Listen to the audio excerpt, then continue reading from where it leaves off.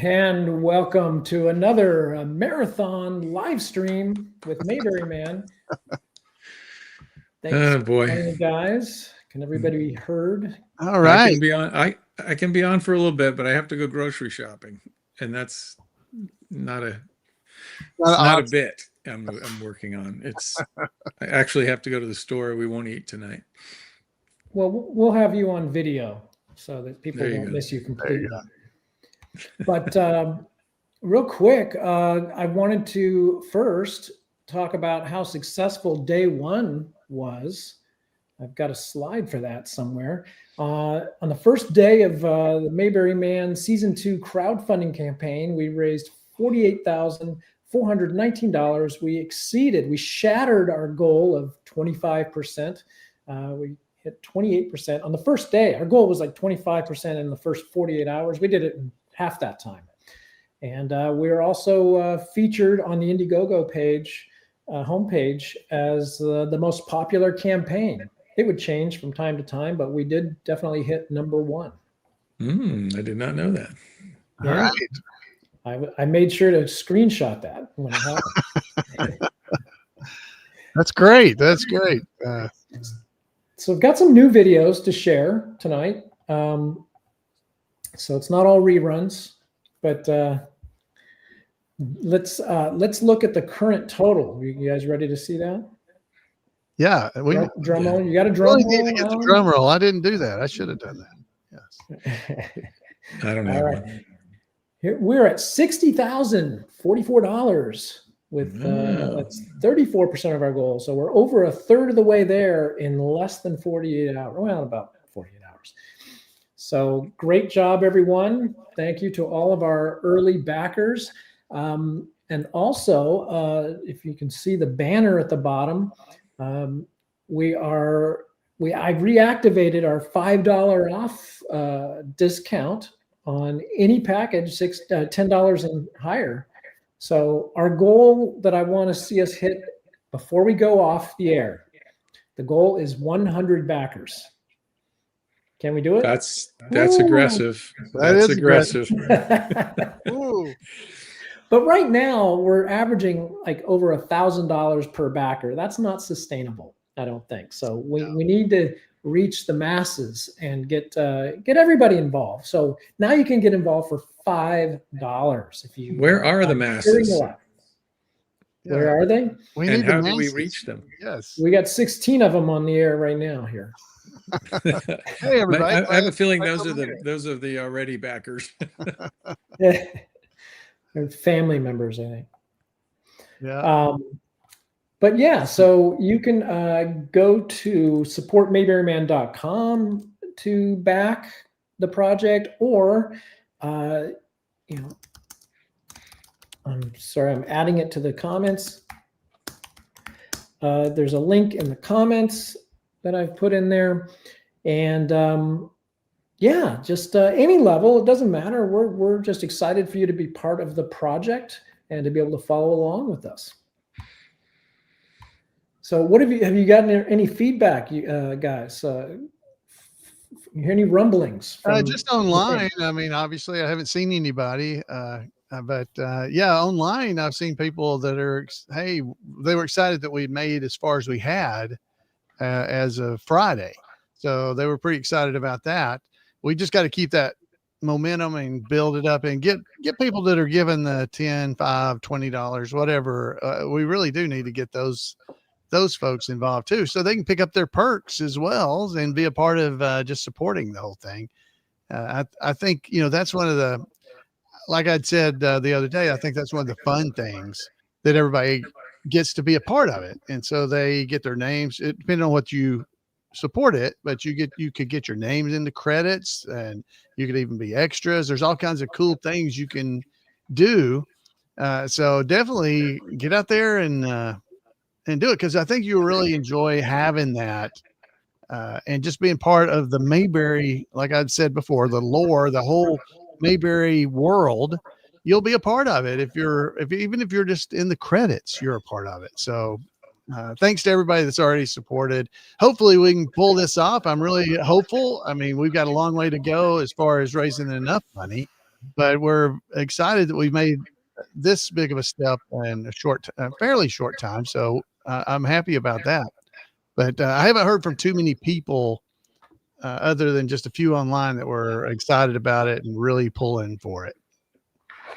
I heard from a few people. I contacted a few people today as well, but one person, I won't name names, said they were having trouble with their credit card, not on our end, but on their end, and they're going to be making a sizable contribution on Monday once they go to the bank and sort of iron things out. So excited to that they're involved like they were last year, but two, that there's still money coming in. Talked to another person today. They're definitely going to support. So they're out there. They haven't all contributed yet. Right. And someone needed to use an American Express, and I guess Indiegogo doesn't take American Express anymore. I assume they did at one time because I think there was an American Express icon in the checkout. But anyway, so we actually processed that offline. So that's another backer with a sizable contribution. So we're definitely making progress both on Indiegogo and behind the scenes. So it's all good. Let's let's get the momentum. Now would be a great time while everyone's just sitting around watching football or whatever they're doing on a Sunday evening, afternoon, wherever you are. Remind a friend that the campaign's active and help us make season 2. We're just looking for people to participate. So if we're at 54 backers, we need 46 tonight. So we've got, 24 people watching. If everybody contacts 2 people, we're there. Yeah. That's $5. Come on. Yeah, that's you can go in. That's the least. So it's half off. Yeah, it's half off. It's $10, half off of that. So come and do that. Or you can can jump up levels, and that'll be good too. So we appreciate it. But plus you get more perks if you give more, or you so you definitely look at the perks and make sure you get what you want, because there's a lot of opportunity there to do some fun stuff. Well, and you can do more than one perk. You can come back again and again. So even if you've already backed and you want to say, hey, I want to help you get to that 100 backers tonight, here's another $5 bill. You can do that too. If we can get a whole bunch coming in, we'll be able to use this. Yay! Whoa. The Tiffany. Was that? Production value is there we go. Production value is going up. Is that a timpani? Yeah, that was it. You want to hear it again? No. Do you have a guy in the room with you? Yeah, I got him sitting over here on the side over here now. So I paid him to come in. I guess that's a donation if he's doing that. So yeah, you got to do that for every new backer we get. That's right.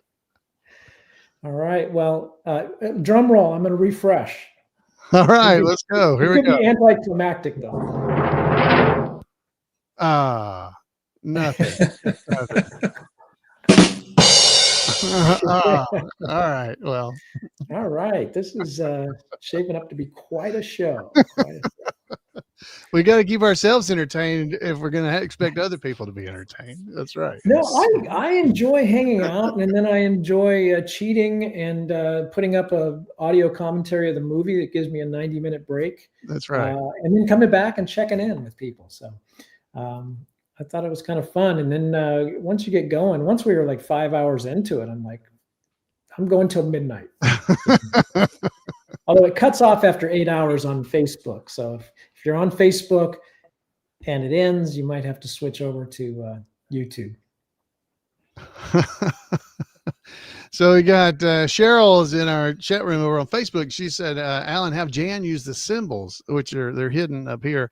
One night when I was doing my podcast, Jan hit off on the edge over here and actually did a Barney and played the cymbals and hit them. And I was jumping all over the place. So yeah, people that saw that really enjoyed it. So maybe we can pull that off if we get enough, if we start getting closer to our goal. How about that? That sounds fun.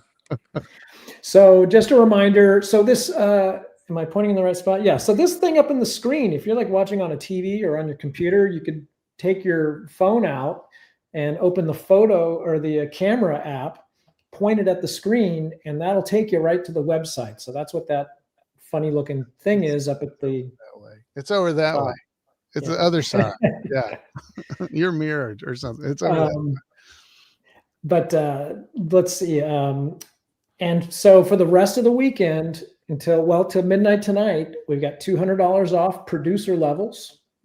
That's a nice savings. I mean, obviously those are more expensive levels, but that's just for the opening weekend to get people to take quick action. So $200 off producer levels. Again, during this live, we're going to do the $5 off all the way till the live ends. And then everybody that's backing through this weekend qualifies for secret perks. And I don't know if you saw my post, but I can't tell you what they are.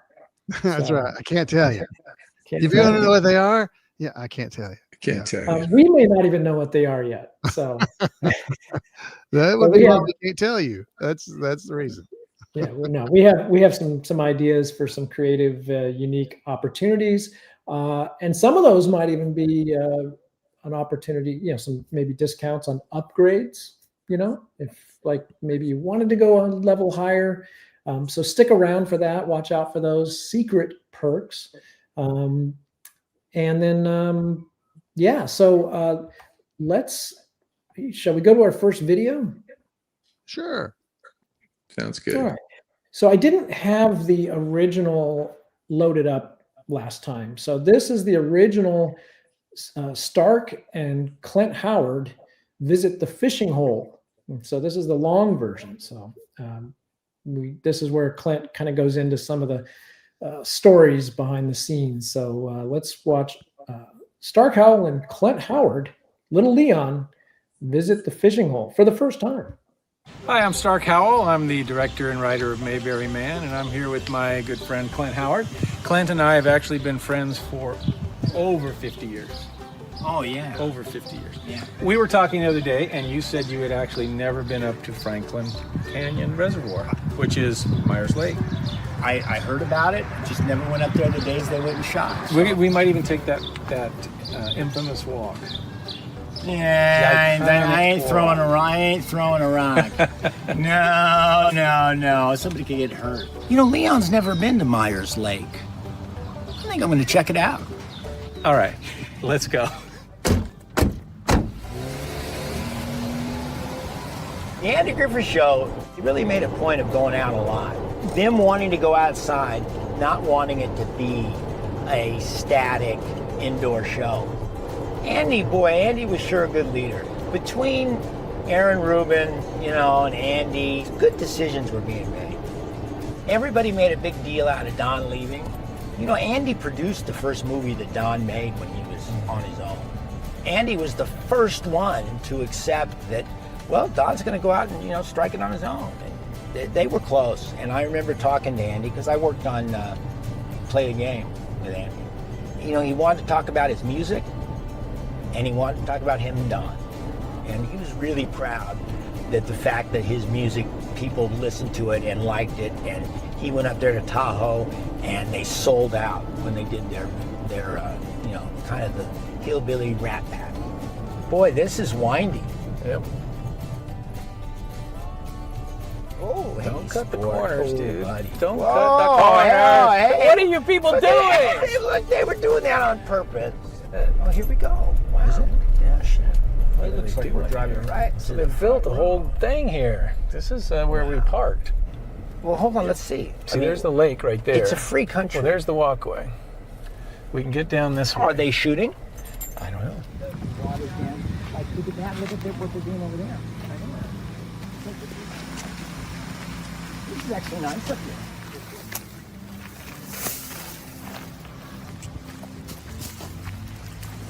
Wait, the reservoir is right here. Look at that. That tree? That tree is old. Count the rings of that baby.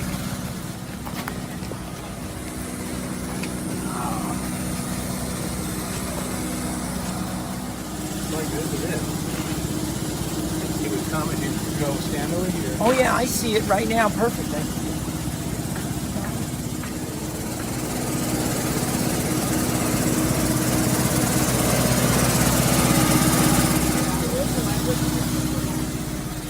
You know, I was curious about coming up here and seeing the, you know, where they shot the beginning of the Andy Griffith Show, but I guess there are production companies that are curious about using this area because it's an active production zone here. They've got 3 or 4 different construction sites going. It's just the bad news for us is we picked a day when they were using all their mnemonic tools and skill saws.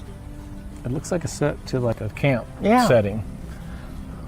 Are you a fan of the Andy Griffith Show? If I see it on, if I'm flipping through channels and I see it on, I will stay with it, and 9 times out of 10, I'll stay with it till the end of the episode. You know, they're really well done shows. The business has always been about efficiency, and you know they would do an Andy Griffith Show in 3 days. They would rehearse for 2, and then in 3 days they would shoot an episode. And you know, the days spent rehearsing and working on the material were days well served. Well, it's really nice up here, and I could see why they would, you know, want to come here and shoot. It's you know, big old trees and you know, it's nice.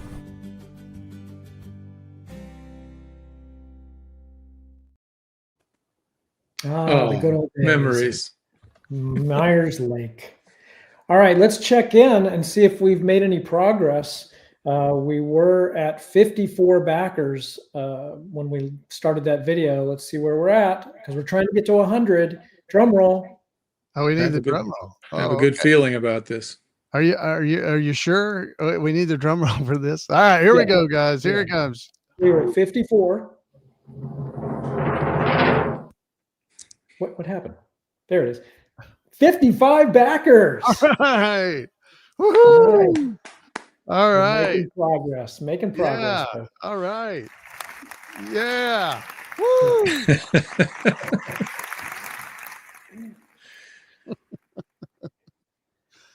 All right. Well, That all right. was Thanks for joining us, everyone. yeah, Well, that take was one. anticlimactic. Hey, we got one more. That's great. So that's good. Hey, well, how many minutes have we been on? 20, 20 minutes? 17, 17 40. minutes? So every tip, 17 minutes, one backer. How long do we have to stay on tonight? That's a long time for 50 or 45 more. Well, yeah, that's a long time for 45 more. Yeah. We need to pick up that pace. We just need one $100,000 backer, and we'll be, you know, we could leave early tonight. That would be fine. Well, if we get $100,000 backer, then we're staying on until we hit the goal. I think the goal would get changed if that happened. That's what it would happen. Come on, you're out there somewhere. I do know 10 episodes. Yeah. All right, let's go. Maybe let I everybody should else put show that you back up. in. Let's talk about the perks. So here's that Ernest T level. The Ernest T package is $10, and you get to attend the pre-release online premiere, which we make a big deal out of that, and you get to see it before anyone else. And right now, with $5 off all packages during this live stream, you can get that for $5. Just $5. It's cheaper than what you'd have to pay for it when it comes out, you know, for real. So I think that's a great bargain. And then you also get access to secret perks. If you want to become a backer, so you can get secret perks. Then the next level is the Clara package, and that's where you actually get your name in the credits. So that's always a fun perk, so that you know, and with its series, that shows up in 5 different episodes. So it's like 5 credits for the price of 1. There you go. Yeah. Then we got the Mayor Pike package, and that's where you get the signed DVD, and plus the name of the credits, obviously. And there's other stuff. You click into these, it gives you all the description of all the stuff you get. So you get the name of the credits. You get a digital download. I think I've neglected to mention that in the Clara package. Whoops, I'll go back. Yeah, and you get the pre-release online premiere and Yeah, behind-the-scenes contents with Clara. I Yeah, think. you get digital download, so you can watch it anytime you want without commercials. Yeah, that's Name in the credits, pre-release online premiere, and behind-the-scenes content. yeah. Add the autographed DVD in the Pike level. And the Briscoe is the digital bundle. So what that includes is a digital poster that you can actually print. It'll be high resolution, so you can have it printed and get the poster for your home or office. Yeah, we figured that was a lot better than trying to ship posters, which would probably be cost us too much money. But that way you can get a poster. Next level is the Otis package. Now, this is your voice or face in the TV show. So we created this perk for folks who either couldn't travel or didn't want to travel to where we're shooting. So, someone might want to be in background extra, but they don't want to travel. This is a way to get your face into the show or your voice into the show from the comfort of your own living room. So we have some clever ways to do that, whether it's a photograph or maybe a selfie video or just an audio recording. It could be someone's voicemail, or could be a radio program that's playing in the background, things like that. So we'll get creative with it and make it fun for you. The Floyd package, that's where you're actually an extra on set, background extra, and a bunch of other stuff. And you get starting at this Otis package, you're also eligible to get the cast and crew t-shirts because you are part of the cast at that point. And these cast and crew t-shirts are only going to be available to participants, backers. They're not going to be for sale later anywhere else. So that's different than our previous t-shirts. So you got the Floyd package, and Thelma Lou is same thing, but for 2 people. So you save extra money if you're doing it as a couple. So instead of 2 $300 Floyds, you get 1 $500 Thelma Lou. And we'll come back and do more packages later. What do you guys think so far? Are we delivering enough value for people? I think we are. Yeah, I think we are. Yeah, I mean, for me, I believe so. As a fan of the show and the series and everything, that is really cool to be able to get those things. Even you're talking about like the ability to be able to print out the poster, that digital artwork that you're going to get.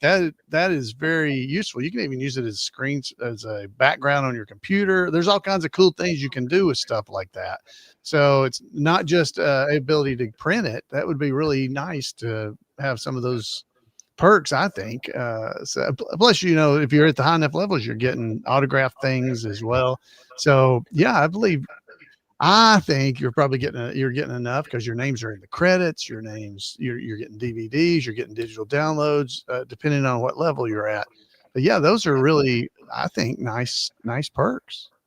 Well, and when it comes to the poster, you'll have permission from us to print it. So if you run into any issues with Staples or somebody saying, "Oh, we can't print this; it's copyrighted" or whatever, right. No, we're giving you permission to do it. So that's great. There shouldn't be any issues there. Yeah, I think that's great. I think that's a great way to do it, and to reduce the cost to the production itself of having to mail out things. You can do it. And honestly, mailing posters is difficult. Believe me, Weavers, we figured that out. Yeah. And if you do it through the post office or UPS, they seem to lose them. Those round mailing tubes, they roll. Yeah, so they probably roll away. Yeah, well, we've tried triangular shaped ones too, and they still, I don't understand how they lose them. They don't lose them. It takes them like twice as long to get to people. I don't know. I don't know why it takes them so long, but yeah, I think the digital, that's a great idea. Maybe we can start doing that at Weavers. So I put together some behind the scenes interviews from season 2. So this will be a great opportunity for you to get to know a lot of the actors in the series. Now I got to find that. Okay, here it is. And yeah, so I'm just going to jump into this. It'll give you a sense of there's like behind the scenes footage in here, and you'll hear from different actors that are in Mayberry Man season 1.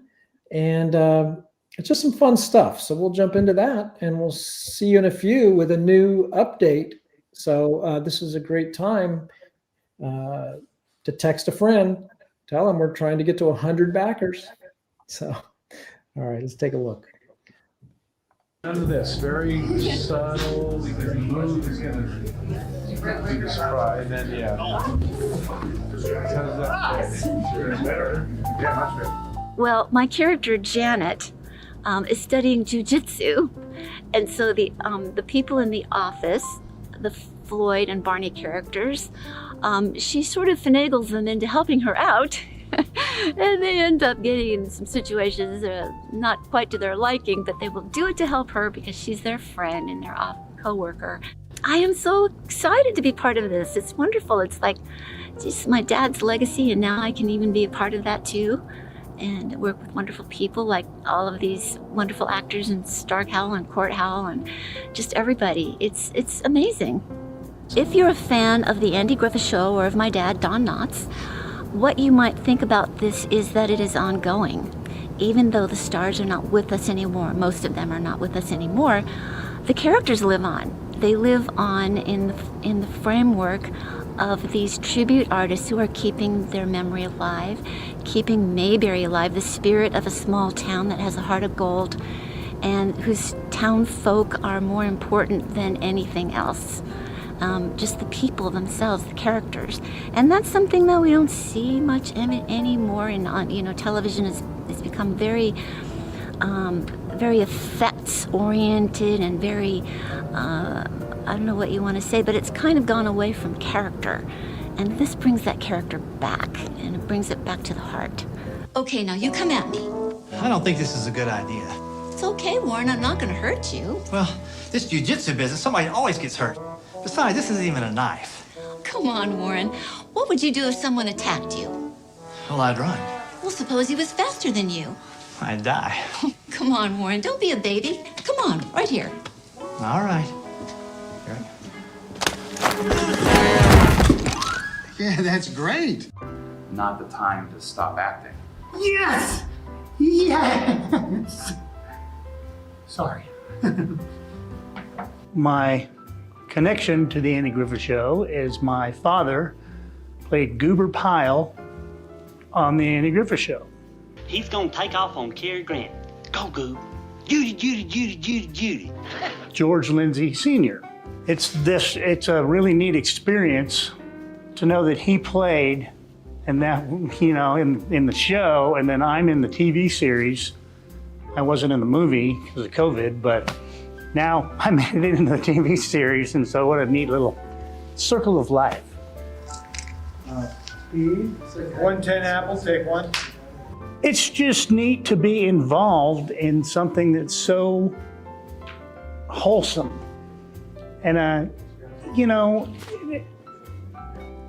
everybody on the set is nice. Everybody treats everybody with kid gloves. And there's nobody's full of themselves, and it was just everybody. I mean, it was my first day on the set, and it was just like, come on, nice to see you. I'm like, oh, okay. It makes me grin, it's nice to be in. I do a lot of these odd independent movies where, you can't show them at my dad's film festival. They're pretty R-rated. But this is rated R for ridiculous. Yes! Yes! I am so delighted that you guys are doing this. My husband was the composer of the Andy Griffith theme, and I'm delighted to be part of the show. I played the director for Chris Stone's movie in LA, and great fun. And being able to offer the music for the project is just to my delight. I'm so happy to be able to do that. Watch Mayberry Man. Don't miss it. Action! I'm a professional cheeseball. We're gonna say Mayberry Spirit on 3. 1, 2, 3, Mayberry Spirit! Would you care for a sandwich? So in the new Mayberry Man series, it's really great because I get to play a filmmaker who's actually made it. He's got a 3-picture deal from a big studio. So I drive into the studio with my cherry red Porsche, and believe it or not, Chris Hudson, my filmmaking partner, and I run into Chris Stone. Chris Stone! Greg! Hey, Greg. From Mayberry Fest. We get to invite him to my 12,000 square foot Tuscan mansion pool party. And he comes because he's sort of down on his luck at the time, thinking about his life and his career and his lady. Here we are, my house. Greg Shelster here. Decided to invite my down and out friend, Chris Stone, otherwise known as Brett Vargo. And we're here on the set of Mayberry Man, the series. And this is the pool party scene. And I'm always this tan, my teeth are always this white, and my personality is always this charming. We have a great time. We kind of, party it up at my pool party, and then sort of at the end, I get my alone time with Chris Stone as we're, sort of watching the sun fade into the horizon, and I sort of give him my advice on women and life. Here, trying to find some answers, and Greg Shelster over here, he's trying to provide me some hope, some encouragement, Sure. and maybe a beverage or two as well. Yeah, he's here to drink and have a good time, so I'm going to get him a beer. Of course, I get one of my ladies to do it. So, We've come a long way since our days in Mayberry. That's true. You especially. I mean, look at my place, 12,000 square feet, baby. 3-picture deal, TriStar Pictures. Oh, that goes well with your tri-tip that's cooking in there. Oh, that's right. See, TriStar, tri-tip, I see what he did there. Yeah.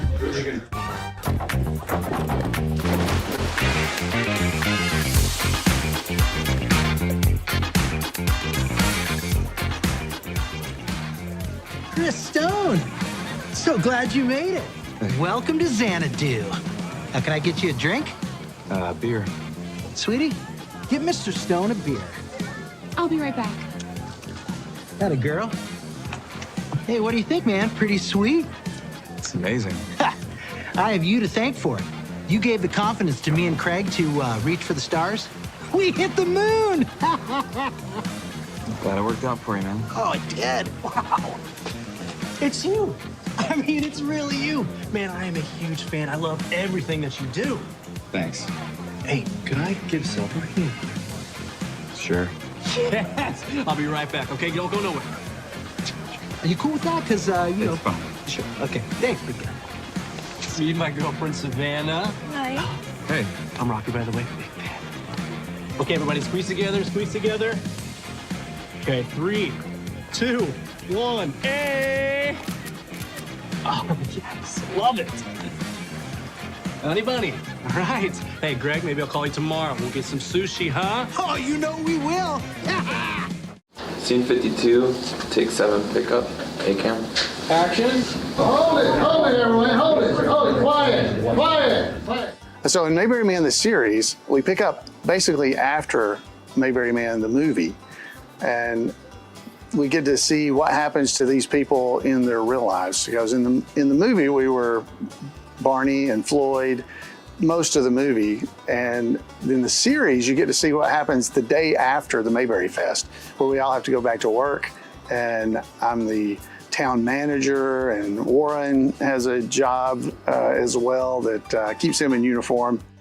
So it's really going to be fun to see what these people really do in their real lives, and how much like the characters they portray as Floyd and Barney they really are. Never expected to be in a movie or a TV series, period. The movie was all shot on location. And this experience is getting to actually come to a real studio and film on a back lot. It's different. It's just a different experience. More like we're actually making TV series here. So it's just I'm an electrical engineer in my real life. This is not the kind of thing that most electrical engineers do, dress up like a barber. I'm pretty sure there's probably one person that does that, me. And it's just been an amazing experience to be able to come out here and just see all these trailers and the facades for the backlight.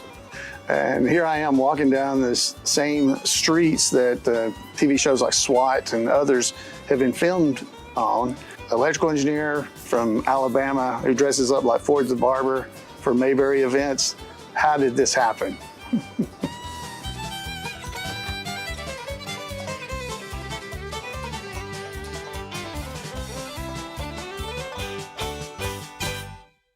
Oh, that's good.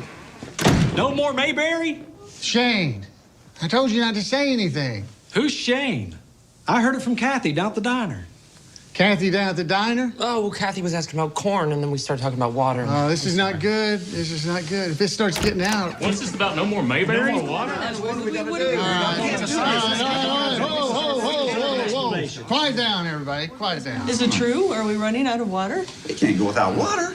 Tell me it's not real. We're not running out of water. But in order to continue getting water, Mayberry's going to have to become Melville. Melville?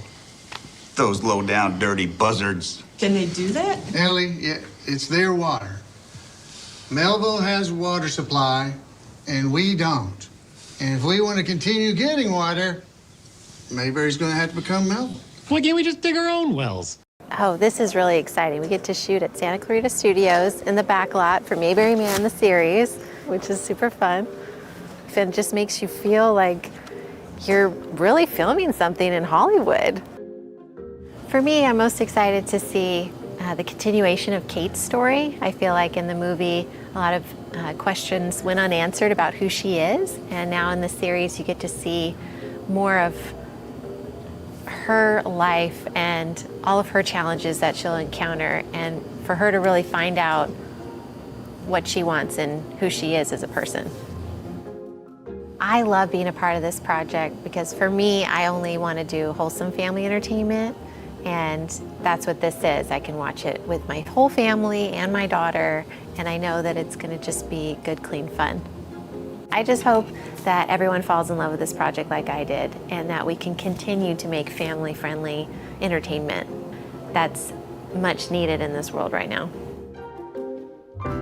Hi, my name is Vince Don Vito. I'm playing the role of Stanley, and Stanley is the rather bombastic agent of Chris Stone. Chris Stone! Good morning! Isn't it a beautiful day? I've been kicked out of my home, so I'm currently spending some time in this trailer. Sally kicked me out of the house again. It's a pretty sweet setup, though, right? Yeah, I guess so. Whose is it? Mike's. He's letting me stay here until Sally cools off. The owner of the studio, Mike? Yeah. I'm thinking about asking him if I can make this my permanent office. I may be able to pick up a few new clients. Yeah, I don't think that's putting your best face on there, Stanley. Step into my office. He's my top client. When Chris doesn't work, I don't get paid. So it's in my best interest to make sure that Chris is working all the time. You need to work. And even though my client Chris is not having a great time right now, I'm still trying to encourage him, and my character is certainly full of life. Isn't Leo supposed to be in development on a big superhero project? I mean, I could totally fly around on a green screen. The only thing Leo is developing is a drinking habit. It is like representing a Tom Cruise or a Brad Pitt. That's his level. It's you. I mean, it's really you. Man, I am a huge fan. I love everything that you do.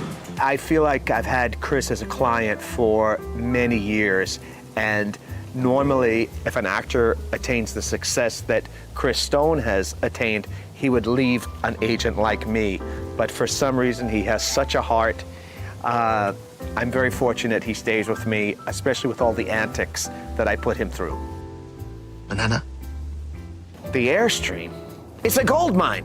There's actors going back and forth and producers, so I just happen to sometimes, if I see a star coming through, make my way out of the trailer and say hi and strike up a conversation and make sure they're happy with their representation. If they're not, they get to step into the trailer and maybe I can entice them into being a client of mine. I love this Airstream because it's a clean way to camp and I get to show off my open air cooking skills. I have a reputation to look after here.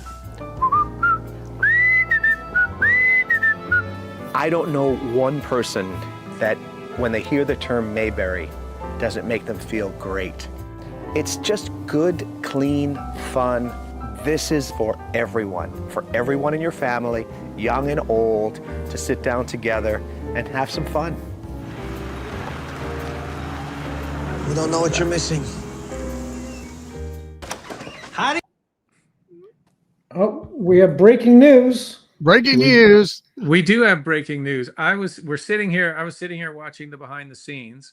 My phone rings, and you will not guess who it was.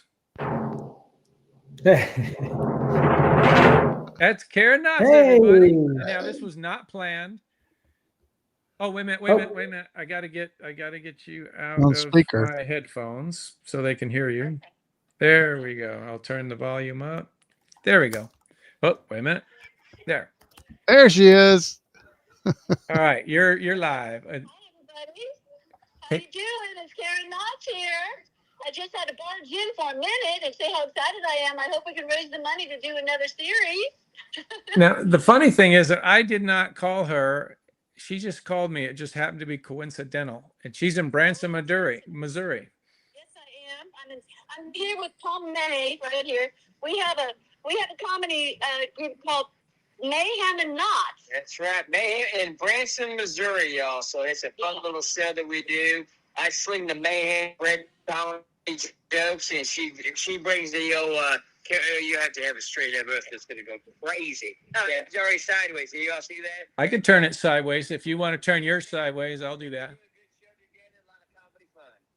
You can turn yours sideways. I'll turn mine sideways. There you go. So we've been having a lot of fun out here, and I'm excited. I just did Mayberry Days again. I've been doing that for years. I've never stopped doing that. And now we're so excited to come back with another Mayberry Man. Is it a series now, Stark, or Yep. a movie? Season 2. Season 2. Season 2. All right. Wow, that's exciting. I've been having so much fun with it, and I love Janet. You never know what Janet's going to do next. She's in the Karate Kid or whatever she's going to do. I have no idea. Can't get rid of that. Yeah, well, actually, Karen had a kind of a good idea. Should I spoil it? Or I don't know if it'll work, but I think we could. Karen thought Janet maybe could be a Aunt B tribute artist. Oh, that'd be great. So that sounds like it could be pretty wacky. Wacky. Believe me, with me playing the role, It would be wacky.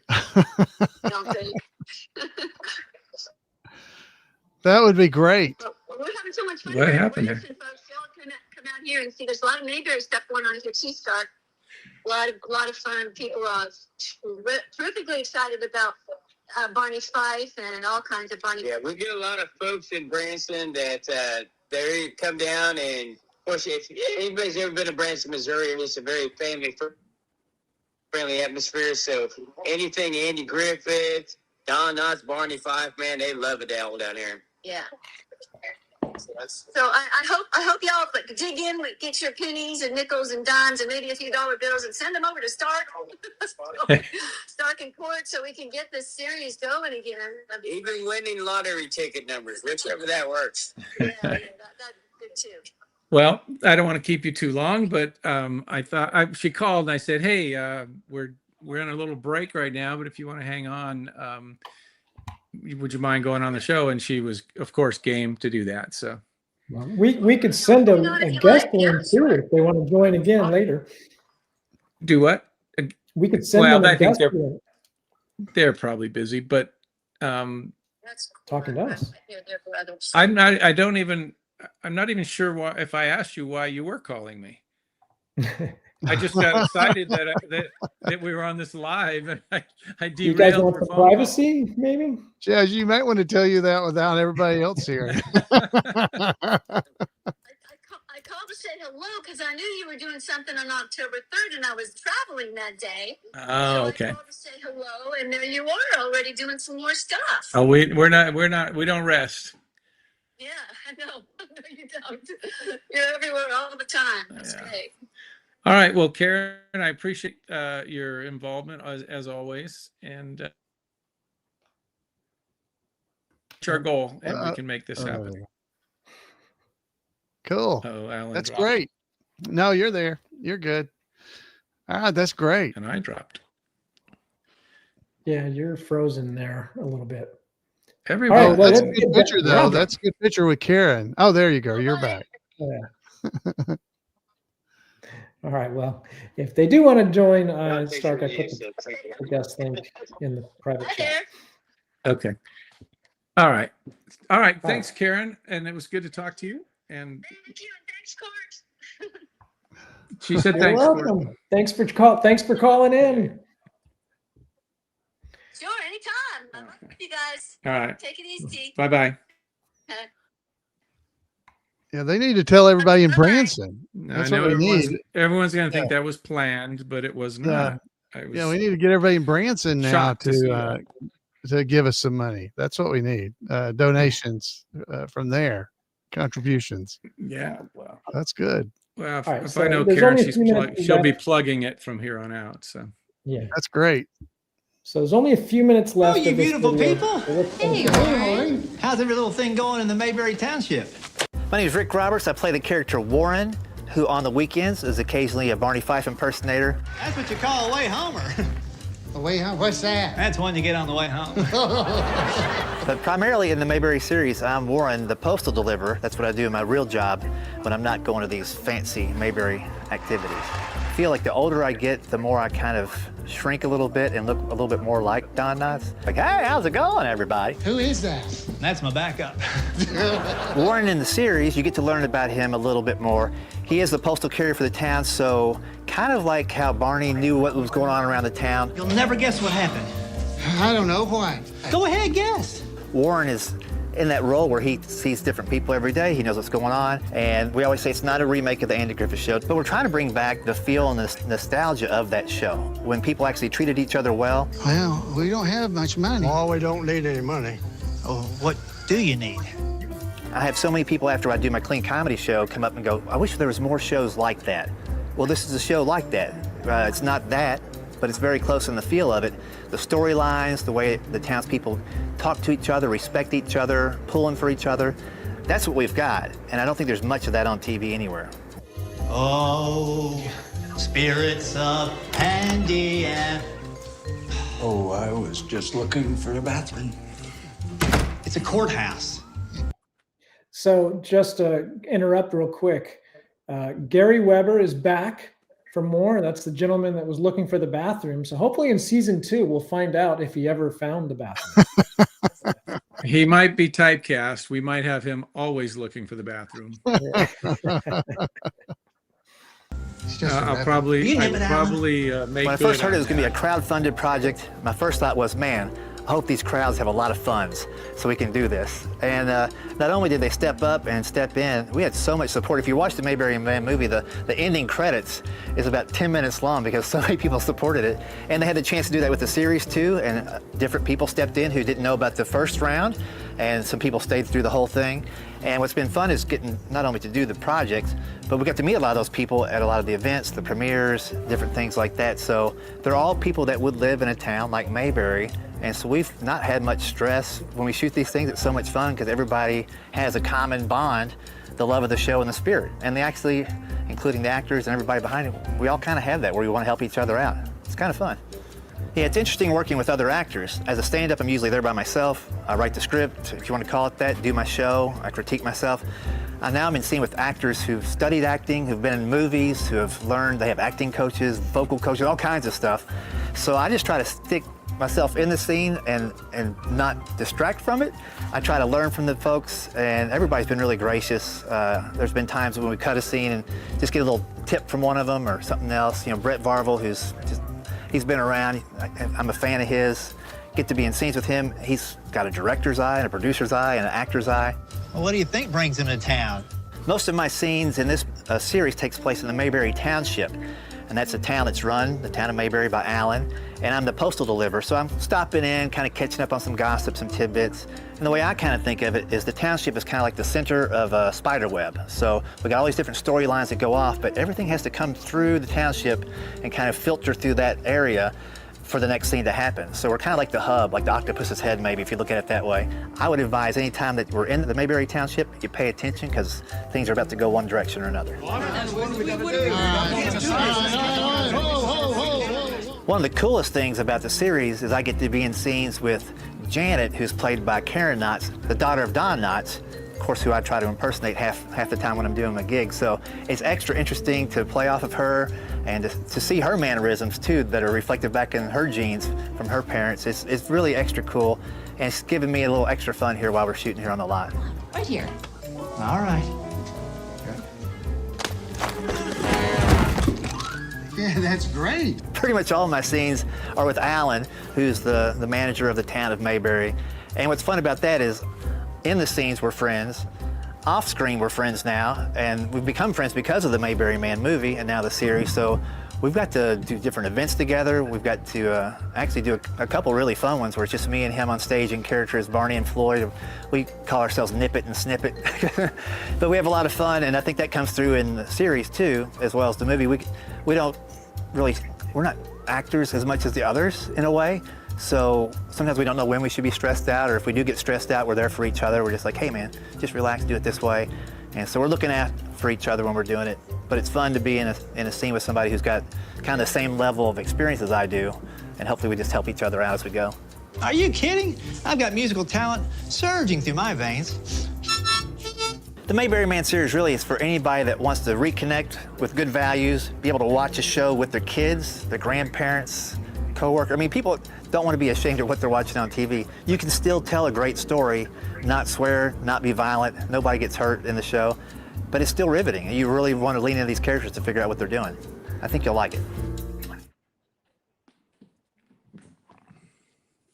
All right. Well, we have a guest who joined us backstage. We're going to go to in just a second. Well, let's add him, and then we can do the drum roll with him. We were just talking about you. It's Warren. Hey, there he is. Hey, all you beautiful people. Yeah. How's Welcome everything in back to join the us. little every Mayberry little thing Township. and whatever? Yeah. It's going good. Actually, I just got off. I usually don't even look at the internet on Sunday, but I just got back from kayaking and saw this was going on, so I had to jump in. You're such an outdoorsman. Oh, this time of year, been waiting for it all year. It's just now finally cooling off. Rick's makes us all feel bad because he's riding his bicycle like 100 miles in one day, and I'm walking to the mailbox and back and out of breath, and here's Rick, so You just need a bicycle. I did get a bicycle, and I'd been walking. I've been doing a lot of walking, so I thought, hey, I'll ride the bicycle, and I rode the bicycle the same loop, but it only took a third of the time or less. I don't know. And I thought, well, I hadn't been riding a bicycle. Probably I could do it again. No, I'll just this one time. So I went to put the bicycle back in the shed. When I stepped up a step and my legs just quivered from from riding the bicycle, I knew, whoa, I got to work up to ride the bicycle. You gotta work up to walk up the steps to the shed. Exactly. It's only one step too, so that was the bad part. Oh man. All right. So I'm going to put the screen back up, and you're going to have the drum All right, roll the ready drum for me roll. there? Here we go. Yeah. So I didn't refresh yet, so let's see what happens. Well, that was Hopefully it's not it's still 55 backers. Drum roll. 61. 61 backers. 61. Yep. There you go. That's not bad. I was thinking when I think it was you, Rick, on the video said that when you look at the credits, they're miles long. There must have been 200 backers. I remember at least 2 songs played all the way through, so at least 6 minutes of scrolling. On the movie, we had 800. Wow. 800 backers. So, okay. So I am optimistic that we'll reach our goal just from a numbers standpoint. Even though we've had a lot of, actually the high rollers have kicked in early here, but I think just the numbers alone, we should be able to make it. As a matter of fact, last night I was about to fall asleep, and then it's like one of those movies where you sit up and you go, oh no. And I went through my little 3x5 card structure for the series and all the episodes and went, this isn't working the way I really want it to work. And I basically just dissected it and shuffled the deck. And now I've kind of opened up the surgical field and had a hard time going back to sleep. But I'm kind of working on the script now because maybe it's kicking in that I might have to finish this and it might have to be good. So I can't just go, okay, here's some ideas, which is really kind of what it is. It's a lot of scenes and a particular kind of a story. But then now I've got to really make sure that each episode is strong on its own. And so I've moved things up that were 2 episodes later, and I haven't decided if it's all going to work yet because I haven't finished. I worked on a little more today, but I'm feeling the pressure to make sure these are good because of everybody's work and money, and so that's kind of where my head is at right now. Well, I'm really looking at the scene where Warren is judging the Mayberry beauty pageant. Can't wait for that. Heard good things about it. Yeah, I don't have that, but you guys have a lot of dialogue. I'll tell you that. Because of our budget, we have to, we can't be real cinematic and a lot of camera movement and not a lot of even scene moving. It's going to be really like the Andy Griffith Show in the sense that you guys are going to be, I'm responsible for making it a good story, but you guys have really got to have to deliver now because you can't fall back on beautiful, windmill or water mills and turtles walking down the road. It's all you all the time. So, and that's the only way we're going to get through 10 script pages in one day, which is what we have to do. But what we're going to do this time is maybe do a little more rehearsal so that you're not trying to absorb. I mean, I know you know your lines, but I haven't given you all of my direction until you're on set, and then you're trying to, okay, got it. All right, let's shoot it. So hopefully we'll be able to get a couple of days of rehearsal in on a lot of the key moments, and then you guys can, talk after the fact. And I think by the time we roll cameras or at least do a rehearsal on the day, it should be pretty tight, but there's a lot of lines. You got definitely a lot of lines, very Andy Griffith Show feel to it as far as, especially you, Warren. Alan's Alan. He's not always the straight man because he does react, but he is, he's the straight man, and like the Andy character, and you're the comedic drive. You and Gomer, you and Marty. Oh, good. But literally, it's you four, and then Greg Shell and Craig. Greg and Craig are there, but it's you, Warren. It's Warren, Alan, Marty, and Kate constantly. So all right, I've got to make sure that it's no enough pressure. No pressure. Keep Rick. people's interest. No pressure. The pressure's on all of us now, for sure. And a lot of fans, right? Because they're claiming the actor and co-producer, and they will be in it. So I've got 3 or 4 roles that are. I don't know if it'll work with an actor role because it does require an actor, but we have some talent that could probably pull it off. But no guarantees. But we might have to go to the local talent agent in Indy and say we're looking for such and such, but it's only because we want the product to be as good as it can be, and I don't want to put anybody in a position that doesn't have, like, I don't want to go up against a major league pitcher. I would look bad trying to hit the ball. So as much as it would seem ideal to have that person step up and really be good at it, which Alan was good at it. He'd never done it before, so it's possible.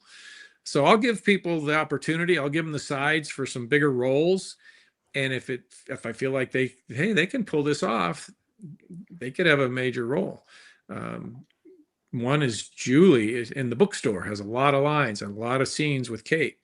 And then there's others, but yeah, it's not like it's just you guys and a bunch of extras. There are other characters in the scene, lots of tribute artist stuff. So, like I said before, any tributes that want to be in the series, you can be in it as whoever. But I think there's some funny stuff in there. Yeah, we haven't thanks really, to the. I was just saying, we haven't really tapped into tribute artists as townspeople other than the main characters. So there could be possibility. There could be candidates in that crowd that would work. Yeah. I mean, even if they're just sitting at the table and they have a line, as long as they're kind of a part of the group. Right. Well, that would be we're limited on our locations. So a lot of stuff happens at the ice cream shop and the township. See, that's a bonus to me. You have to go to the ice cream place. Of course, like Rick, you weren't here Friday when we were talking. I said, is this going to be, do we actually get to eat the ice cream? Because this is a whole, when we were in the series, we had to sit at the Loaded Goat with all this great looking food in front of us. That's true. And we couldn't eat any of it. We could pick up a French fry, but you just had to put it right back down where it came from. And we'll have some ice cream on the side between takes. You could have Warren's a few got spoonfuls. lactose intolerance, so you don't have to worry about Warren knocking back any ice. Yeah, we don't want that. Yeah, we look at your little jar of sorbet. You're going to have the mashed potatoes in the cone. Yeah, there you go. Yeah, you can. A long time ago, I did a series for the West Virginia Lottery, and it was called the Backyard Games. It was playing off the Olympics that year, and there was a hot dog eating contest, and I was in that scene, and 16 takes with the hot dogs. So, and I didn't know that you could just spit them out. So I was after like the fourth hot dog, I guess the director came over and goes, "Hey, you can just spit them on the ground. We'll pick them up later." I'm like, "Oh, thanks for telling me now." I'm like, I'm about to have a heart attack over here.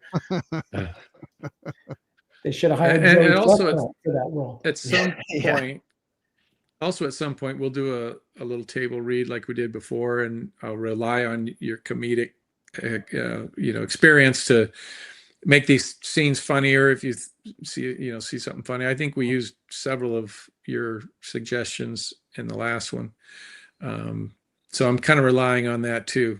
Good. I'll be happy to help out. I'm kind of setting it up. It's like, okay, here's where this could be funny. I think it's mildly amusing, but let's make it funny instead of mildly amusing. But you'll sort of get it. Yeah. As far as what I'm looking for. So sometimes I go to AI and I ask them, make this funnier, but it's really not very good. AI got a little ways to go. AI is not funny. I can tell you that. It might have a lot of information.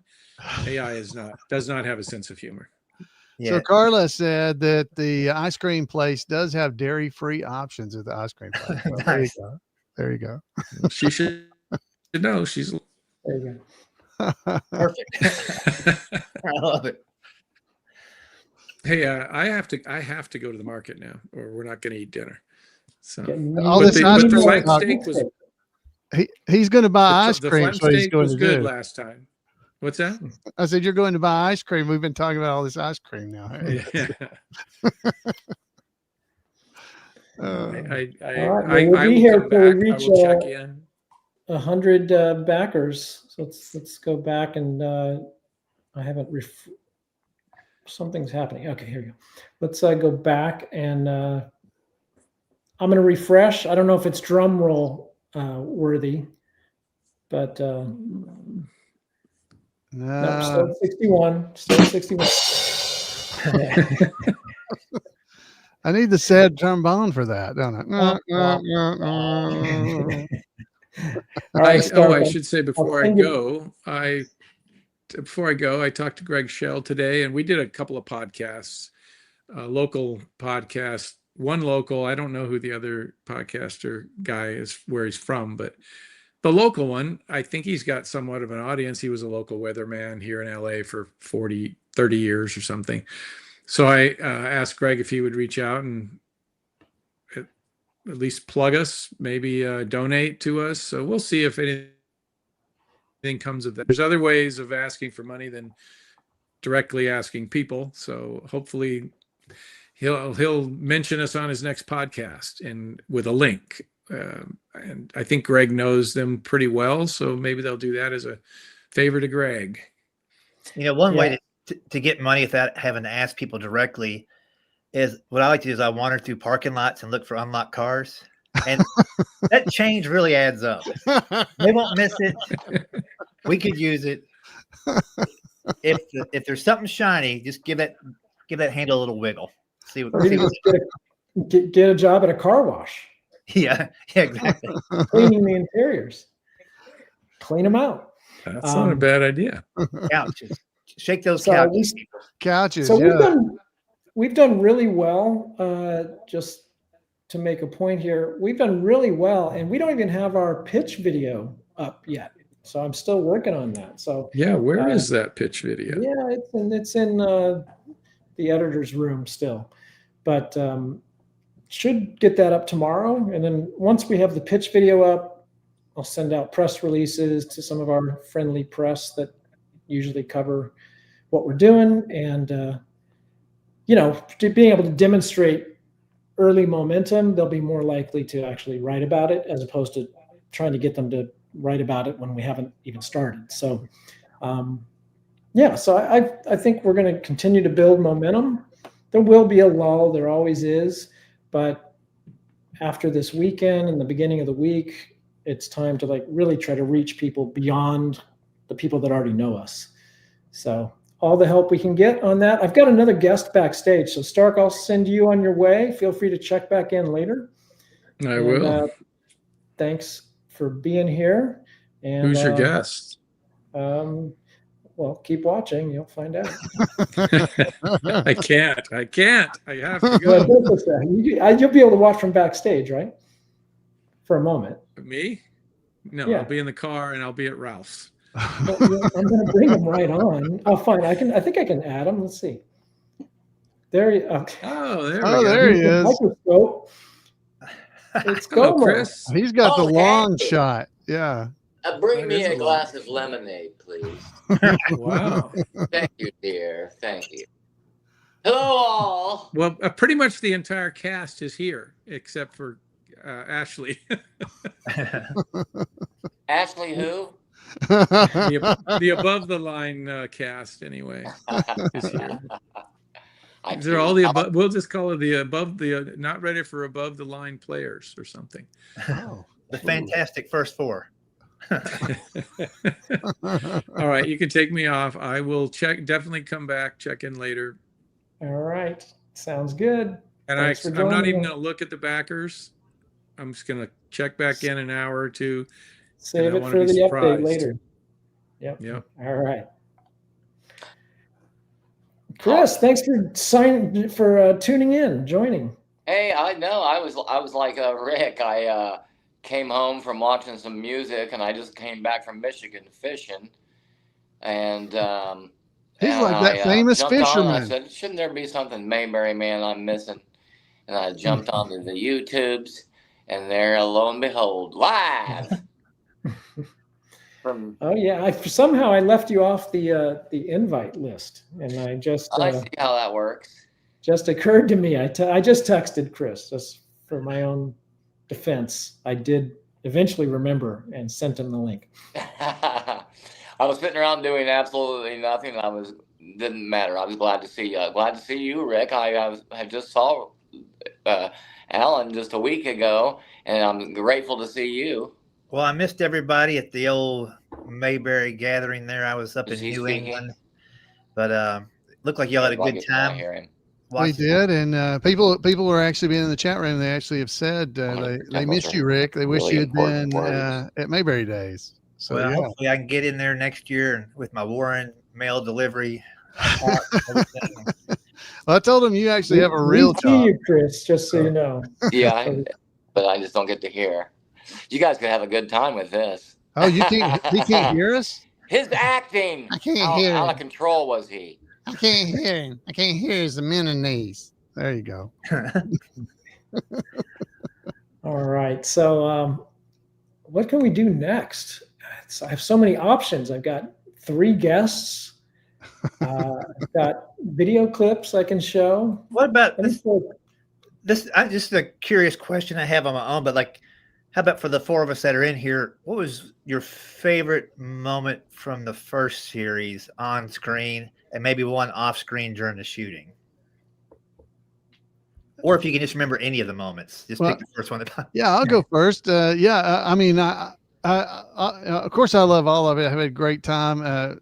Obviously, meeting Rick was great in the movie, but the getting to work with Karen Knotts. I've been around Karen for years at Mayberry events and spent some time with her, but I never actually got to do anything with her. So that was a lot of fun for me to get to actually do something with Karen. And I will say one other thing. There's a scene in the second episode where I have to go out, and I go out to Shane's corn farm, and we're talking about the water situation and everything, standing in front of the row of corns. Well, Jacob, Shane, and I did that scene. It was one take, and Stark went, "All right, good. We're good." And Jake and I were both like, "Whoa, what?" Well, I'm sure we could do better than that one take, but so that was, both of those were very memorable to me. That I actually got a scene exactly right. And we won't talk about other scenes that I did later, but we'll talk about that one. So it was one take, and he said, "Goodbye."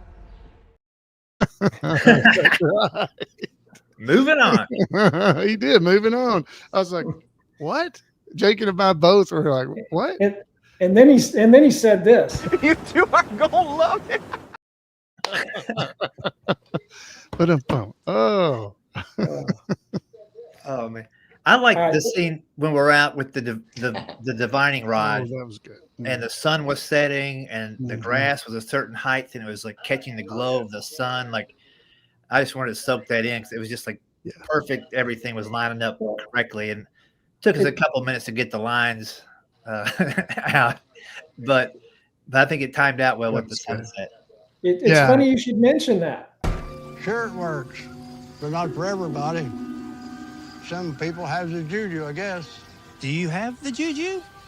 Well, I guess so. I did have. You hold like this, you start walking. And when the stick begins to bend, you hold it tightly so it won't roll in your hands. If you do have the juju, the pull will be so strong it'll pull the bark right off the stick. And that's where the water is. Do you think you could find that water? It's possible. Well, we don't have much money. Oh, we don't need any money. Oh, what do you need?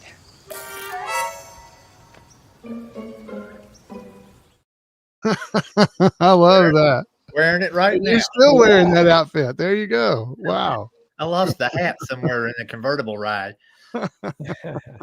Well, we also talked to Jeff Gossett about if Junior Corey is his name, if Junior might be up for another appearance in season 2. And so, but the consensus was that if he does show up, he has to be wearing that shirt. He was good. He should wear the shirt. He should pop in the ice cream shop with that stick going, "You guys got any water?"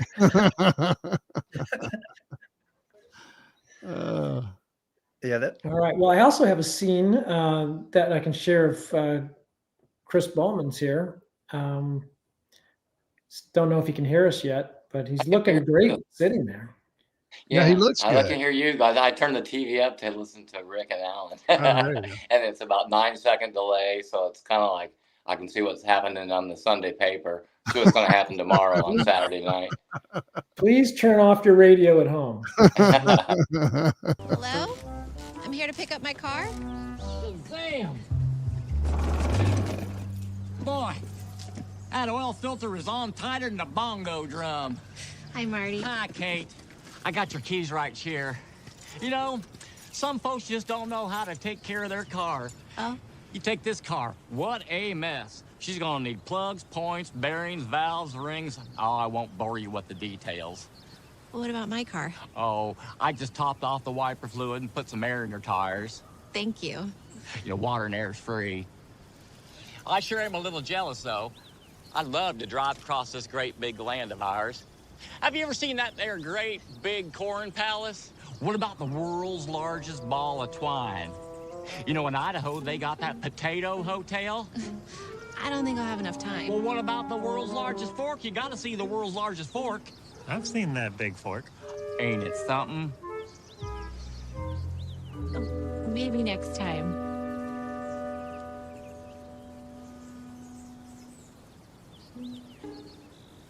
My keys? Well, I'm sorry. Well, you just make sure you tell Chris Marty says hey. I will, and thank you. You're welcome. Bye now.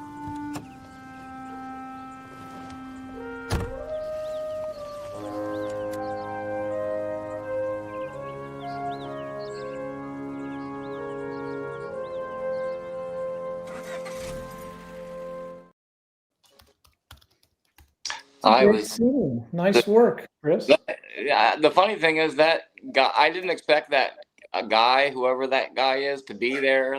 I was in the middle of a scene, and all of a sudden this guy is there and says, "I've seen that." I go, I wanted to say, "What are you doing here?" I wanted to look.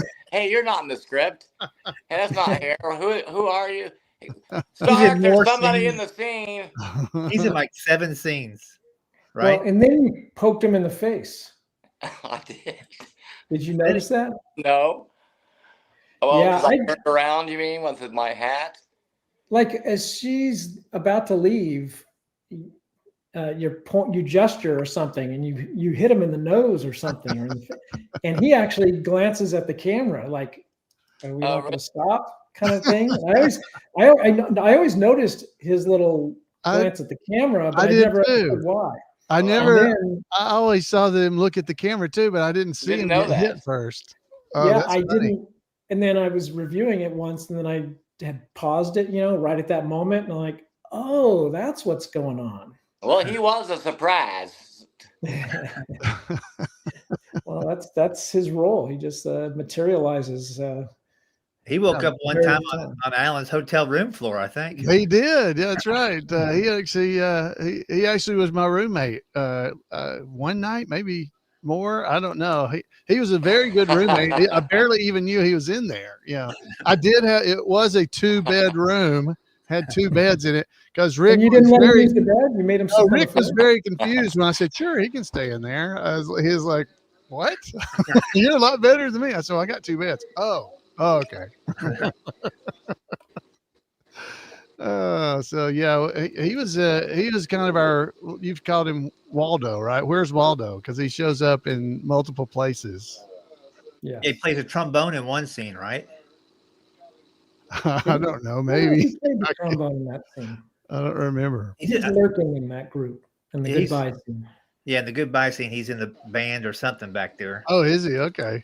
And was he in the barbershop quartet at the Christmas scene? Yes, he was in the barbershop quartet. Yes, he was in that. And Jeff Gossett, Rayfield, and I are still mad that they didn't use us actually singing. We were up there. We practiced a little bit before we got over there, and we sang the Christmas song. And Stark's like, "Okay, yeah, we'll dub over all that, so that's fine. No good." We're like, "What? It sounded pretty good. I thought, You think they recorded the audio? I hope they did, because that's what Jeff and we were talking about it at Mayberry Days, hoping that they still y'all had the clip of us actually singing. I mean, I don't know. I assume that you could hear us. I don't know. You can put out a soundtrack and sell that to race. So for a little tidbit for everybody, when you watch that's the last episode. I tuned into Jaws to watch the Jaws repeat, and I think he was in that. He may have been. So when you watch the final episode of season 1, season 1, we are singing. We're dressed up in I don't know, outfits for singing. You know, we got the little hat on like a barbershop quartet. Well, Jeff Rayfield, he didn't have a shirt and stuff that night. So he's actually wearing one of my shirts, and he basically couldn't move because it was so tight, and he couldn't wear it. He was like he was Rafe Hollister. Hollister. Yeah, he was like Rafe Hollister when he got his suit, when he got out of jail. He couldn't move or anything in it. So when you look at that scene, it's very short part of a montage. But just realize that Rayfield's in there, and he is wearing a shirt that was too tight for him. At least that's what we were talking about at Mayberry Days this past week, actually. All right, I have a picture of that somewhere. I have to dig it up during my next video. Well, we had a good time. I thought it turned out, we thought we were singing pretty good. And I mean, immediately they're like, yeah, we'll dub over that. It doesn't matter. Yeah. Fine. Go easy, fellas. Save a little something for later. Well, and of course, this was also at about 4 o'clock in the morning. Maybe we were filming that. It was after we had filmed the parade and everything else. And I think Rick had bailed on me. He'd already gone back to the hotel. Because that was our last night, I believe. After Santa Claus left the building, Santa Claus left the building. And Chris, he was over there asleep in a chair. I saw him over there. And that was actually a relocation location because there was a criminal trial going on. I tried. Right. It was a criminal trial. That's right. Uh-oh. Rick froze. Oh, there you go. Everybody's freezing up. So that was a relocation location because where we were supposed to do that was closer to the courthouse, and there was some kind of criminal trial going on. They thought there might be some violence or some protesters or something, so we had to find that park at the last minute, which after I think the first night of shooting the movie, Alan and I and a few other people went down and hung out at that park and just remember that, Alan? We got some Hardee's and went over there and just chilled out. Yeah, over at the park. Yes.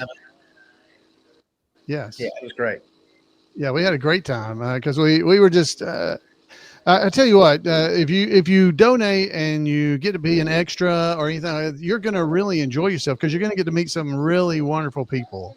Like Rick and I didn't know each other, and I didn't know Chris when we started doing all this stuff, and we've all become good friends and see each other or try to see each other as much as we possibly can. But we're all busy and everything. But we have definitely grown as like a family nearly, or just friends that can get together. And I think you'll experience that as well.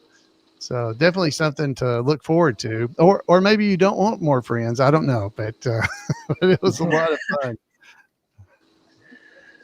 Yeah, it's definitely been fun getting to hang out with everybody. And I wish I could hit all the festivals all the time.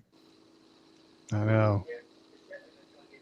Yeah, we miss you when you're not there, but I mean, definitely understand, obviously, when you can't make it, because he has a real job. He is actually a comedian. So I only pretend to be a comedian, and he and Chris are both.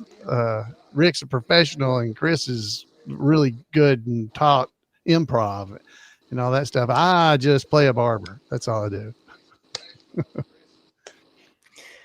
All right, guys. Why don't we take a couple of minutes and watch a video? Now, this is a classic. This is like one of our most popular videos. This is Clint Howard sort of narrating vintage Andy Griffith behind the scenes footage. So this footage has floated around the internet for a while, but this is when we actually got together with Clint Howard and he kind of gave his take on it all. And let's take a watch. Andy really knew what he wanted. He knew that he wanted that community. He wanted his town, Mayberry.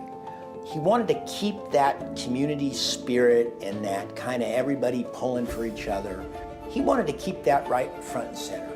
And it was all done because people believed in the show and they think that the show had value, and it does. All you gotta do is watch one. I'm in the exact location where they filmed the show open to the Andy Griffith Show. That's right, many, many years ago. During pre-production of our feature film Mayberry Man, a movie inspired by the Andy Griffith Show, I had a chance to chat with Clint Howard, Ron Howard's younger brother, who played Little Leon on the show. He was the one always trying to share his peanut butter and jelly sandwich. No, thank you, Leon. I asked Clint to share some of his family's memories from the set, along with some rare behind-the-scenes footage. We even took a trip to Myers Lake. You know, Leon's never been to Myers Lake. I think I'm going to check it out. You know, I was curious about coming up here and seeing the, where they shot the beginning of the Andy Griffith Show, but I guess it's an active production zone here. And I could see why they would want to come here and shoot. It's, big old trees and it's nice. That was the thing, when they did the opening sequence, it wasn't like they spent a lot of time on it. The business has always been about efficiency. And, they would do an Andy Griffith Show in 3 days. They would rehearse for 2, and then in 3 days they would shoot an episode. And, the days spent rehearsing and working on the material were days well served. If I see it on, if I'm flipping through channels and I see it on, I will stay with it, and 9 times out of 10, I'll stay with it till the end of the episode. They're really well done shows. And that's Reggie, the prop man. I do remember, especially when they went outdoors, when they shot, outside in Culver City, or they shot here at Franklin. It was kind of a big deal, and I think it was a good opportunity for Mom to get out of the house. So for a lot of times, I would be towed along. Of course, when you're 4 or 5 years old, you really can't say, no, I don't want to go. Bob Sweeney, who directed me later on in The Baileys of Balboa, he was the nicest guy and got the greatest vibe. He was the one that directed most of the episodes for the first 5 years. And I'm sure he's in there. The times, and this happens with a lot of shows, when they're mostly inside and they have a chance to go shoot outside, the crew is so happy to be outdoors. And it was such a break to actually spend a day where you're not in the soundstage all day, that everybody was always in a good mood. It's really interesting. I can't really pick them out. There was a time in the Andy Griffith Show, if you go back and see behind the scenes footage, the grips and the crew members all wore shirts and ties. I mean, they didn't look like grips. They looked like businessmen. It was the protocol. Right from the beginning, this is what I hear from Dad. Andy really knew what he wanted. He knew that he wanted that community. He wanted his town, Mayberry, Mount Airy, Andy's hometown. He wanted to keep that community spirit and that kind of everybody pulling for each other. He wanted to keep that right front and center.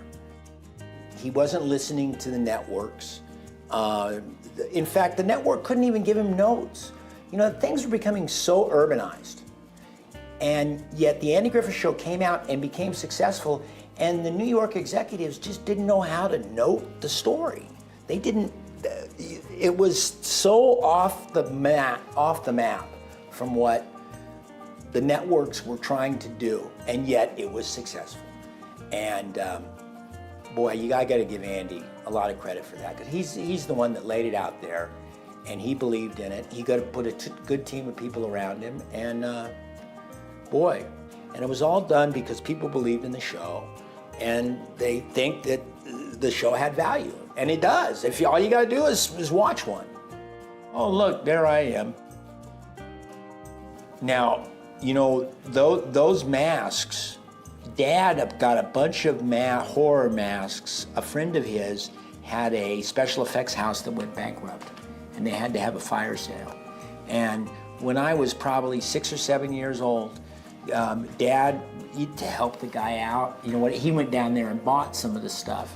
And it was all cheesy stuff from the 50s.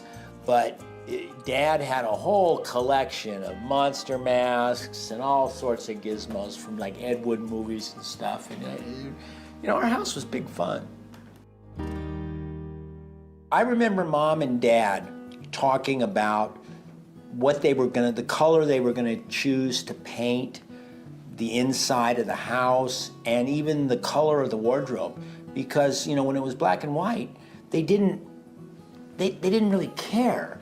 And then they were hit with this whole Technicolor explosion, and it became a big tool, you know. Well, how do you spiff up the sheriff? You know, well, you can't put him in a clown suit.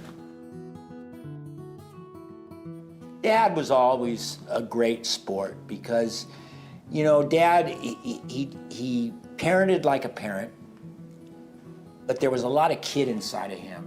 And he was always, if not dreaming, he was always speculating. Dad was a great guy, and boy, I miss him. And you know, I'm lucky because my business includes a lot of cameras and a lot of film and tape, and I'm so lucky that I have Dad and Mom in a lot of footage, because it's great for me to go back and look at this stuff. I mean, I don't think for a second I get jaded and I don't feel some pangs of emotion when I see home movies like this. You know, I also got to remember the time Mom is stomping her feet and screaming like a banshee. Those are things I also got to bring to the table, because that was part of the Howard family too. Because not every day is a happy, happy, happy day in the Howard family. Well, I'll tell you what,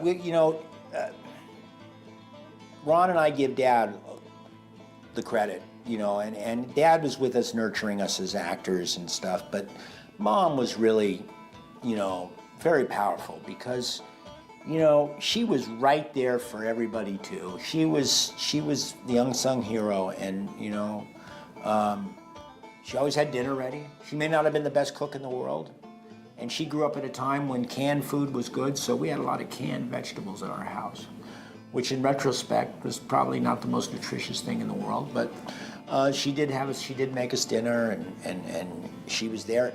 And, you know, when Dad would go off and be he would be a little aloof, you know, Mom could stomp her foot down and put order back in the house. This is where they shot The Neighborhood. That was fun to go and shoot, or to go and be outdoors, where they shot the streets of Mayberry. It was a blast. I always found it really exciting that, you know, show business streets aren't very long. Like a block is very short. And I could run down to the end of the block, and it was only like 3 houses, you know, back and forth. I like the compact nature of a back lot. I have great memories. You know, I'm the only person that when Ron got the dream to be a director, and nobody was giving him the time of day. I mean, when he was 14 years old, I was 9. When he was 15 years old, I was 10. And you know, we're real close. We were very close then. And, you know, it gave him the nerve, not the nerve, it gave him the momentum. When people said no, it made him want to try harder. And that's one thing that Ron's done is, you know, Ron, from the time he first had his first opportunity, he has been putting his foot on the gas the entire time. And that is rare in this town. People that will be successful and then want to step up and do it again real quick. And you know, a lot of people like to have success for a couple movies and take a year off. And Ron always saw that as the kiss of death. And I think that he's pretty accurate. I think Ron's sort of workaholic nature, it's fared well for him.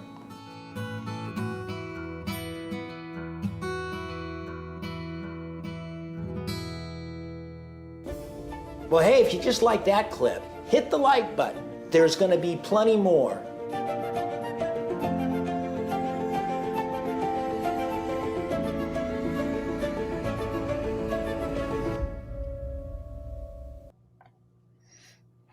There you go. So I want you to be able to share what you've got there, Alan, but I did find this picture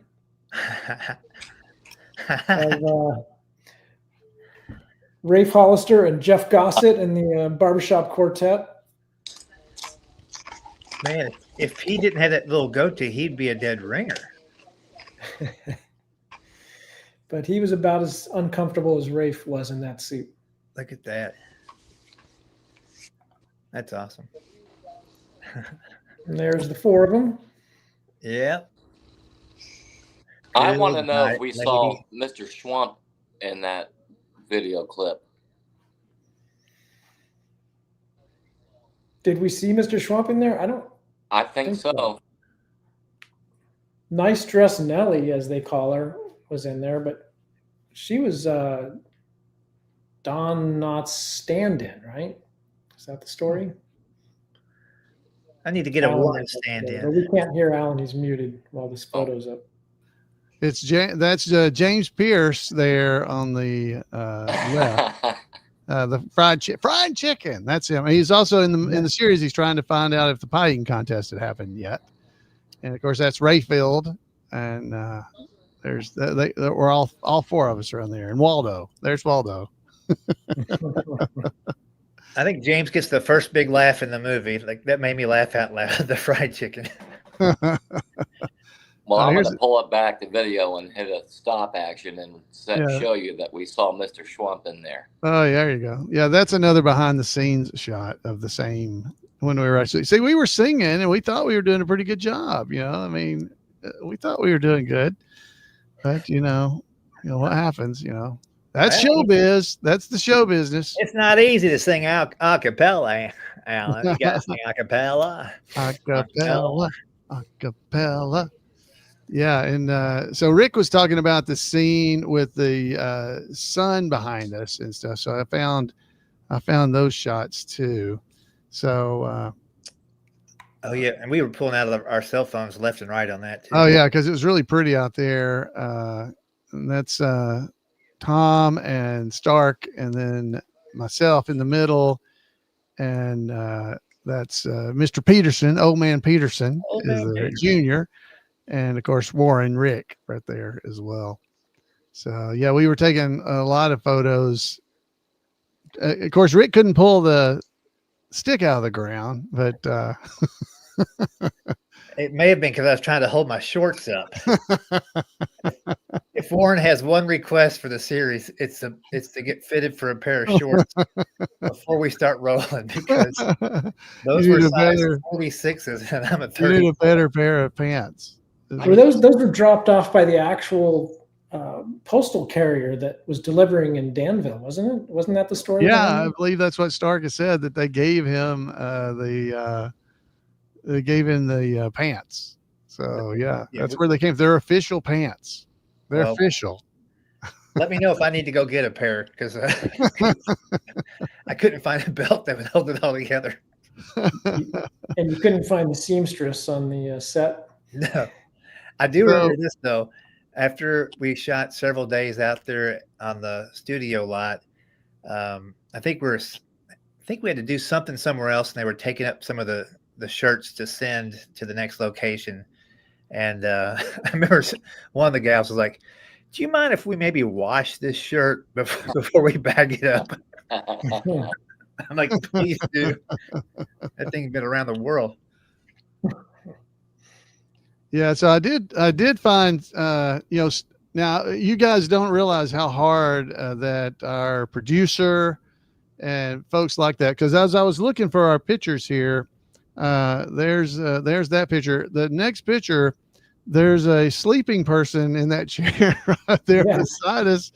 I'll go completely full screen there, but poor Court was so tired he actually fell asleep sitting in the director's chairs there. He is sleep when you can. He was either asleep. Night, man. He was either asleep or thinking very hard. Angry. I'm not sure, but I felt so bad for him, man. He was working so hard. So it is a lot of work, guys. It's a lot to do, but it is a lot of fun. We get to have a lot of fun doing things that who would ever think you'd be doing it, out in the cornfield there, filming things on the farm with Mr. Peterson's farm there. And we just had we had a lot of fun and learned a lot. And I think you would too if you can come out and join us. This is the kind of things you'll be able to be a part of and kind of see if you're one of the extras. If you pay for that level or actually get a speaking role, you'll be able to do some of these cool things that we get to do. And how fortunate we've been to be able to do that twice already, and we're just hoping we get to do it this a third time. It would be so much fun. There's Gomer right there. He's ready for his scene. I don't know what he's doing.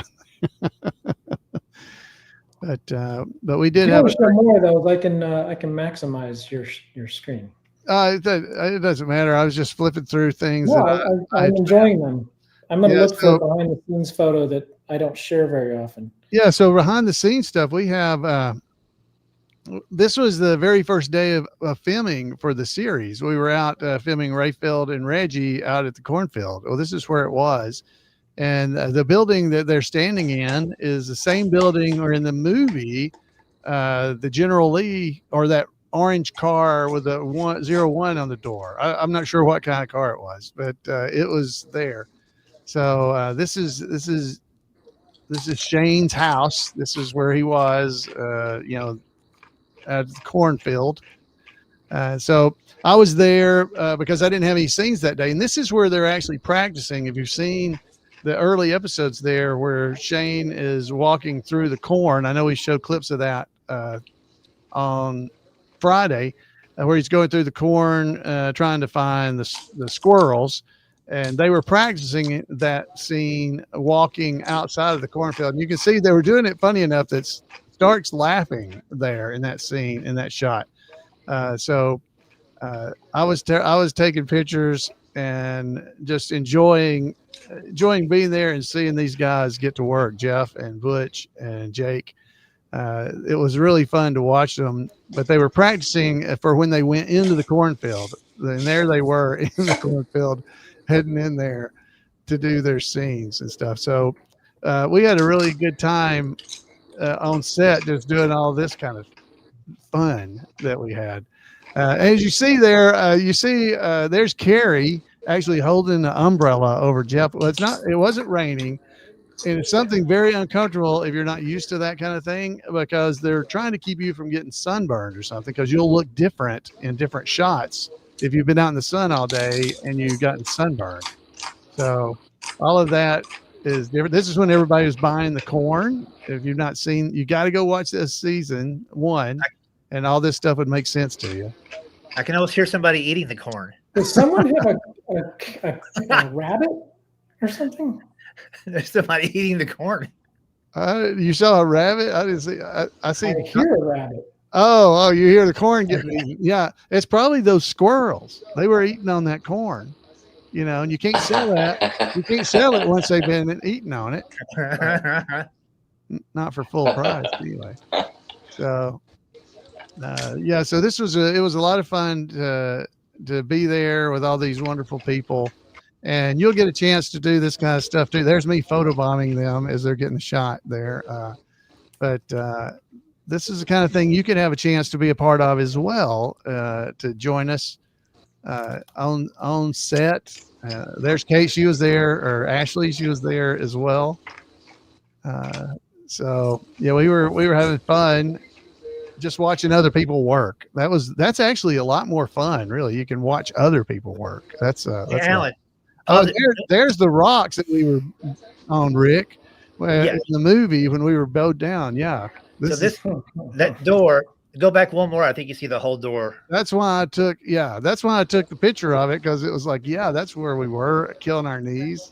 That's where the 3 heads popped in. Yeah, like that's Looney it. Tunes. Bing, bing, bing. Yeah, that is it. And that's where Brett had to shove me in there. That's the back door. Yeah, that's the back door. Those are 2 separate doors. There's a side door, and then the back door of it. That's where we were kneeling with Brett in the movie, and Warren gets pushed to help him get through there. This is at Old Man Peterson's farm, and he actually had a real farm there. So we've seen some of these pictures as well. But I've got tons and tons of pictures that I've collected and gathered. But yeah, Junior is the fella's name that was in those pictures. So Well, I located an interesting behind the scenes photo. Well, sort of. When we were filming the series in Mount Airy, it was during Mayberry days, and I get back to the hotel at the end of the evening, and there's Stark talking to Randy Travis. Oh my goodness! Just passing through town. Wow. And Stark knew him previously. Well, I mean, I didn't know him, but Stark knew him fairly well from when he worked with him in animation after Randy met our dad doing a movie. And so Randy was trying to get more voice work and stuff. And so he hooked him up with Stark, who got him some sort of role on one of the cartoons he was working on. And then Randy actually ended up singing at my dad's funeral service. Wow. He sang Amazing Grace. Wow. And it was the most amazing thing I've ever heard. Well, does anyone else not find it fascinating that he looks identical to Al Unser Jr.? I've said this for 20 years. That man is the same. I've never seen them in the same room together. I'm just saying. So you may have gotten Randy Travis in the Mayberry Man series. I'm just saying. Yeah. Well, you know, I showed earlier somebody falling asleep. So I guess to be fair, I should show this one as well. I don't know what was going on here. Well, here's the part of the producer's job that you don't see a lot of. But this is real. This is not staged. Yeah, I actually remember when you were having to do that. Oh my goodness! They were putting microphones everywhere, making movies and series. It's very glamorous. He was So miking we had a lot of interns and volunteers. So I couldn't, with good conscience, ask them to do that job. So is that the new Panda Vision? Yeah, that's it. Oh my goodness! So you never know. You can get him now at the porcelain level. The porcelain. There you go. Just $2. Oh, that's right. All right, maybe we should. Well, I should probably check first and see if it's time for an update, because we're trying to reach 100 backers. I don't think we're not at the 100 yet. Yeah, so we're not at the 100. No, we need people to call your friends, call your neighbors, go out and knock on some doors.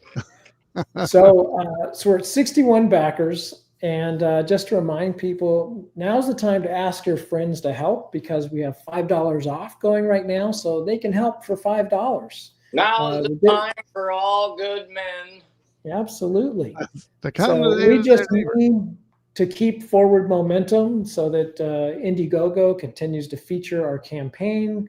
If as word trickles out, I'm sure we'll get plenty more backers, but we got to get that early momentum. So if someone could help out and text a friend, that would be a great. Now would be a great time to do it, because they can help for half price, just $5. That's right. And this little QR code in the upper corner up here, you can scan that with your phone, your photo, your what is it called? Camera app. Yeah, your camera. You're getting tired, Gord. What's that called? The wrong way. It's hilarious. What's that? Getting a little loopy over there. He's like, it's somewhere up here. Wait, does it not go the right way? No, when you point that, you point the opposite way. Like a Brady Bunch. Yeah. I can There it is. That's it. Yes, that's it. You would think it would mirror. Yeah, I think you're mirrored, and it's not. Yes, that's. I was like right on it. Where's Ann B. Davis for the center square? It's there. There you go. That's it. I'll take Paul Lind in the middle. Right. So you just take your phone and you point it in the camera app. You point it at that, and it'll prompt you to click a URL, and it'll open up Yep. the It'll go right to the Indiegogo campaign. right to the Indiegogo. Yeah. You guys should try it. It's amazing. I did do it. I did it the other day. The other guys. Oh, they haven't done it. That's right. Yeah, you won't want to miss out on it. Oh, you don't want to miss on that. That's good. You know what I'm hoping is that I get to deliver the mail as Warren in a sidecar in the series. Or I can get the old. Oh, that. Too bad I don't have my sidecar anymore. I used to have one. Oh, that'd look good. That may throw us over the top. Spectacular. I'll tell you, Kate's getting a lot of fan mail from California. It's wearing me out dropping off all those packages. That's great. I was there when he got that, actually. I was there when Rick got that wonderful get up right there. That's I dug deep that night, my friends. I dug deep. You did. Had me a mannequin too. Got me a mannequin. Oh, that's right. I remember. Yeah. Driving the HOV lanes there for 2 or 3 weeks. No problems with that mannequin. You just had to lift his arm up every once in a while to make it look like he was alive. Yeah. He had to hold the toll pass in his hand, just straight on through. Oh, that's awesome. All right. Well, we are we're 39 backers away from the goal for tonight. Come on, folks. It's going to be a late night, every folks. hour. It's late. It's going to get late. Don't make me come through this camera. We may be talking to ourselves. I'm having a pretty good time, but I don't know. I don't know. We actually have an audience. Although when I was, extending the live stream the other night, I went for the, like 12 hours. Yeah, on YouTube. And I saw, there's still like 5, 6, 7 viewers. I might as well let it go. And you never know who's going to like open up their app and then be prompted like, oh, what's this? So they might discover what we're doing. Well, I found out like half of those people were my family. So yeah, if I had known that, I would have shut it off. Well, bless his heart. Yeah, I kept checking in every little while, saying how many's. Wow, it's still on. Okay, let's go. But well, now's probably a good time to show the Floyd and Barney audio commentary version of the Mayberry Man movie. Yeah. Yes. I was running on repeat the other night. This is like the Disney version because we were down in Orlando when we did this. That's exactly right. But I kind of enjoyed restarting it because it reminded me of those marathons, like they run over the holidays on the television, right? The movie ends and it starts right again. Yeah, well, it's like the Christmas Story. They show that every year. Isn't that the name of that movie that comes on like over and over and over on TBS or somewhere? Yeah, exactly. That's what I was like. Yeah, this is good. Well, and yeah, I thought people were still watching it. So you think it was all your family? Okay, well, a couple of them. It is good. If you haven't seen the commentary, it's actually Rick. I thought it was really fun to do, and we had a good time doing it. I just want to hear the audio quality because I know we were patching things through different record. I can't remember what we used to record it, but I know we were trying different things. Yeah, the audio's good. Yeah, the audio's really good. Actually, before we do that, I've got an interesting video. We played it the other night, but it's an old one that I felt like I was seeing it for the first time, and I was there for the whole for shooting and editing it, but it's Stark and Clint reminiscing about their childhood. Oh, before you play that, I want to ask you, we were talking about, when we were in Mount Airy filming the series, we did a thing up at the cabin where we did like a fashion show walk. And did that ever get used for anything? Because we were talking, Rayfield and I were talking about it last week about that. Like, well, I don't think I ever saw that. So I don't know if there is. I'm gonna look for it right now. It's embarrassing enough that it would be fun to see. I remember that now. You know what? There was so much stuff from the Yeah. series, and no budget left to hire an editor to edit it into a behind-the-scenes documentary. Right. Yeah. So it probably hasn't been touched, but I know where to find it, I think. So let me All let right. me So see if you I can got find it you got during the our stuff next with video. so you got stuff with Stark, and you said Stark and So this is Stark and Clint Howard, just reminiscing about growing up together. You know, the Howards and the Howell family, and kind of what that was like. And I think, folks, if you haven't seen it, you'll enjoy it. Even if you have seen it, I think you'll enjoy seeing it again. Right. Don't you think, Alan? I do. Yeah, it's really interesting. It's good. Yes. All right. So let's take a look at that. Chris and Rick, you're welcome to stick around, or you can go to bed. I've got fall break going on here, so I'm going to get back with the family and do a few more things while they're Well, all. it was really good to see you, Rick, and Chris. I don't know if you're going to have to drop out either, but it's really great to see you guys. Yeah, we all. I hate we don't get to see each other more. Yeah. But hopefully we can get this series, and that'll get us back together for a week or two, at least. 10 pages a day, at least. Yeah, exactly. Well, you'll be tired of seeing me, which you may already be. I'm not sure, but you will be tired of seeing me if we can get this series season 2 going. Well, it's good catching up, everybody. All right. Thanks for joining us, Rick. Bye, Vic Rick. Roberts as Warren/Barney, and Chris Bowman as Marty/Gomer. See you guys.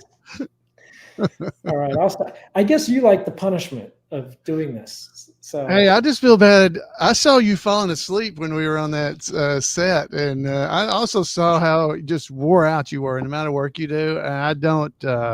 And I feel guilt. It's guilt. It's so that's what it is. Healthy guilt. It is healthy guilt. All right. Well, if you've seen this before, take this opportunity to back the project, or call a friend and ask them to back the project, because we're trying to get to 100 tonight. I know it's ambitious, but we had 800 backers for the movie. So I know they're out there. I know there's folks that want to see this happen. Right. So. Yeah. All Yeah. right. We got folks in our chat room. I'm seeing Eugene's over there. He's saying he had subscribed to the channel over on YouTube and gave us a thumbs up today over there. We appreciate you doing that. Thank you very much.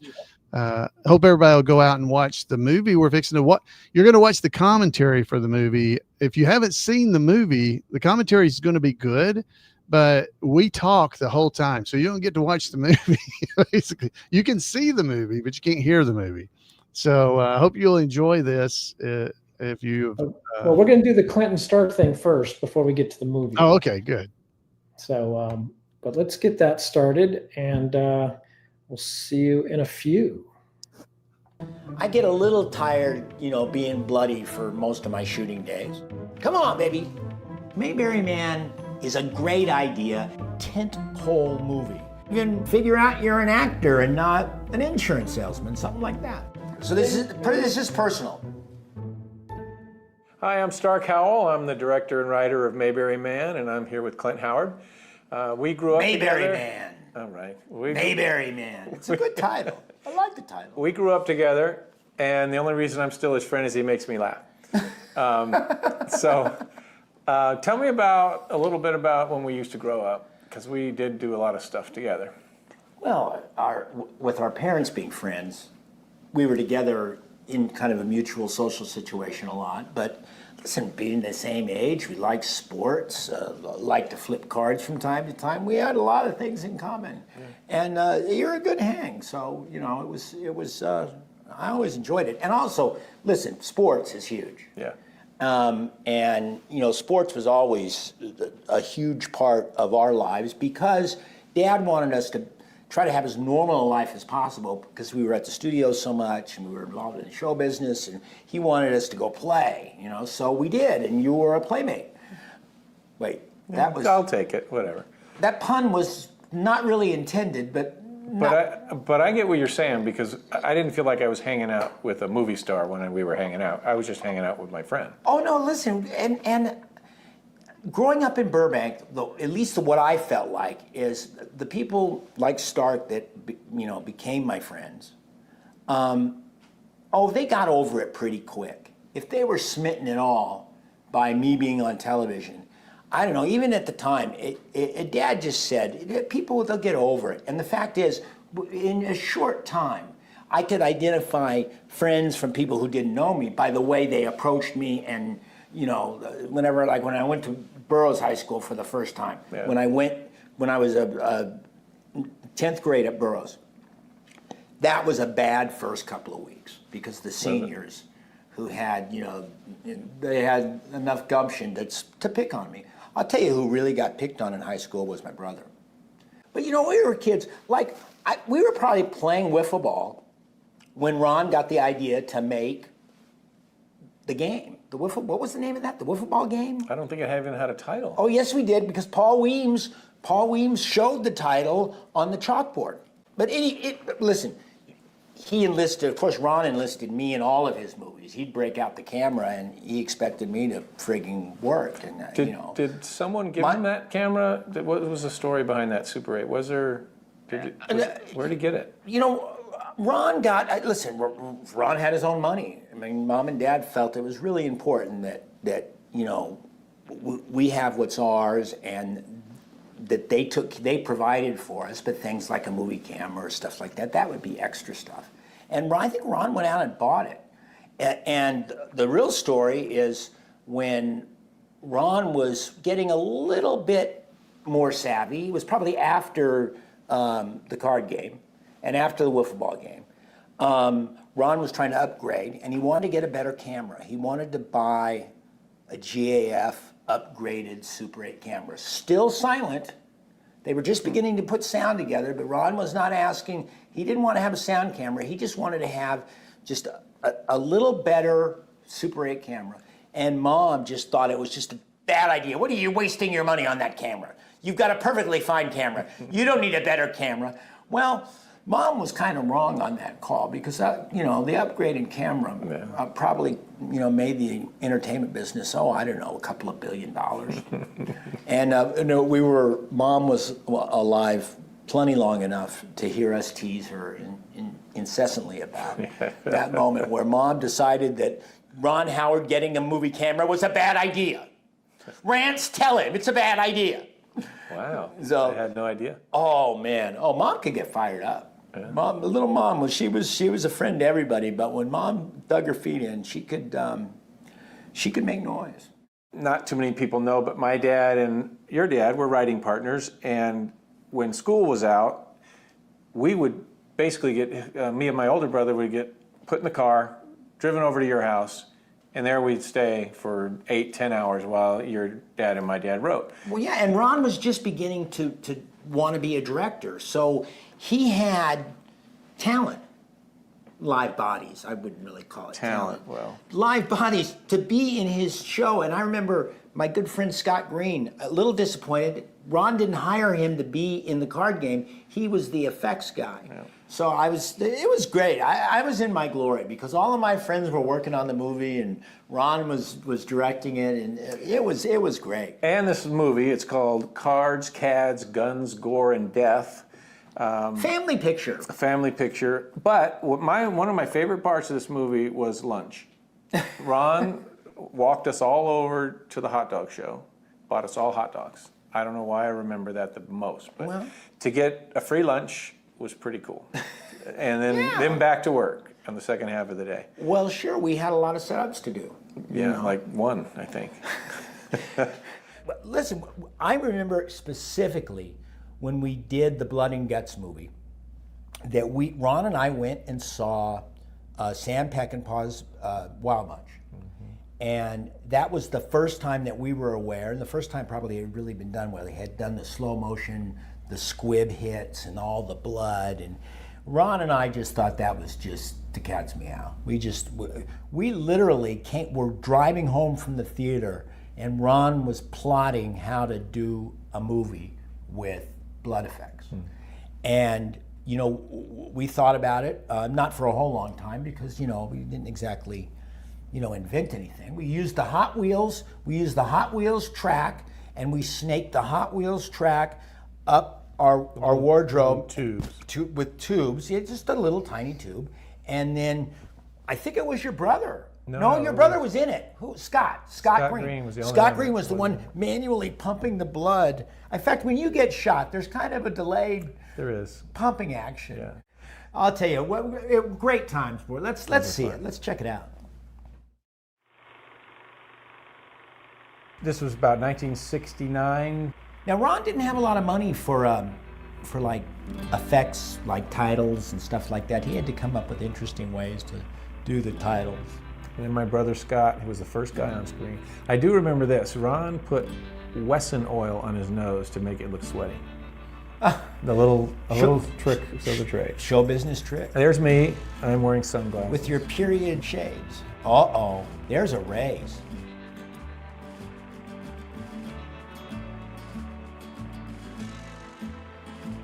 Now, I'm drinking heavily at the time.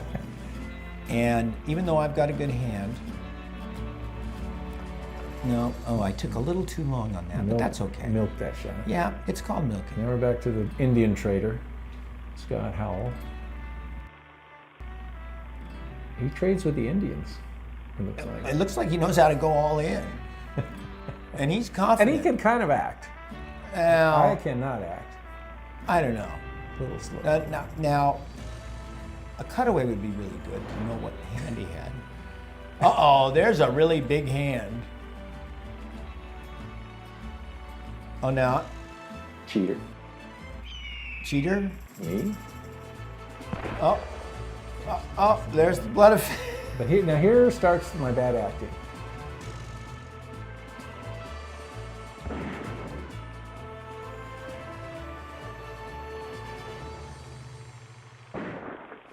And I take one right in Look the at back. us, we're still moving. Yeah. And smiling. So bad. And Big Steve. Big Steve did a good job. The sheriff in town. I always thought Big Steve was Big Steve, and Big Steve is about 13 years old now. He is. Here we are, still against the wall. You know, I don't think it's going to make anybody forget about High Noon, but it was a good start for Ron. Obviously, you got to start somewhere, and there it is. And ending right where he begins, Bloody Poker Chip. That we did all that in one day. Well, God, hard to believe, right? If that would have taken 2 days, we would have been called knuckle draggers. No, listen, that was fun. I have great memories. You know, I'm the only person that when Ron got the dream to be a director, and nobody was giving him the time of day. I mean, when he was 14 years old, I was 9. When he was 15 years old, I was 10. And you know, we're real close. We were very close then, and you know, it gave him the nerve, not the nerve. It gave him the momentum. When people said no, it made him want to try harder. And that's one thing that Ron has done is you know, Ron, from the time he first had his first opportunity, he has been putting his foot on the gas the entire time. And that is rare in this town. People that will be successful and then want to step up and do it again real quick. And you know, a lot of people like to have success for a couple movies and take a year off. Mm-hmm. And Ron always saw that as the kiss of death. And I think that he's pretty accurate. I think Ron's sort of workaholic nature, it's fared well for him. I have to say, though, I've been a storyboard artist in the industry for about 30 years. So I know shot selection, I know all that stuff. And to pull that off at 15, it's pretty amazing. It's a lot of bad, I've seen so much worse by actual adults. Oh, yeah, no, listen, Ron obviously had talent. I can't believe that he allowed us to die with smiles on our faces. That he never called a second take. We died on a carom table. We are the worst actors. We died. My brother and I are the worst actors. Well, yeah, you guys weren't good. We were not good at all. It's good that you're directing, though, but it's good that I'm surprised we made it into the Don't write yourself a big part. I'm surprised we made it into the Wiffle Ball movie. It's a long, you know, for a 20-minute movie. We were pretty bad. That was a long. That was really long. It drags. I told Ron, I go, you got to tighten this up a little bit. Yeah, I think Ron's beyond going back and doing, you know, a director's cut of the Wiffle Ball. He should, if he ever gets a little bit of time. Listen, I remember I had such a blast because, you know, it was fun for me. Ron would get me to be in the movies, and Ron would cajole Dad to be in it. Of course, Dad is a very willing participant, and I wasn't so willing. In fact, on the movie that Ron won second prize nationally in the One Reel contest for Kodak, I had struck a deal with him where it was 60-40. I had 40% of the first dollar. I had 40 points. It's a hell of a deal. It is. And the check came in the mail with a letter saying, congratulations, R.W. Howard, because Ron entered under R.W. Howard. Congratulations, you've won second place in the national contest, and you get $100 and like a case, a cellophane wrapped like bundle of film. And Ron was really happy, and I was extremely happy because I'm looking at that $100 check saying, there's 40 bucks that's mine. That's right. And Ron and I got in quite a tiff over it, and Dad came up and had to referee, and you know, he sort of, he heard both sides, and he sided with me. He mediated in my favor, and Ron had to pay me 40 bucks. Sweet. So, you know, he's probably held that against me somewhere deep in his loins for a long time. I'm sure he did. You know, right from the beginning, this is what I hear from Dad. Andy really knew what he wanted. He knew that he wanted that community. He wanted his town, Mayberry. I don't know why they didn't use Mount Airy. But anyway, the Mount Airy, Andy's hometown, he wanted to keep that community spirit and that kind of everybody pulling for each other. He wanted to keep that right front and center. He wasn't listening to the networks. In fact, the network couldn't even give him notes. You know, things were becoming so urbanized. And yet the Andy Griffith Show came out and became successful, and the New York executives just didn't know how to note the story. They didn't, it was so off the map from what the networks were trying to do, and yet it was successful. And boy, I got to give Andy a lot of credit for that, because he's the one that laid it out there, and he believed in it. He got to put a good team of people around him, and boy, you know, I never understood the value or the connection of the show or what the show really meant to people until, I don't know, a couple of years ago when I went back to Mayberry days, and I could just see, in fact, it was Professor Brower that we did it at a Q&A. He had the audience show me how much they appreciated and were behind the little character of Leon. And I felt the sincerity, and it was, it changed me, because before it was like, why you guys, what do you care? I mean, it's a little kid, 2 years old, he's on screen for a couple of seconds. And yet the fans found Leon to be a perfect example of a citizen of Mayberry. And, you know, and they really do appreciate it. The one thing about the Andy Griffith Show is when they started Mayberry Days, it was not ginned up by the studio. It didn't have a big PR firm pushing it. It didn't have I didn't have like a studio going, oh, we're going to make movies. Let's keep the series alive. No, it was all organic. And it was all done because people believed in the show, and they think that the show had value. And it does. All you got to do is watch one. It took me a long time to go to Mayberry Days. And when I went for the first time a few years back, I was really blown away, because the fans are loyal. And they don't just come in costume, they come in character. And I find that really interesting. And when Stark approached me, or, you know, pitched me the story, it wasn't really pitch, he was just sharing it with me. I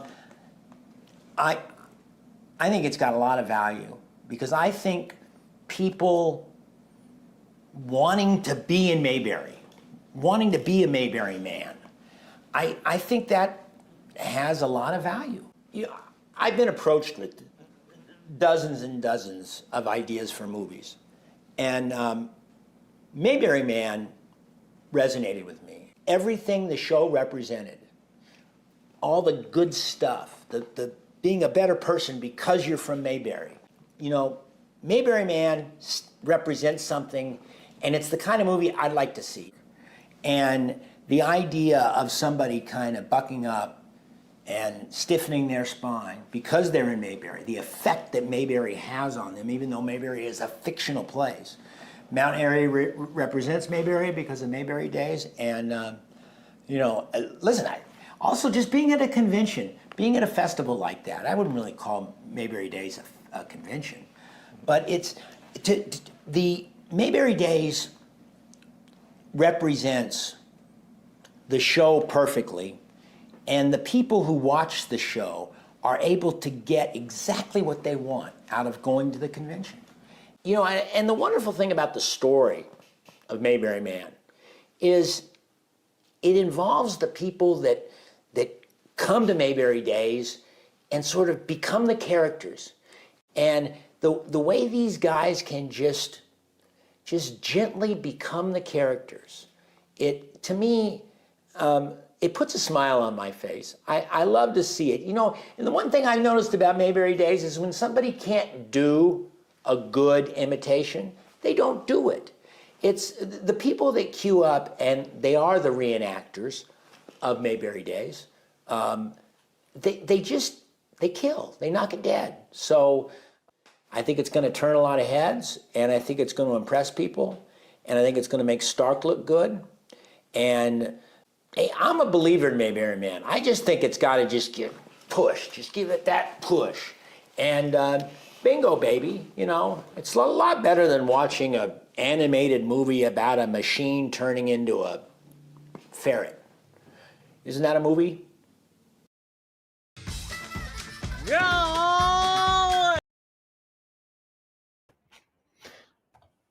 All right. We're back. I've got to figure out how to remove that. Where to go? I don't know. Oh, it's my setting. There you go. From the stream the other night, I suddenly got like a copyright violation on some of the music in the trailer that we've been using for 5 years. Really? And so I didn't want the trailer to play again. I mean, I can dispute it and all that, but I just didn't want to hassle it. Wow. But, a lot of good stuff there. So, if you like stories like that, I highly recommend the book, The Boys, by Ron Howard and Clint Howard. I did not make it into the book, but Stark did, and my father did. But it kind of is the story of the Howard family, Ron and Clint's, childhood in Hollywood, right up through pretty much Happy Days, I think, right? I think that's about as far as it goes, which is, pretty interesting stuff. It's really interesting. It's a very good book. And if you don't read and you want to listen to the audio version of the book is actually Ron and Clint reading it. And the way the book's written, it's Ron, he's doing the first 4 or 5 years he's doing. And then once Clint is older, he starts adding his part. He'll say, yeah, like Ron said. And it's so fun to listen to. And you may not realize how much you actually know about that family if you're fans of the Andy Griffith Show and other things. But between the Andy Griffith Show and Happy Days and all the movies that Ron's done, and then all the stuff Clint's done as well, when they start talking, you go, oh yeah, I remember that American Graffiti. Yeah, I know about this. So even if you're not intimately familiar with them, the book is absolutely amazing.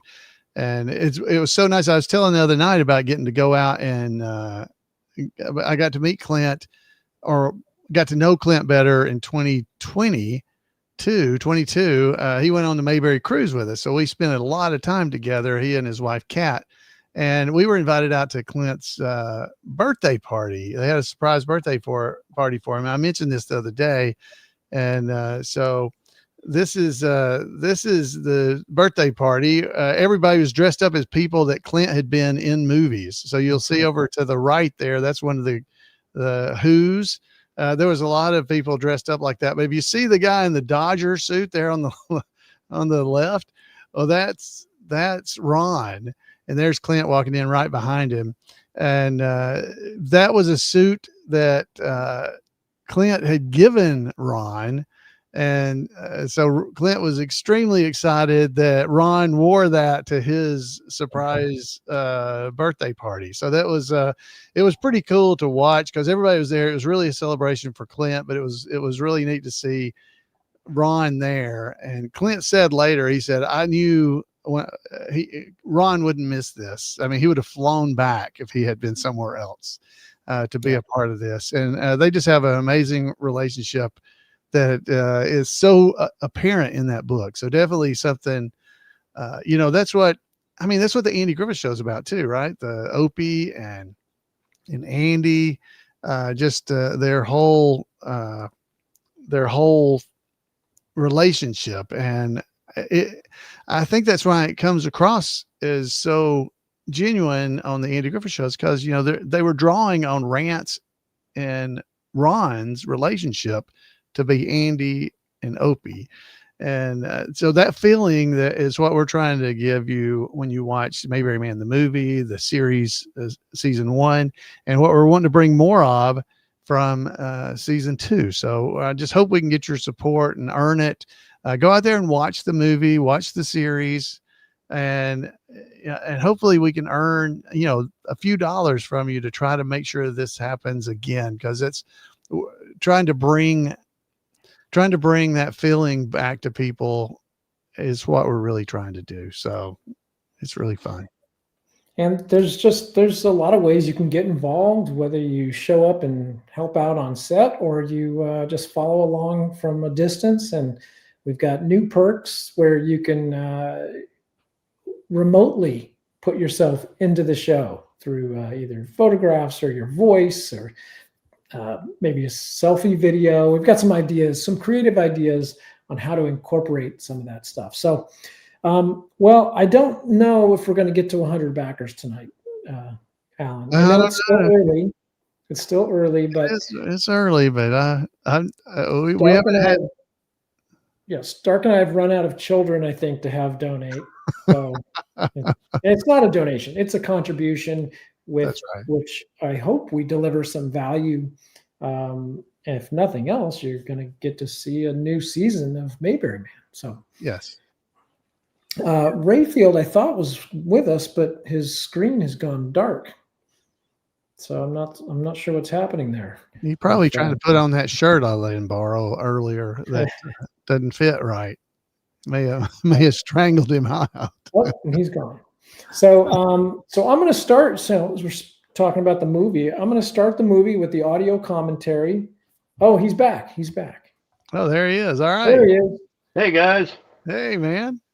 Jeff, welcome. Thanks for joining us. Hey, and no we've problem. got all the gossets now have also contributed. So we've run out of howls and gossets. I sent my kids messages saying, "Hey, what's your email? What's your email?" And they're down in Terre Haute with my wife, and of course, I tell Carly, "Don't tell your mom," but it was too late, so I'm in trouble. No, but hey, you guys have had a great live tonight. I've been watching since you guys went on. It's been a really good one. Bring back a lot of good memories. A lot of good memories. Thank you. There was a lot of really cool stuff. Oh, we haven't shown. I've got some other pictures if y'all would like to see. Look, they were from out in L.A. So we filmed the. If you got to watch the series, guys, but we filmed the office where Alan works. That's my character's name. It's a real stretch. I got it. But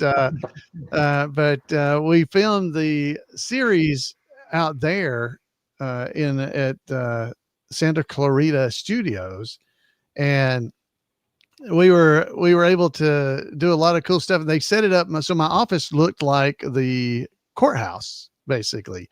And in the back room is where Janet worked, but there was things hanging on the wall. Like for instance, this picture you see here, this is actually Stark's Little League team. It was actually hanging on the wall. It's his Little League team from 1972 that was hanging on the wall. And you can see all the other things there hanging on the wall. You got the license division, fire and rescue. There's all kinds of stuff dressing out the set to make it look like basically where the Andy Griffith Show's courthouse.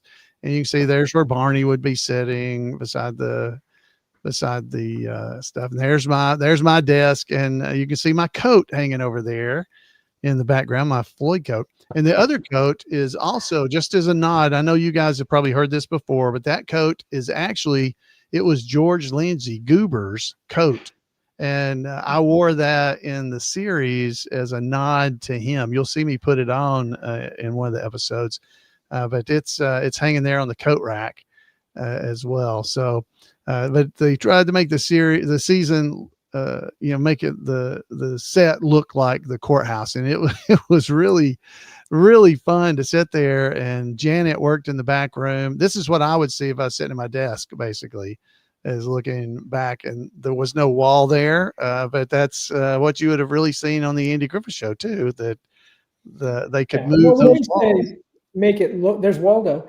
When we say make it look like the courthouse, I think make it feel like the courthouse is probably a better way to say it. Just the spatial relationships between Alan, sort of as the Andy sitting at the desk, and Rick or Warren being the Barney counterpart when they're sitting around chatting, things like that. Yeah, and there was all kinds of things like real documents on the walls, like I said, from Stark. I can't remember what this one is, but it's another something that Stark. I think that's from Indiana's governor. Yeah, that's from the governor, the first lady. That's the first lady. The state of Indiana office of the governor. Yeah. Wow. So yeah, that's what that one was. See how I get back out. There we go. There was just all kinds of stuff. That's kind of cool. That's signed by Stark Howell. So yeah, if you look at the signature, it's actually Stark Howell there signed it as well. So, but yeah, it was a lot of fun. I mean, a lot of the stuff that if you just looked around, there's the actual you never really see that really good in the series, but that's what we're looking at with all the vehicles. We got we got 5 vehicles with 4 or more cars. 5 houses. It doesn't seem like enough vehicles for the size of that town. Well, maybe everybody walks a lot. They're healthy. It's a very healthy town in Mayberry. And there's Janet. There's Karen sitting back there behind the cameras. And I don't know why we have the sun chips. So we probably stole those from somewhere. I don't know. But everyone's bundled up because it was unusually cold it was November. California. I think, right? We were in Los Angeles area. Brutally cold. Yeah, Rick's got on his Mayberry zip up hoodie, so but yeah, it was a lot of fun. It was really fun to be there. Yeah. And there's when we're looking in the camera you'll see that at early in the first episode. That's my friend Rod Duke. He was one of our backers and plays a character in the series.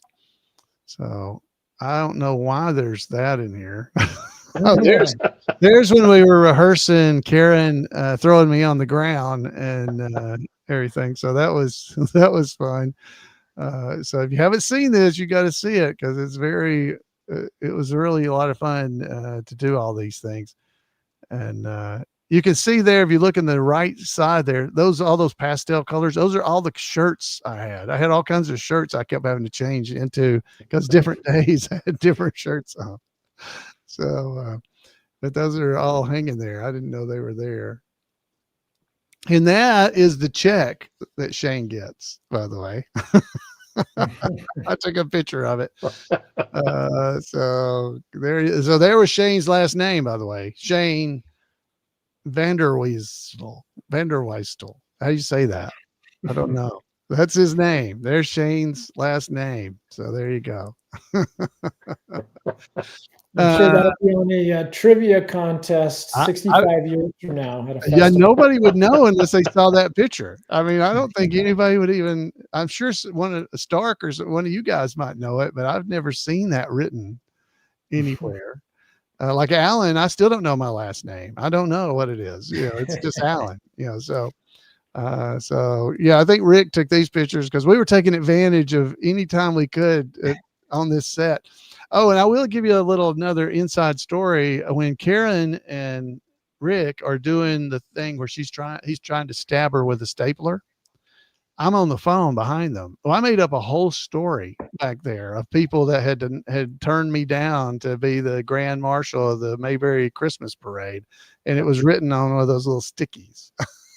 so I was talking on the phone, even though you can't hear me. If you watch me, my mouth's moving. I'm nodding and talking to somebody. So yeah, because isn't it when right after that you hang up the phone and I announce say, that you hey, got guess Lonnie? who's going to be the grand marshal of the Mayberry Christmas parade? Ronnie Shell. Yeah, exactly. But So you said Ron Howard turned you down, right? yeah, I did. Ron Howard turned me down. There's a whole list on there. There may very well be a picture in this stack of pictures that actually is of the sticky where I had written down all the people that turned us down. But anyway, I don't know if this stuff's interesting to people or not, but this was this is a Doug's car, I believe, wasn't it? Was this it? It's too big. Was that Doug's car? You picked me up or something in Doug's car, but I couldn't remember if that was when it was. Well, I could have been using Doug's car out there. How could you sit in that seat, Alan? It's busted. He got it fixed after Chris Stone gave him the okay. Yeah. Okay. And that's actually the outside of the town headquarters there. Roughly where Jeff Barry got hit by a car. Yes, that blue building right there is where my office was. So on the set. So let's see. Anyway, I got lots of stuff. It may be boring to everybody, but it's fun to me to see all these behind the scenes things because I hadn't thought about them in a long time. And it's really fun to go and look and see just everything that's going on and the fun that we had. You can be a part of that too, guys. Yeah. And Jeff, tell them you can tell them man, these pictures are great. A great example of what, if you come on board and back the series, this is what you're going to get to be a part of and see. You're going to get to see what your pictures look like, looking onto the set, how a movie's made. It's really interesting. It's really neat. And to be a part of it, it's just, I don't know how to explain it. A lot of fun. Definitely. Get to see a lot of the behind the scenes stuff. A lot of good memories made. I think we're preaching to the choir. We just need to get the word out to more people. And so hopefully, we've got a few weeks to do that. And it's going to take some more work. I don't think I can do too many more of these marathon live streams, but it's been fun to kick off the campaign with this, and we got off to a great start. And I think what we'll do now is we'll do the Floyd and Barney audio commentary of the Mayberry Man movie, and let you guys enjoy that. I still find it interesting. You guys are so easy. You and Rick, Alan, are so easy to listen to as you tell stories, and you must have had a great writer prepare. We did, yeah. The writer for our dialogue was so good, and very well researched. Yes, the research was really good, actually, and luckily we didn't have to stick directly to the script, so I didn't have. If I messed up, I could just keep ad-libbing it and go on. But the writer was very kind in that regard. So as somebody handed it to me, it was a great write-up. But it was really good. It really was. The information, there was a lot. We knew a lot, obviously, because we were there, but there was a lot of really cool details that we were able to give. And I really enjoyed, I've watched it twice recently because you've shown it multiple times, and because I'm going, I need to remember that. I was actually looking around. Did I have that piece of paper that he gave me that has that information? Well, I'm going to add it here. It'll start playing, but I'll back it up. Wait, is that the right one? That looks like a behind the scenes shot. It sure does. Yeah. That's what that looked like. Oh, that's it. That's it. There you guys are. We get to look at you the whole time. I don't know if that's a bonus. I don't know. Jeff was saying that earlier on Facebook when he was chatting over there. He said, that we were talking about doing that fashion walk, or what did you call it, Jeff? The catwalk. The catwalk. Yeah, as we did the catwalk there. That could be a great perk for people. And I said, I actually think we might pay to keep it from being released. That's what we're thinking. That might work. I'm not sure my wife would like that to be out there for everybody to see. I don't know. Yes, we'll comb the assets for blackmail material. There you go. That's exactly right. Those are going to be the secret perks, by the way. There you go. That'd be cool. Yeah. There you go. People will be very disappointed, but that'll be good. No, hey, we do appreciate it. If you guys are not around when we come back, thanks Jeff for being here, and Stark. Stark, I appreciate him having me in the series and in the movie. And Court, man, thank you for all you do. Falling asleep on set, you're so worn out. I was worried about you in both this movie and the series. I remember coming up to you and saying, "Are you okay?" Because it was just every time I would see him, he looked a little more worn down, because I'm not sure he slept during the entire shoot. It was difficult because for the movie was especially difficult. The series wasn't as bad. I almost killed other people in my place. They're the ones that suffered that. So, but the movie, yeah, that was brutal. And most of the time I was commuting because I'm about an hour away. So I did want to sleep in my own bed each night. Plus, I didn't want to have to pay for another hotel room.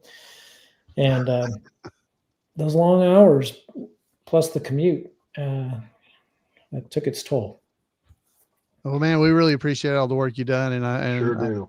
I think it must be similar to ladies having babies, that you've forgotten what it was like and you wanted to do this again. So we appreciate it. Thank you very much. Yeah, I guess, there's a lot of fun to it. And it's a challenge. So. There's a lot of fun for us, but I hope you have some fun out of it. I had fun once. I think there was one time where I had fun.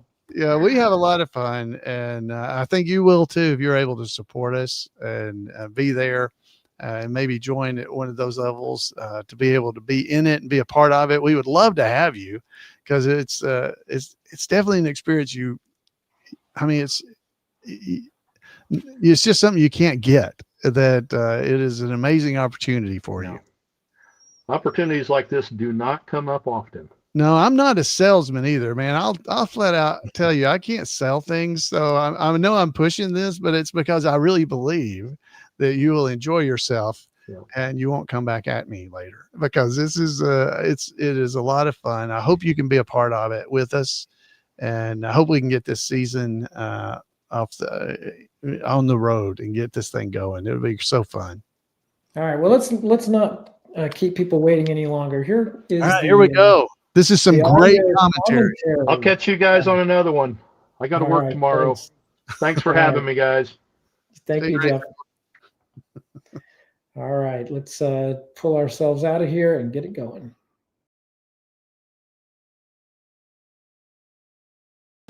Hey, this is Rick Roberts. I played the Barney Fife impersonator Warren in the movie Mayberry Man. And this is Alan Newsom. I played Floyd the Barber. Oh, you did a real good job of that too, Floyd. Real good. Thank you. All right, so we're going to watch the Mayberry Man movie. So let's get this thing started.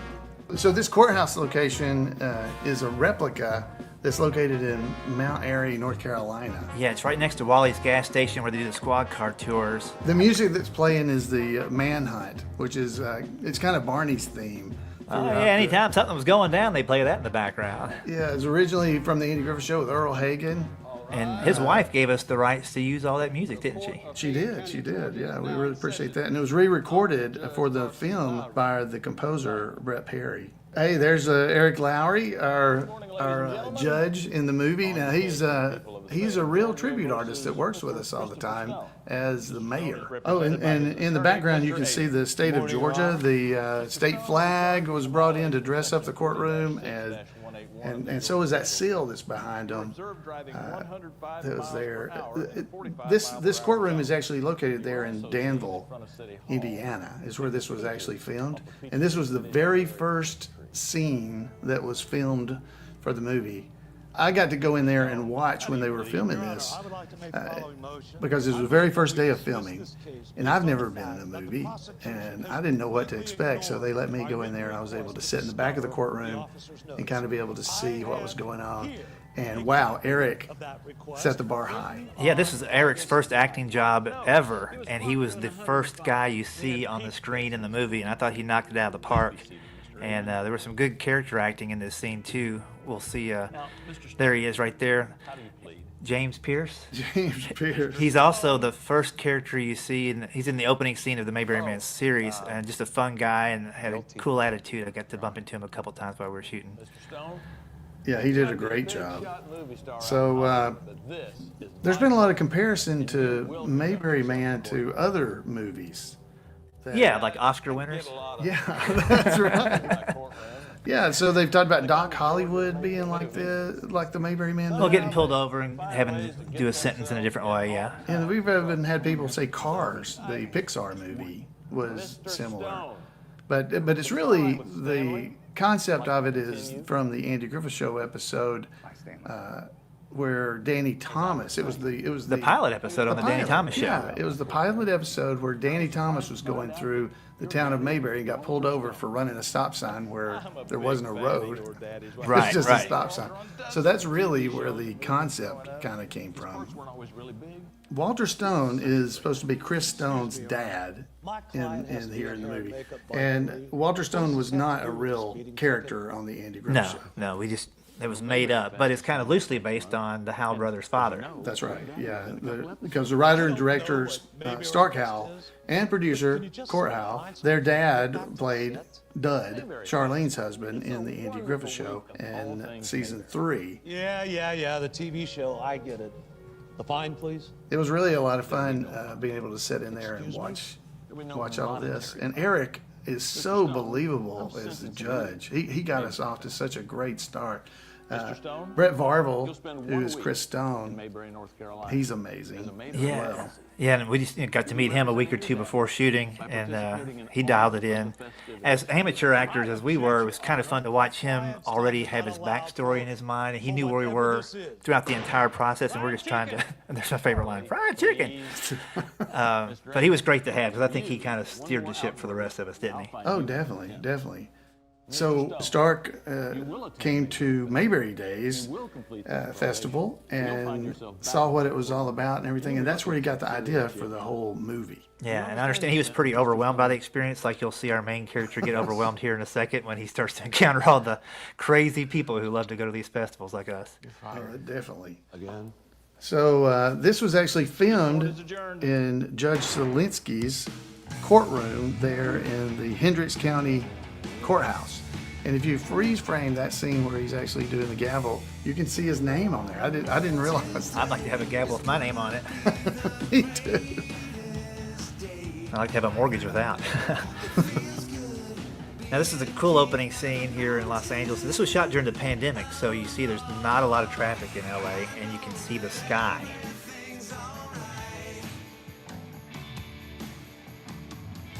Well, in the Ferrari, there's actually 2 Ferraris. This is the one in LA that you're seeing right now. And there's another one in a few minutes that's actually in Indiana. So they had to get 2 Ferraris that looked the same so they could film these 2 scenes, because I think it's amazing, really. They edited this movie to be you were in Indiana, North Carolina, and California, and you really can't tell that happened. Of course, obviously this part is in California because they're there. So that was Stark's kids there, right? 3 of the 4 are Howell kids. Yeah, so it was. They get to be in there. They saw Chris Stone. Yeah, and by the way, the cars that were in this movie, I mean, they had different Wranglers in different parts of the country, but I just thought it was amazing how they were able to get people to donate and stand around and wait all day for their cars. And now here's the car that shows up in Indiana. Yeah, this is Indiana. So the Hollywood sign obviously was in California. Now we're in Indiana, different car. Yep, but it matches perfectly. Yeah. You're my agent, Stanley, not my therapist. This is where he gets to meet Shane for the first time. Yeah, this is the governor's mansion in Indiana, and that was also dressed up with some palm trees and stuff from a local landscaping company. They donated a lot of time and effort to put that in to make it look like it was California, which was very believable. Oh yeah, you really can't tell that. You really can't tell Indiana versus the Carolinas or California. No, not cinemagraphically, but Right. the that's attitude what- of the people completely different. Yeah. It was just so neat. So they also mentioned here about Shane says something about this being Clark Gable's old Clark house. Gable's house. Yeah. Which quickly, when he went in that door, he's actually in a different mansion that was located in Indiana. So not only did he leave California and go to Indiana, but he's in a different mansion. Yeah, soon this he is comes the to that Perry door. Mansion. Yeah, which used to be overrun by raccoons as recent as 2012, and they renovated it, and just amazing job. It was kind of fun being in those big places, wasn't it? Yeah, it was. Yeah, it's in Indiana, in the Indianapolis area. The Perry Mansion it's built in 1905 by a business magnate, David Perry. Wow. Raccoons. I'd like to have seen those raccoons. Ah, yeah, Rocky. Oh, he's talking about the bird. This is all ad lib by Shane, by the way. Terrified of birds ever since, and well, it gave me a rash in my. I should say Jacob. It's Jacob. I call him Shane. This whole thing about the bird, he just ad libbed all of that. And Brett Marvel, Chris Stone, actually said this. He thought it was some of his best acting, not laughing when Right. Shane was doing that. Well, that happened throughout the film where Jacob was kind of getting them going a little bit. And this is another ad lib here coming up too. Dixie the praying dog is she appears a couple times and she's in the series as well. But right here she's supposed to just go, and she comes right back. Maybe she has a taste for beer. I don't know. She was like, "I'm coming back here and gonna hang out." And then again, he just has to kind of go with what's going on. So always fun to have an animal in the Yeah, now Dixie was on a show called The Pack on Amazon Prime, along with the trainer, owner, Brian Calvert. Brian Calvert, yeah. Yeah, they were on a TV series, so you could watch them on Amazon Prime. They did all kinds of adventures while they're out there. gotta chill. Well, easy So for you to here we're on our surfing Less than you trip can just tank at the box office. with Dennis. Yeah, I'm just saying though. Yeah, Dennis did. I never got to meet Dennis. Did you? I met him at the premiere in California. Oh, maybe I did then. Yes, I did, just for a second. That was the only time I met Yeah. him. Now this location, as far as I know, is the only house that we had to actually rent. The mansions were donated at the time, other spots, the hotel we did some scenes at, but obviously beachfront property a little trickier. Right. So if you're watching on a big screen, there's a guy outside the window in the he is. water. If you look really close, you'll see him. That's Greg Shell, and he was out there for hours paddleboarding. I think yeah, so he's doing. yeah, trying to get another credit in acting, and he was not visible. That could have been me actually, but you'll see him out there. His father, Ronnie Shell, was Duke Slater on the Gomer Pyle show. Yeah, and there he is. If you look real close, he's hidden behind an antenna or something, but there he is, Yeah, but- right there. You can kind of see him out there in the water. If it's on a big screen, you probably saw it. Otherwise, pretty small.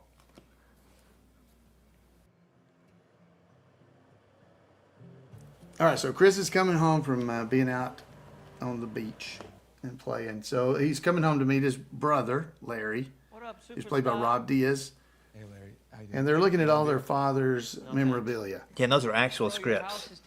Yeah, they are. They're hoax scripts and photos and things like that. And, Hoke, who their dad, Court and Stark's dad.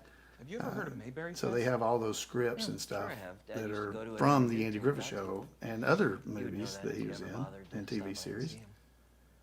So that's what he's got there.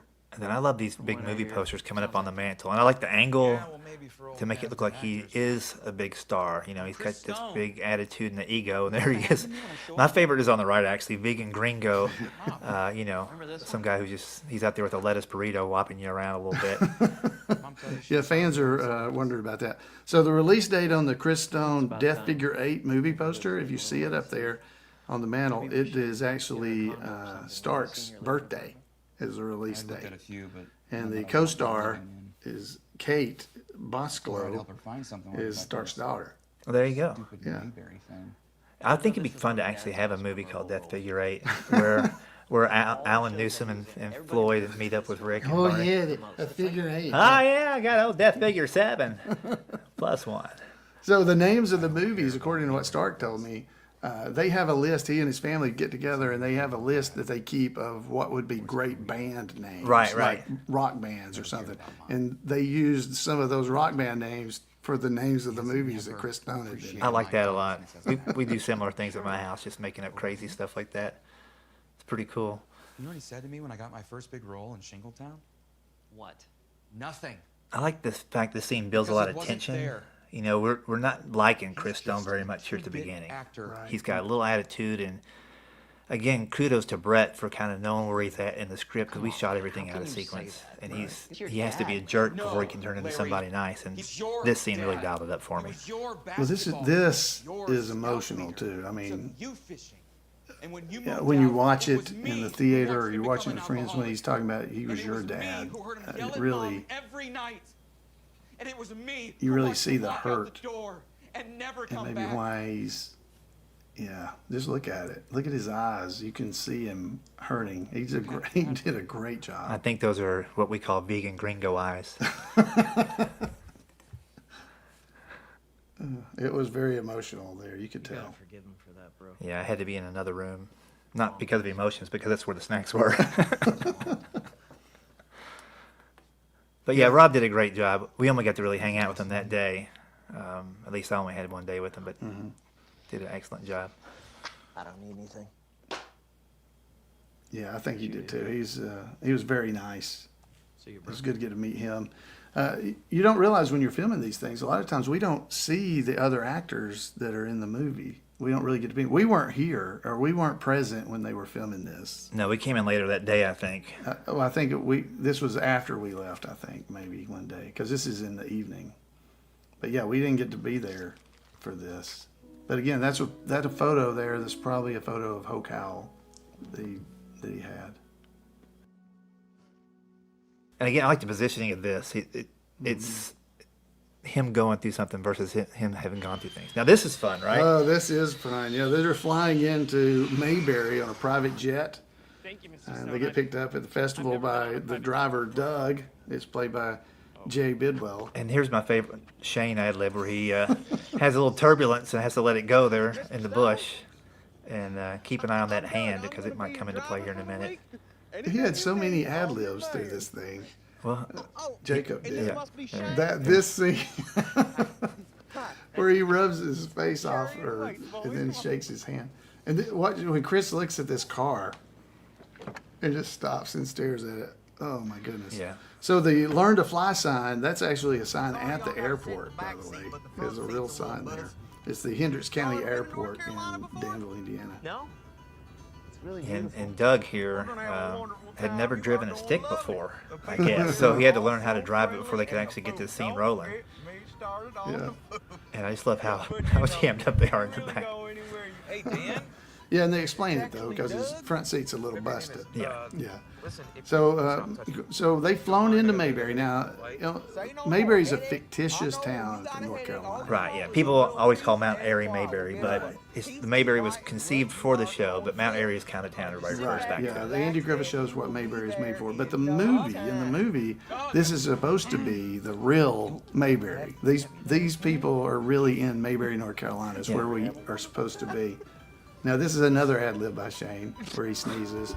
Now And again, hold on. This was during COVID. I just want to point out that the comfort level, and we were being tested on the way in and signing off on That's things, right. but that was a brave acting move. That's right. So that scene of them driving down the road was actually in North Carolina, and now we're back in Indiana at the hotel. This is a completely different scene. The banjo music you heard playing, that was from the Fabulous Ohio-based- band, the Baraka Bluegrass. Valley. Yeah, they are awesome. Yeah, we've become good friends with those folks, and man, they can play everything. Oh, I should say, hey, I got picked up at the airport in California in Doug's car. Doug's Yes. car picked me up at the airport. I know. I know how that happened. Yeah. I got to ride in Doug's car. And by the way, shout out to the actor that played Doug. He was my son's favorite. Now, tell me about the art on the wall. Okay, here. so the art on the wall, that's actually art that was done by the film's production manager, Sarah Howell, when she was in college. They actually put that in there. I love Shane jumping up the bed. Yeah. Yeah, she might want to approach the hotels and see if they might want to use maybe it. they'll buy It them. looks great. That would look how great in any room. Happy Shane was, and now how sad he is, poor guy. That bed doesn't seem as bouncy.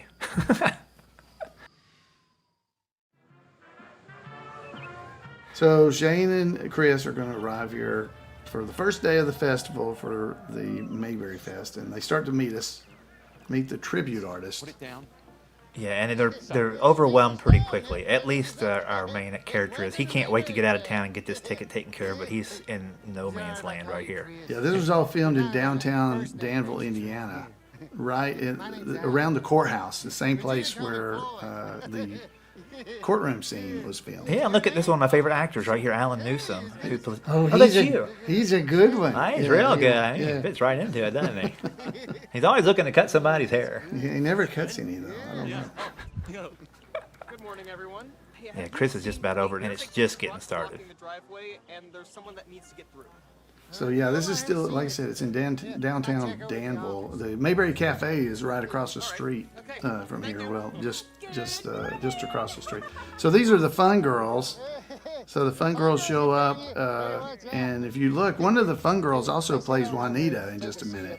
Right, she's a very talented actress. Pulls double shifts here, and she also can sing like nobody's business. Oh, yeah. She's a great actress. Christy McClendon is who we're talking about, and it's Michelle Bryson along with them. They're doing the Fun Girls. If you go to a Mayberry Festival, you might see Dixie Griffith being one of the Fun Girls, along with Michelle.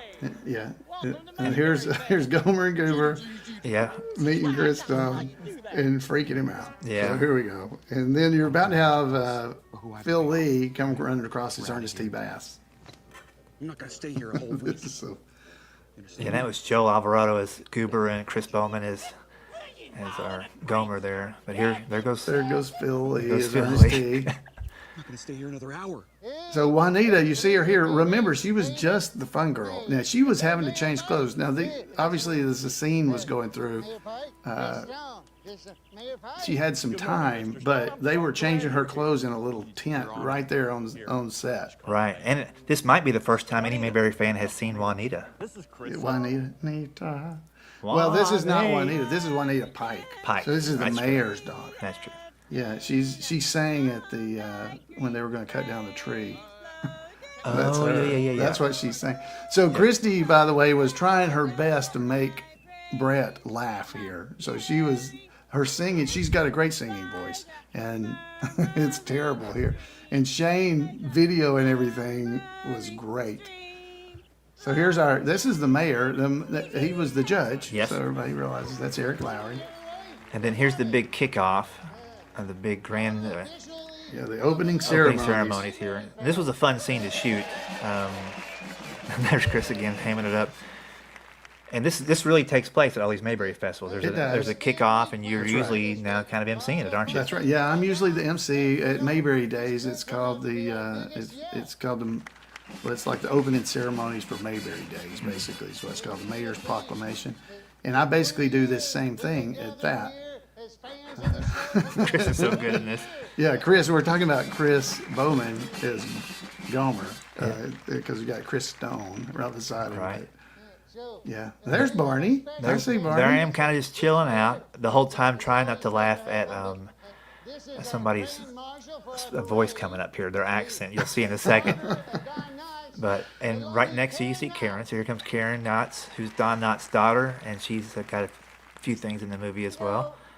And you've done a show with her. Yeah, we did a theater show called Not So Fast, where we do some original sketches and some improv with the audience. A lot of fun. And she's just a hoot to work with. And she's in the series as well, which she does a number of on us in the series. Yeah, in the series she's a different character. In the movie she's Karen Knotts. Right. He was a comic genius, and on top of all that, so you can kind of see the tribute artists back there, Ryan. So all these tribute artists you're seeing on here, all these people dressed as characters, they do this at Mayberry events all over the place. So the movie, they were able to get people who already dress up like these characters, including me in here. All those clothes are mine. Your wife has told me many times you've got 5 blue shirts, a couple of white jackets, and a few brushes. Yeah, I just basically pulled them out of my closet and took them with me. And again, I want to say you can kind of see a little bit of the spacing that we had during COVID, even though we're outside and the wind's blowing. We're kind of spread out a little bit there to make sure everybody was cool. And I'm just trying to stay awake over here in the left corner. This is this is the beginning of a pretty long day, but fun. Well, this opening scene, we must have filmed it 15 times, right? Because there was different angles, because you had to get this angle you're seeing with looking at Chris Stone. You got angles looking from the front, a wide shot. And the wind was really kicking around too, so I was surprised at how clear the audio was. But you can see from the flags, really kicking around. Oh, so this, Brett, I'll say Brett here. Brett, in a few minutes here, he is so uncomfortable standing up here before the crowd that it made me uncomfortable. At a Mayberry event, normally if somebody was having that kind of struggle, I would go up and help. Right. You bail them out. Yeah. Yeah. But So here's our mayor, Luther. Yeah. Luther Wilson, ladies and gentlemen, our mayor. Yeah. And at the end of this, you'll hear me yell, "Attaboy, Luther," which is a reference to a different Don Knotts movie. But listen to the accent here. I love it. So you know, Luther Wilson is actually Brett Varvel's dad, Gary. And Gary is a phenomenal political cartoonist as well as just a good all-around guy. But he did some of the artwork for some of our posters and giveaways for the Indiegogo and whatnot. A good dude and a good family altogether. Hi. Thank you. Thank you all for having me. At a real event, I would have come up and, like you said, bail him out or something. Yeah. And I don't know. You can see my face. He is doing such a good job acting, is what I'm trying to say, that it actually made me uncomfortable. Right. Oh, yeah. I felt uncomfortable during this, for sure. Knowing that's what he was supposed to do, I was still uncomfortable. Same here. I always just want that timing to be quicker as a comedian. And in this part, he really has to be out of place and angry. And it made all of us a little bit like, what's going on? Yeah, that whole Mayberry. Thank you. Yeah. Thank you. Thank you very much. And I love our Aunt Bee that's right there in the back. Again, Chris gets the most out of every scene. So pretty. I told him after we watched the movie the first time that everything he was in, he got an extra laugh that wasn't in the script. He did a great job. Yeah. And again, he's talking about Walter Stone there. And again, Walter, he was never actually on the Indie show. Nobody by that name. So he's calling his agent Stanley here. Yeah, what I like is it kind of throws back to the Andy Griffith Show in a lot of ways. There was a lot of characters that you heard on the phone but never saw, like Juanita at the diner and some other folks. And so we do get to see Stanley in the series, but in the movie he's just on the other side of the country. Yeah, it's just a phone because that's all you ever hear. I love this. Jacob, Shane here is giving Chris Doug will pick us up in 30 minutes, and I put all the different markers. We got black, silver, magenta. He closes the door. So now we're at the autograph session. And this is actually something you would see at Mayberry festivals and Mayberry days and weekends. And I love the competition that sets up here between the two documentary makers. Right there you've got Greg Schell. He's got a documentary about the Mayberry. Yeah, he actually did a documentary called, it was about Mayberry Days. He did one. And then coming in here in a minute will be Chris Hudson, who has the Mayberry Effect movie. Chris. Yeah, so just on the other side. Yeah, so you'll see here that Chris Hudson, they changed his name for the movie, so it'd be more like it's Craig and Greg, instead. But the actual documentary he's got is real. Yeah, that is the cover, other than his name is changed. And I believe you're in that documentary. I'm in that. Yeah, as Floyd, I'm in that movie. As me too. Yep. In his documentary. So there's Chris Hudson. There he is, coming in, setting his up. And they're both great documentaries, by the way. If you're watching this, I think you would like those two documentaries for sure. Yeah, the Mayberry Effect. You can get the Mayberry Effect. It's still around. You can watch it. The Mayberry Days documentary has been out of print. It was on DVD for a long time, but it's hard to find it. I think I got the audio version on 8-track. If you want to get that from me, I'll get it in my garage. You got the 8-track version. Yeah. I got the reel-to-reel. Well, here's the first time Chris sees Kate, Ashley Elaine here, and it catches her eye. And so that's going to be a major part of the film from here on out. She's also the way for him to get out of the festival. Hey, I'm Rayfield. Right. This is my That's wife, Rayfield Jenny. and Good Jenny. morning. And Rayfield and Reggie, who's fixing to pop up in just a minute. He's the guy who says howdy. You'll see him in just a second. They're in the series. They've got a big role in the series that comes out. So it'll be fun. This is Jeff Gossett as Rayfield. Hey, this says Roger. It says Roger. And Chris is he's over it already. It's the second autograph. Yeah. He is done with this group. He doesn't want to be here. And this was shot at the 4-H grounds, community center or whatever. That was a good venue for us. I love this line right here. I do this all the time now. Howdy. He gets right in his face. Hey, how did it go, sir? All right, he's gonna get run over by the fun girls here again. Boom. If you hadn't had enough going on yet today, this is like the icing on the cake. You want to do something for me, kid? Yeah. Go find Kate. Okay, you got it. Who's Kate? Who's Kate? Ask someone. And then bring her back to me. There you go. And then maybe somebody we know pops into this next frame. Here it is. Now, this is what tell us about this. Well, in my contract it said don't put me in the movie till the 27th minute with a speaking line. And they made it happen. So that's how good they were at this. Well, that's good. But yeah, this is me kind of establishing that I'm a goofball impersonator like the rest of us. And I'm really what I was trying to do here was make him laugh as well. Like just with the most dead look in the world, like you don't have any of this right. I'm Chris Stone. My wife said from the side I look like Tippy the Turtle. And I think she nailed it. I would rather have more straight ahead shots as Barney Fife moving forward. The side's a little bit disconcerting.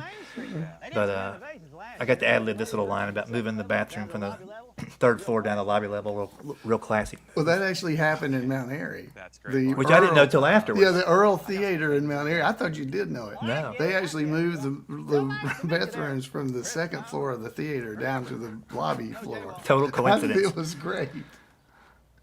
Mr. Stone? So here's Kate. Hi. Your friend said you were looking for me. I'm Kate. I'm Chris. Another thing I don't think we've talked about is it was like the cicadas time of year when we were shooting this. And I remember in this particular scene and another one we'll see in a little while, they were just really rampaging. It was like one of the 7-year cicada runs. All kinds of noise. Yeah. She was going to miss it, so I thought I should come in his I love honor. that she says his name. So sweet. Yeah, I know. Always told me how much he loved coming to this event. Look at him moving in for the move already. They just met. Glad to have you, Nick. There it was. So Kate calls Chris Nick by mistake. In the original script, Chris's name was actually Noah Stone. But evidently there's a real Noah Stone living in Los Angeles. So for legal reasons, they had to change Noah to Chris. Because that was the original script. That was the mistake of Nick. And she said, so that's where that came from. Well, luckily they caught it in the nick of time. That's rich. Well, if you do remember, I'll be running around here. Now, Kate's always busy planning these festivals. Gotta go. These festivals really are. If you've never been to one, the people who organize it, they work very hard. And they really do. So there's Gomer. And that finger all the way to the lip was another just kind of run with it thing. Throughout the movie. Yeah. Oh, here's our montage. Yeah, this was fun. And this is what happens at Mayberry festivals and stuff. You signing pictures and stuff like that throughout the day. So this is the Mayberry March is the music. It's Earl Hagen music again you heard it throughout the Andy Griffith Show. They're recreating scenes like here with Ernest T. Stop in the Car. That's from Malcolm. It's from the episode with Malcolm Merriweather on it in the color episodes where they were trying to be crossing guards. You had Gomer and Sergeant Carter. That was a reenactment of the scene from the episode where Gomer was joining the Marine Corps. Of course, you got guys playing checkers. Yeah, one of the guys there, the bald guy in the second from the left, Dan Disler, he was part of getting a lot of those cars and stuff from people up and down involved. Here's Burt Miller's stand that he had. That was right off of the Andy Griffith Show. We got folks in the jail cell getting their picture made. Oh, and this whole thing of Foley's Market. All those things you see are exact replicas of things that were actually in Foley's Market on the Andy Griffith Show. Yeah, and Sherry, the set designer, did a great job with a lot of that stuff, too. Oh, it was amazing. Fabulous. Here's Alan. Here's you getting a little plug-in for Great Clips. Yeah, Great Clips Cup, yeah. That's Brett Harris. He does Barney in Mount Airy. He lives there now. He actually retired from his real job and moved to Mount Airy, and now he, just for fun, goes around dressed like Barney. I kind of like the idea of that myself. Here's Briscoe. And he's getting Bo Pierce, a jug for Shane. That might come in handy later. Yeah. And this scene was shot actually early in the morning instead of late at night, one of the early shots of the day. And the extras that we had on set, again, people volunteering their time and resources to be there. Happy to be there early. Yeah, even though it was very early. Of course, Chris Stone didn't want to go swimming. Shane's trying. Poor Shane's Shane. trying. So here we are back at the autograph session. This is day 2 for the autograph. So Craig and Greg, the competition's heating up because Greg's got a bigger sign now. Yep, he had to go get that to one-up him a little bit. And a nice-looking poster, by the way. Chris still not really happy to be there, trying to get on the phone with Stanley and get out of there. Yeah, just trying to get out. Not going to happen. Done with the session, and then boom. So right here, Chris turns around. I'm right there. Boom. There I am. Have you ever been down to the courthouse? Yeah. So we have a nice couple here coming up, and one of them, the male, that's Jeff Berry. He was our COVID coordinator during the filming of the movie. Yeah, former EMT, I guess current EMT, former firefighter, and he was great to have on set. Yeah, he actually played several roles. In the very opening scene where Chris Stone was driving up in his Ferrari, he was actually a gardener in the background, if you see him. And he shows up as another character later, too. Yeah, he's got a really memorable line in this movie that he's very proud of. We'll point him out. I think he had T-shirts made up of the line he has coming up here. But it is a pretty cool line. So we're heading over to the courthouse right after this because I'm telling him how great the courthouse is. And the courthouse, that whole scene is inspired from the episode Crime Free Mayberry. And the dialogue is very similar. So we have the tour guide, it's played by Karen Knight. And she's basically doing lines that were either, really Floyd would have been the one trying to do these things because he was giving tours of the courthouse. And this, again, you can visit this courthouse if you visit Mount Airy and go in and take pictures, and it just feels like it, doesn't it? It does. And we've got some cool scenes throughout in here. You can definitely take pictures in there that look like. Oh yes, you flip them over to black and white, and it's a done deal. And here's Shane. He's got that jug. Yep. And there's the Baraka Valley in the background there, jamming out. Oh, and these over here, these are our maximum. So this is Otis's big scene here, where he comes in just a second. And that Otis is Ken Junkin. He's been doing Otis at Mayberry events for a long time. Like, how long have you known him? 30 years? Like from the beginning? Yeah. Oh yeah. Yeah. Yeah. I've known him the whole time. Yeah. He's a great friend. And we ride to most Mayberry events together. And stop at least 3 Cracker Barrels. I see the pictures. And this is the Apple guy. And I didn't realize until I watched something recently that he was in this scene. He's also in the series. Yeah, he's dancing around in the series. Yeah. Y'all are welcome to come back and have your picture taken in one. I love the women's reaction to this whole thing when Otis came in. Says, "That's the most beautiful thing I've ever seen." Yeah. What are you in for? Peaches. So this next scene is a walk and talk, is what they called it. I didn't know what it was called, but we're walking and trying to do our dialogue at the same time. And it was really fun to do. It flowed really well. You know, it's a one shot. You're coming across there, and there's so many different moving parts going on at the same time. Yeah. So this couple comes up, and this happens to Chris Stone throughout the series here, the movie, where people want their picture with Floyd, but not him because they don't know who he is. Right. Well, the funny thing happened while we were filming at this location. Brett and I were sitting over there in front of the courthouse, and this lady came up and wanted me to sign her Mayberry Confidential. And I said, well, you want him to sign it too? And she said, and you are? Yeah. It was like life imitating art. But I got to tell you, Al, I've watched the movie several times, and this is one of my favorite scenes of yours as far as your acting. You have a tender moment coming up here where you're talking about his dad and how his dad spoke of his sons. And when I watched the movie, I think the second time with you, it really stood out as just like a really great moment in the movie where it's just 2 guys talking. It didn't seem like 2 guys acting. It was totally believable. But it comes up right here when you get to the truck, and I'll get out of the way so everybody can hear it again. But great scene right here. What does he talk about? Acting. He loves acting. He talks about it. I think this is one of the first times that Chris starts to realize that his dad thought more about him than he realized. Right. He's very proud of you.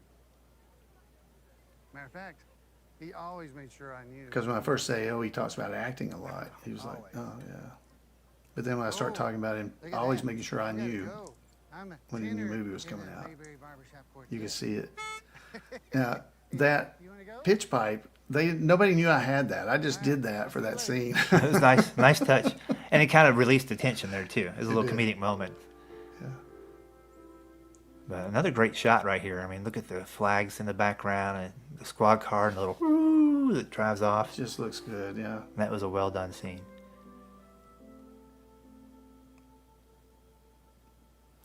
Well, and you can kind of see him continuing to think about what was said there when he comes back into the room, because they did a great job editing this and writing it so that you did understand that he's thinking about his dad the whole time here after what I said to him, because he's looking at his dad's picture.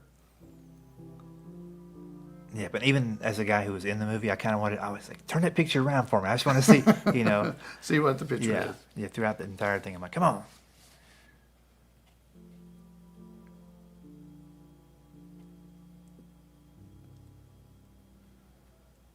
So we're heading back over to the autograph session. This is the third day of the session, and the rivalry continues. Of course, now get some trophies out. Craig's got his awards over there. He's won. Oh, is that what we're doing now? Awards? Oh, that was so good. Oh, I love these scenes here. Now, one thing you might want to notice right there, you can see Colonel Harvey in the background over to the left with a hat. White hat. So he is right there right now, and Chris Stone and Shane are going to go in just a minute to eat, and Keith Brown, who plays Colonel Harvey, is sitting in the Loaded Goat eating. He knew the elevator. He knew how to get up there ahead of time. Yeah, it's like a Superman change. Yeah. He's actually in the room when they get back up here. I was like, oh, wow. Now, if you haven't been to Mount Airy and you're making plans, you got to stop by the Loaded Goat. Great burgers.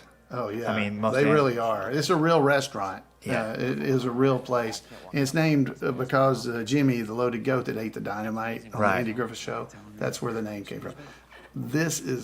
I love this stuff where Chris Stone thinks he's being recognized, but he just has the mustard or the ketchup that they need at the other table. It's so funny. And, Scott, who runs the Loaded Goat, really helped us out multiple times with that location. And his daughter's in one of these scenes, in this scene coming up. Yeah, when they come up to get the photographs with Chris Stone, they do recognize him, and they want their picture made. She's the younger or shorter of the two ladies that come up there.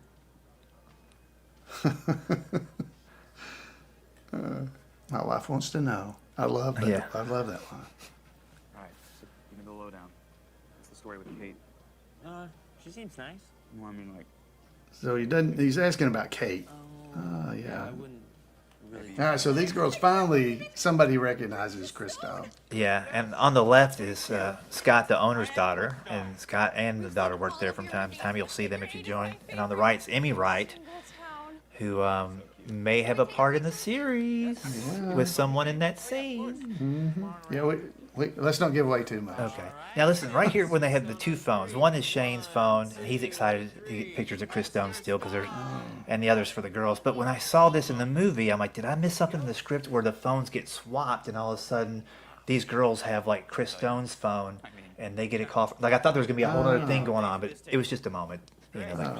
More telling you about Shane than anything else. And here's the owner, Scott. Yeah, he's the owner of Loaded Goat, which, Shane actually tells Chris Stone, he said, I got that, I figured it out. But he is actually the owner of Loaded Goat. Good guy, and I'm trying to get him to name a burger after me. I'm not sure what it's going to be yet, but all the food there is so good. I just want something on the menu with my name on it. I've never had anything I didn't like. Yeah. So definitely head over to Loaded Goat. I'm hungry. Are you? I'm getting. Yeah, we might have to pause for a break here. The only thing that's not believable about the scene is there's food left over on that plate. You didn't finish that burger, Chris Stone. Thank you, Scott. Thank you. It's my pleasure. So I think this affects him too, because you got other people again talking about his dad. Yeah. And All right, awesome. Hey, you guys have it's really a build up throughout the whole movie. That, I think he's realizing that his dad is a nice guy. Maybe he didn't have that connection with him that the fans have, and that can happen sometimes. But he's starting to maybe think he maybe misjudged his dad a little bit, or the impact that he had as an actor, because I think he didn't value his acting. Right. He thought maybe played some parts beyond. I heard they had to film that scene where they threw the money on the table a lot to get it to land right. Well, but I remember when the first new $100 bills came out, a friend of mine said, "Have you seen the new 100s?" And I said, "I never saw the old ones." That's rich. look at the way Kate backs away from him when he starts trying to talk to her here. Yeah, it's a little cringy moment, I think, because he's. And then Shane, oh, you were just talking about her. No. And look at her too, like what? Like, what are these guys? I love this. He gets her over. He's getting on to Shane. I don't need your help. And just another and great. then when he turns around, Yeah, that is awesome. She's like, I don't need to be in this. I'm out of here. These guys are nuts. Are you doing something with your voice? Look, he is just confused because he's Chris Stone. Yeah. How is she The ladies resisting him? always go to Chris Stone. Now, this is also one of my favorite Jacob Winter, Shane moments here where he's like, I don't think I would make a move. Just the way he says it. Yeah. Well, I don't think I would make a move. It's the eyebrows coming in there on the side. Just, try and get to know her. I mean, Jacob comes across in this movie as such a nice guy. And he's told us that he really enjoyed playing this role because every other show he ever gets to do, or anything, he's a bad guy or like a preppy person. And he doesn't get to play a comedy role where he's a nice guy. And Chris sees an opportune moment here to get out of this And you whole see thing. him videoing again. He's always videoing. So yeah, it was his phone in the loaded goat. Now it's here. He's always videoing. He knocks it out of his hand. Hey, Doug. Hey, can I borrow the car for an hour? And then this is the beginning of the transformation right It here. is. Sometimes you need a little quiet time, Alan, to clear your head and think about what's really important in life. You do. Doug's going to have some time doing that as his car gets stolen. So he borrows Doug's car and he's listening to the banjo music. That banjo music is again Baraka Valley. Yeah, Becky pecking away on there, doing good. Yeah. And this is Mayberry Mills. And the reflection in the pond, he's getting ready to reflect on a lot of things here. Right. A little symbolism going on. So you see the turtle. So turtles do get in the road in the South, but not a desert turtle. A desert turtle. Yeah, I think that was we needed a bigger turtle for the impact of the scene there. Yeah. But yeah, there's turtles squashed all over the place right now. So he had to dodge that big turtle. Which, does a turtle mean to you slow down a little bit? Maybe so, slow down yeah. and reflect? Maybe so. I think the two together, back to back, that's what made me think in the movie, for sure. So where he is, he's up in, it's in Meadows of Dan is where this area is. It's up on the Blue Ridge Parkway. It's only about 18 miles from Mount Airy, North Carolina. 25, 30-minute drive. Something like that. And this is a real place. It's the Mayberry Trading Post. And it is a place where Andy Griffith's grandparents actually used to pick up their mail at this location. Yeah, they went to get their mail right there. Isn't that something? Yeah, and it's an old.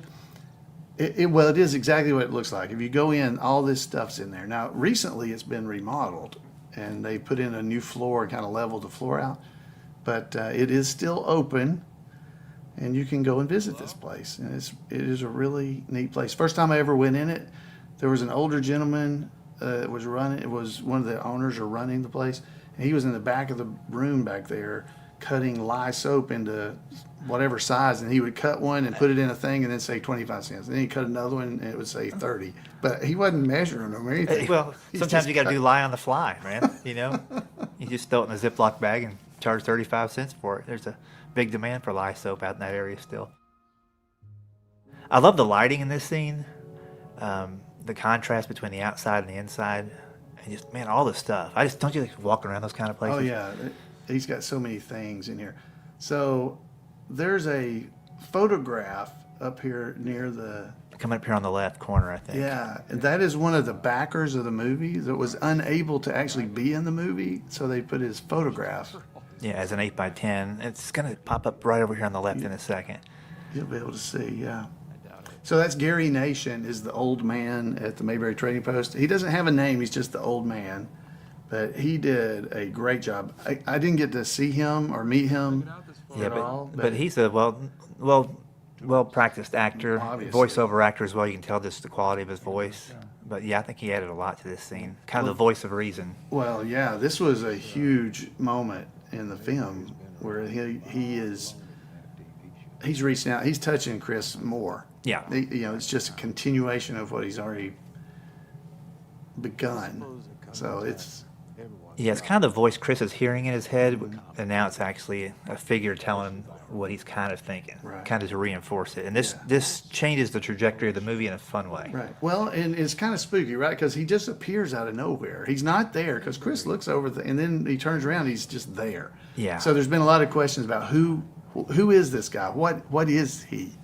Is he an angel or what? Well, if you look behind his head when he's moving around right there, there's a cross on the bookshelf. It's right behind his head right now. When he leans forward, you'll see it. But there is a cross back there. That wasn't there before he came out there. And see it? Yeah, I just saw it right there. When he leans forward, you'll see it. There's another shot or two, I think you see it. But that wasn't there before. And so, what is he? How did he get there? Is he an angel? I don't know. I'm not sure. It's just, and we don't know. We don't know. It's never told. Do you have all the answers in life, Alan? Do not. I don't either. There's another question I have though. I've got lots of those. And there's a little heart back there. Maybe he's the heart that's missing in Chris Stone's. Stone Cold Heart. Hey, that's deep. I just saw that myself for the first time. That's a deep. Oh, that's a good thought. And what do you think about the arrowheads? Is this pointing a new direction? The arrows? Well, that could be something you could chew on for a little bit in the podcast. Your education's worth every penny. Now there's the headshot we're talking about. That we were talking about. That's the backer who got in the movie even though he couldn't make it out there. Well, and he knows it's Chris Stone right here. He says, "Mr. Stone." Yeah. I mean, how does he know who? Well, he saw Vegan Gringo, didn't you? And that guy looked like a vegan if I ever saw one. Saw Death Figure. Gary probably eats Swiss cheese sandwiches made out of soy. So you can see how much it affected him here, and the thoughts he's having. Yeah. And this just continues. It's a running thing through this. Even later, other scenes we're going to do in a little bit. He continues to reinforce what this is. So as you see here, as he's driving away, the turtle. He didn't hit the turtle. No, thank goodness, because that's a misdemeanor. There is some fan theories that the turtle is the old man. That is also the old man. Like maybe if it's an angel, it's a turtle made him run off the road, then it's in the building. Well, I don't know about where you're getting your theology, but I don't know. Deep. I don't know. So these two people are Don and Betty that he's signed for. That's a nod to Don Knotts and Betty Lynn. Yeah, How Thelma about Lou that? and Barney. Yeah. That's a nice little super quick touch. Now, Chris Hudson's just about over. Our other friend here. Come on, dude. Yeah, so evidently balloons and music draws people over to your autograph sessions, at least in here. So, see, he's starting to change already because he didn't answer the phone when Stanley called. Yeah, and those balloons were also in his hotel room earlier. I think we saved money by moving the balloons across the county. We had to save money where we could. You're the guy in Shingle Tap. Now, there's the first smile I think you actually see. The first, okay, I get it now. Yeah. Give a little bit, take a little less. So here he goes. This is when he finally goes over and he's talking to Kate and asking her out on a date and just gets shot down. Yeah. I mean, ouch. I mean, she's not even nice about it. I'm just not interested. No. Well, why should she be? He doesn't even like how to. He doesn't like how to drink. He doesn't like drinking coffee. Why would you even go on a date with a guy like this? So yeah, she just shoots him down completely. It'd be great if one of these balloons just deflated at this moment or popped. We didn't have the budget. Well, special effects. Yeah. So the worker here carrying out stuff, that's the writer director Stark. Yeah. Stark Howell. And just like Hitchcock, you got to get in the movie somewhere. Yeah. And I didn't know this, but Chris, that him getting his arm hooked, that was an accident. They didn't mean for that to happen. So here's where he runs into me as I'm coming out of the barber shop, because I had to leave, because if I stay in there too long, people want me to cut some hair. Yeah, and here's our friend who plays Mr. Swamp. Yeah, Dennis Bill. Who's an incredible Mayberry historian. He is. He's a trivia expert. And so these cat pictures I'm pulling out of my pocket, I have been carrying those around since 1994. I did not actually cut the cat's hair. I just want you to know that. That was a vet that did that. And the after picture is actually before. So it grew the hair back, and I took the picture of it. Gotcha. A propitious moment. Yeah. Now here we are getting ready to get into one of the biggest capers in the entire movie. This is so fun. When I read the script, this part of the movie, the script, was the part I was just, we've got to get this right. This feels like the Andy Griffith Show. Yeah. This feels like an adventure. There goes a car. I never forget a car. Never forget a car. Oh, I wonder whatever happened to the original. Should have been the Smithsonian. They had to put one in the Smithsonian. But again, first time Chris here is thinking about somebody besides himself. Oh, that's true. He knows how he can make us happy by just doing something simple for us. Because he knows where one is, yeah. One what? Oh. A real one? The real? What? So, talking about the cat pictures there, when we actually filmed that, we filmed the long shot of me showing him the cat pictures, but we didn't film the close-up where you could actually see what I was showing him. That was actually filmed later at a different spot. I mean, we weren't even in the same general area when we filmed it. Did you use a stunt hand to hold the book? Or was that your actual hand? It was a stunt cat. That's what it was.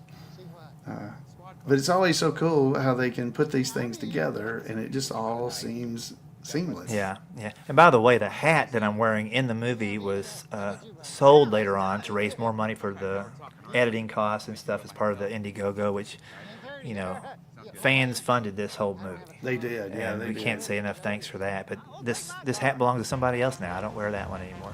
So here we are on the adventure. Here we finally go, and so Barney's. I'm in my squad car that I drove to the festival, which I Right. don't actually have one. People offer to sell them to me all the time, but I don't know how to work on them.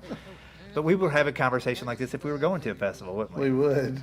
We would. The origins of Ernest T. Bass's name and the family lineage and all this stuff. Yeah. Well, here you're driving too slow because this is a.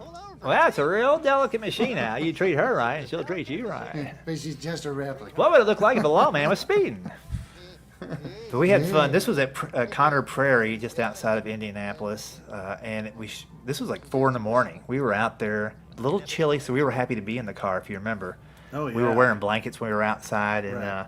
we're not actually moving. People were rocking the car back and forth.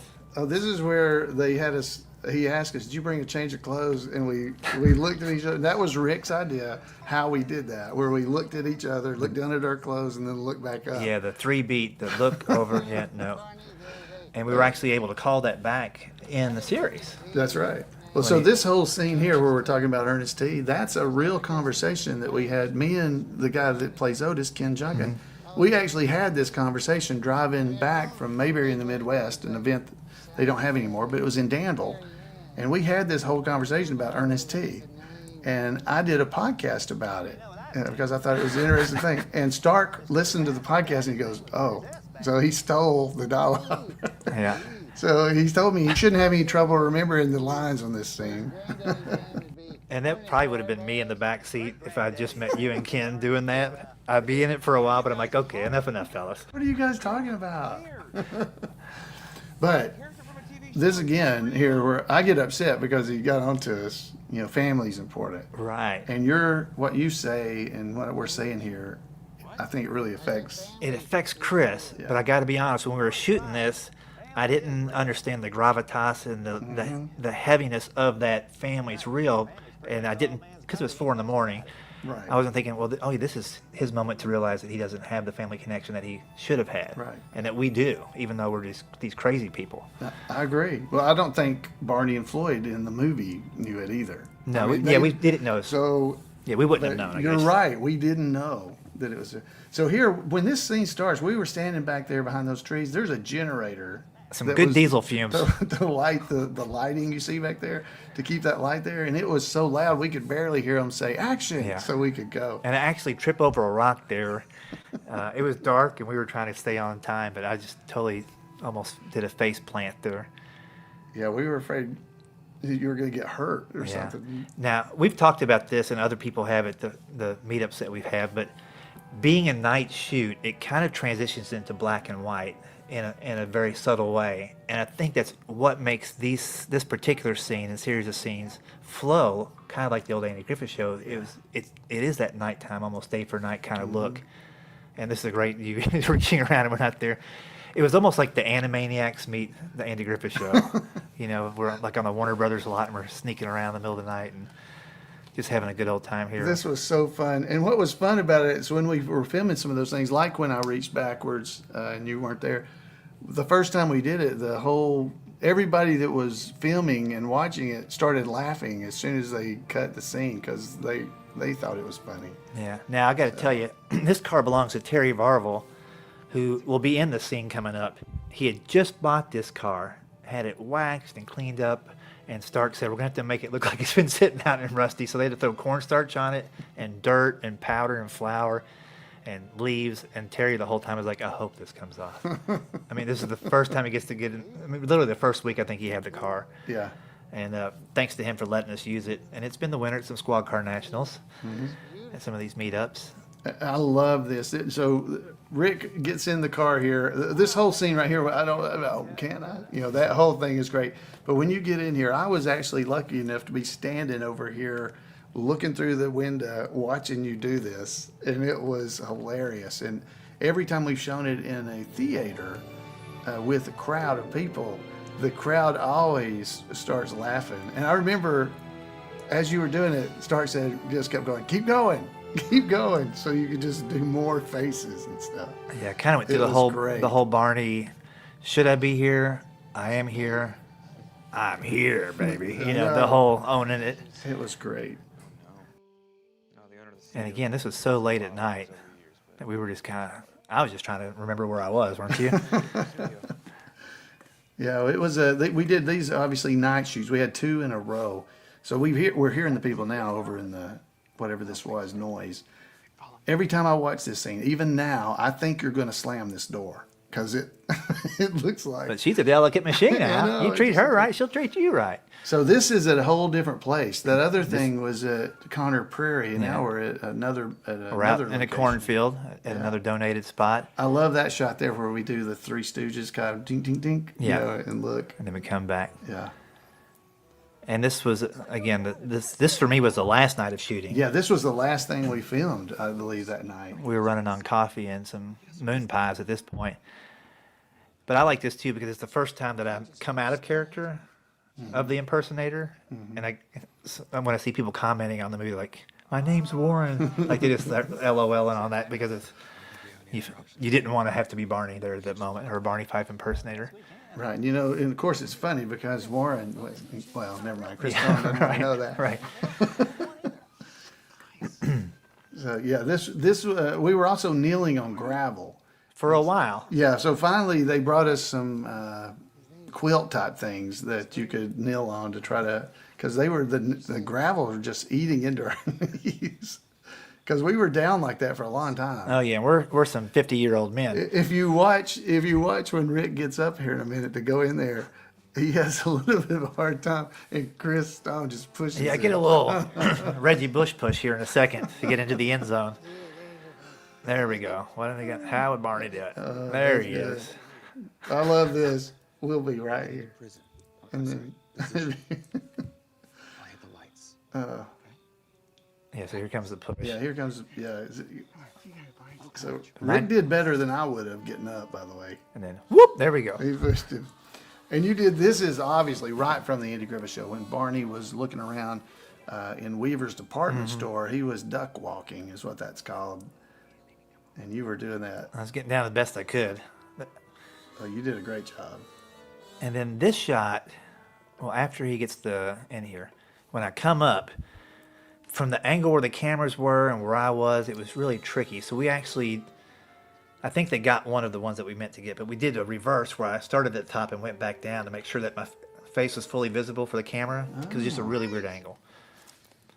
So they're still in this unknown orange car with a 01 on the front, because we had to cover it up because there would be a trademark or copyright problem. Yeah, and there in the plaid shirt on the left is Terry Varvel, and he owns the car that I just got out of where I was really hamming it up behind the wheel.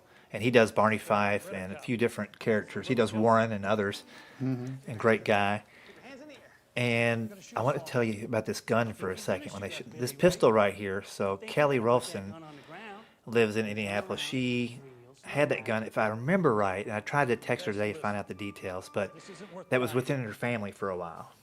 And it was like a really old, precious gun. And so she would bring it to the set every day. Even if the gun didn't show up on the screen, she wanted me to have it in my holster. And we're talking, some of these mornings we had to be there at 6 a.m., 7 a.m., the night shoots. She just wanted to be close to the gun, but wanted the gun to be in every scene. So again, thanks to Kelly for letting me handle that weapon there, and I don't think I damaged it. Yeah, it was really pretty. Well, Floyd was stopping the guys from leaving by using my scissors. People sometimes can't see that I'm holding scissors. What is this? What is this? And then if you want to look real quick to right here, the police officer, one of the girls that comes up in the loaded goat earlier, Emmy, that's her dad, and he runs the theater there in Danville. And the Great Clips that I was in. I didn't know that. Yeah, that was his. Yeah. Gotcha. But a good guy, and it was fun to act off. It's great at Great Clips. It is? Yeah, it's not good there. It's great. It's great. Yeah, because I got that wrong a few times. Well, the number one thing to know when you're fighting law in the big city. This moment here, I was just getting into full Barney Fife. I was like, man, I wish I had 2 more lines before he cut me off. I love this, though. You're just gone. I'm just gone. Just like Kate outside the loaded goat. I'm not there when you turn around. And then it cuts right to us in the squad car. You're ripping it out of there, and we're laughing and happy. And I'm still a little tense from the action. I'm still trying to, as Barney, work through just what happened and how we came out on the right side of things. You know, nip it, Floyd. Yeah, that was so fun. And I got a little sunburn there on my neck. I'd gone for a bike ride the day before the night shoots because we had the daytime free. A little sunburn. So Chris Stone comes in and basically is passing out because we've been out all night. I mean, it's daybreak. He tries to go to bed, but what's going to happen here? Phone call. Phone rings as soon as he hits the bed. And there's Doug. I'm outside ready to pick you up. Yeah, just give me 5 minutes. That's not enough time to pick up that fine continental breakfast there in the lobby, is it? It's not. Nothing like a good lobby waffle to get your day going. So I guess we were fine, though. We were out all night, too, and we'll show up later. Well, you know, when you're a lawman, you got to work different hours. Barber. Use your body as a weapon. I guess a barber, too. You're just used to it. You know, I'm on my feet all day. Well, you can't cut a werewolf's mane in the middle of the day. Sometimes you got to stay up at night. All right, so we're back at the autograph session. This is the 5th day, and they're still competing. So he's got Briscoe on his side over there. Craig does, and then Greg has got Opie. And I did not get to say hello to this young guy. I wasn't in the scene, and I saw him going down the hallway. I thought he'd be there all day. I wanted to get a picture while I was decked out as Barney Fife and didn't get a chance to do it. And there were people thinking that was really Opie. Like they had CG'd him or something. I was like, wow. There's time travel out there. So we had the people getting a picture made. They were wearing Weaver's clothes. That was product placement. That's what that was. Weaver's is a real department store online. It is. Weaver's department store. And you can get all kinds of Mayberry stuff there. Yeah. And my wife runs it. So information about Mayberry meetups and all kinds of information at Weaver's Department Store. .com. Actually, my mother-in-law bought me some sweaters from Christmas from there. And I guess talk to your wife, and she said that. Did the hair start coming out in bunches? A little bit. Yeah. So we're back at the hotel. Oh, sun's out, guns out. Talking to his mom. Yeah. I love you too. Talking to his mom. Yeah, the ladies like this shot, I guess. Well, he's being a good son here. You call your mom and your dad. Talking to his mom and check in. Luckily, he did call his dad. Well, this was really nice because this is he's already gone through all these different things and now he's reaching out to his dad. So he's been thinking about him all week. Turning the corner. Yeah, and it's a big point, I believe, and real moving. You know, this movie should really be shown across the country on Father's Day weekend, year after year. Ooh, you know, there's plenty of Christmas movies and Halloween movies, but Father's Day movies. Perfect Father's Day movie. Perfect Father's Day gift. Get the DVD at weaversdepartmentstore.com. Or at other streaming services. Yeah, check mayberryman.com for more information. Yeah, this is good. So it's good when he finally does talk to his dad. I mean, I think that's you really see that the Mayberry people have had an changed impact. him. Yeah, they've really changed it. And you know what, too? I know everything comes down to script and timing and stuff, but the length of the phone call was just right. Like, he's not going to get into a 2-hour conversation with somebody he's just reconnecting with. He just kind of wants to touch base, get out. Right. You know, let it start.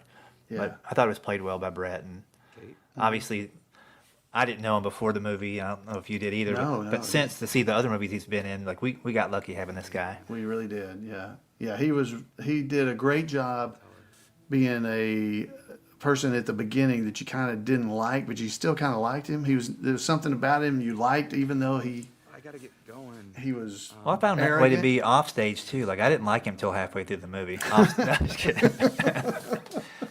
No, but it was easier to like him the more the character was likable. It was for sure. He was able to play that role that way, so that it was, even though he had things about him that you didn't like, there was something about him you did like. And I just think he did a great job. Yeah, he knew how to get from point A to point B, character with the arc that I'm still be learning for sure. Oh yeah, definitely. But he had to have you have to hold back a little bit so you can go somewhere. We were very fortunate. All right, so now Craig and Greg, they're buddies now, and they're coming in here. They're trying to do this pitch. Now, where they say this here, where they say, "Don't make me howl." Well, obviously that's a nod to the Howells when they did that. Now we got Kate she's come over to talk to Chris. She's like, maybe I was a little bit too harsh with you there. Yeah, I think so. Man. But maybe he was coming on a little strong too. Yeah. Yeah, maybe he deserved it. He kind of says that. How about these two good-looking guys up in this poster? Do you see that up at the top of the screen? That's a great poster. Yeah. Do you have that? No, I don't. That they only had about 2 of those, and they moved them around throughout the series or movie. They would move it from one location to the other wherever Sherry thought it needed to be. She was the art director. Right. And she would move it from one location to another so it'd be in the scene. Yeah, yeah. She did a great job, and her daughter's in one scene towards the end. Oh, yeah. If we can remember to point her out. Definitely will. But, yeah, they were fun to have around. Yeah, they're both in that scene. Because she won't let her watch the movie. The death... Shingletown. My Shingletown. mom won't let me watch Shingletown. That's her. Yeah. All right, so things are turning around for Chris Stone here, maybe? Yeah, he's looking pretty happy, and now he's fixing to get the pitch for the movie from Craig and Greg. He accidentally looked approachable for a moment, and they seize that moment with an alien movie, and maybe that pays off for one of these guys. Yeah. You know, maybe they end up maybe doing you pretty need well. to watch the series to find out what happens on this stuff. Thank you so much for Now there's John Moe on the left, by the way, and a good guy, good backer of the movie, and just a fun guy to have around. And little known fact, he plays Billy the Kidney. Billy the Kidney. Yeah, for kidney fundraisers and stuff for that in the Indianapolis area. But I like John a lot. So this is where he's calling Shane out on the golf course because he can't find him. Or well, I guess he's talking to Stanley right now, telling him to cancel the meeting. Yeah. He's been working so hard. So that sign there, you see the sign? That's the same sign that was in there. Earlier. They just moved it. So by the end of the movie, it was starting to look a little rough because it got moved around. Yeah, indoor, outdoor. So he can't find Shane. Where is he? So Shane's out on the golf course. We're fixing to see that, and this is a funny scene. I don't know how much of this Shane ad-libbed or Jacob. Oh, hey, Mr. Stone. But he just really he took that role and really did a lot with it. I mean, there there was a chemistry between Jacob and Brett that came across on screen very well, and you could just see it. Well, I think what you see more than anything else is, actors, and we're impersonators.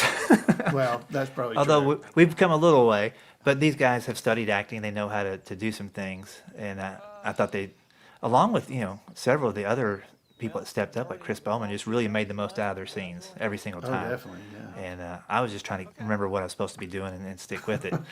But moving forward, I like to have a little bit more fun. But Shane takes great advantage of this scene in the golf club. Keep an eye on the club.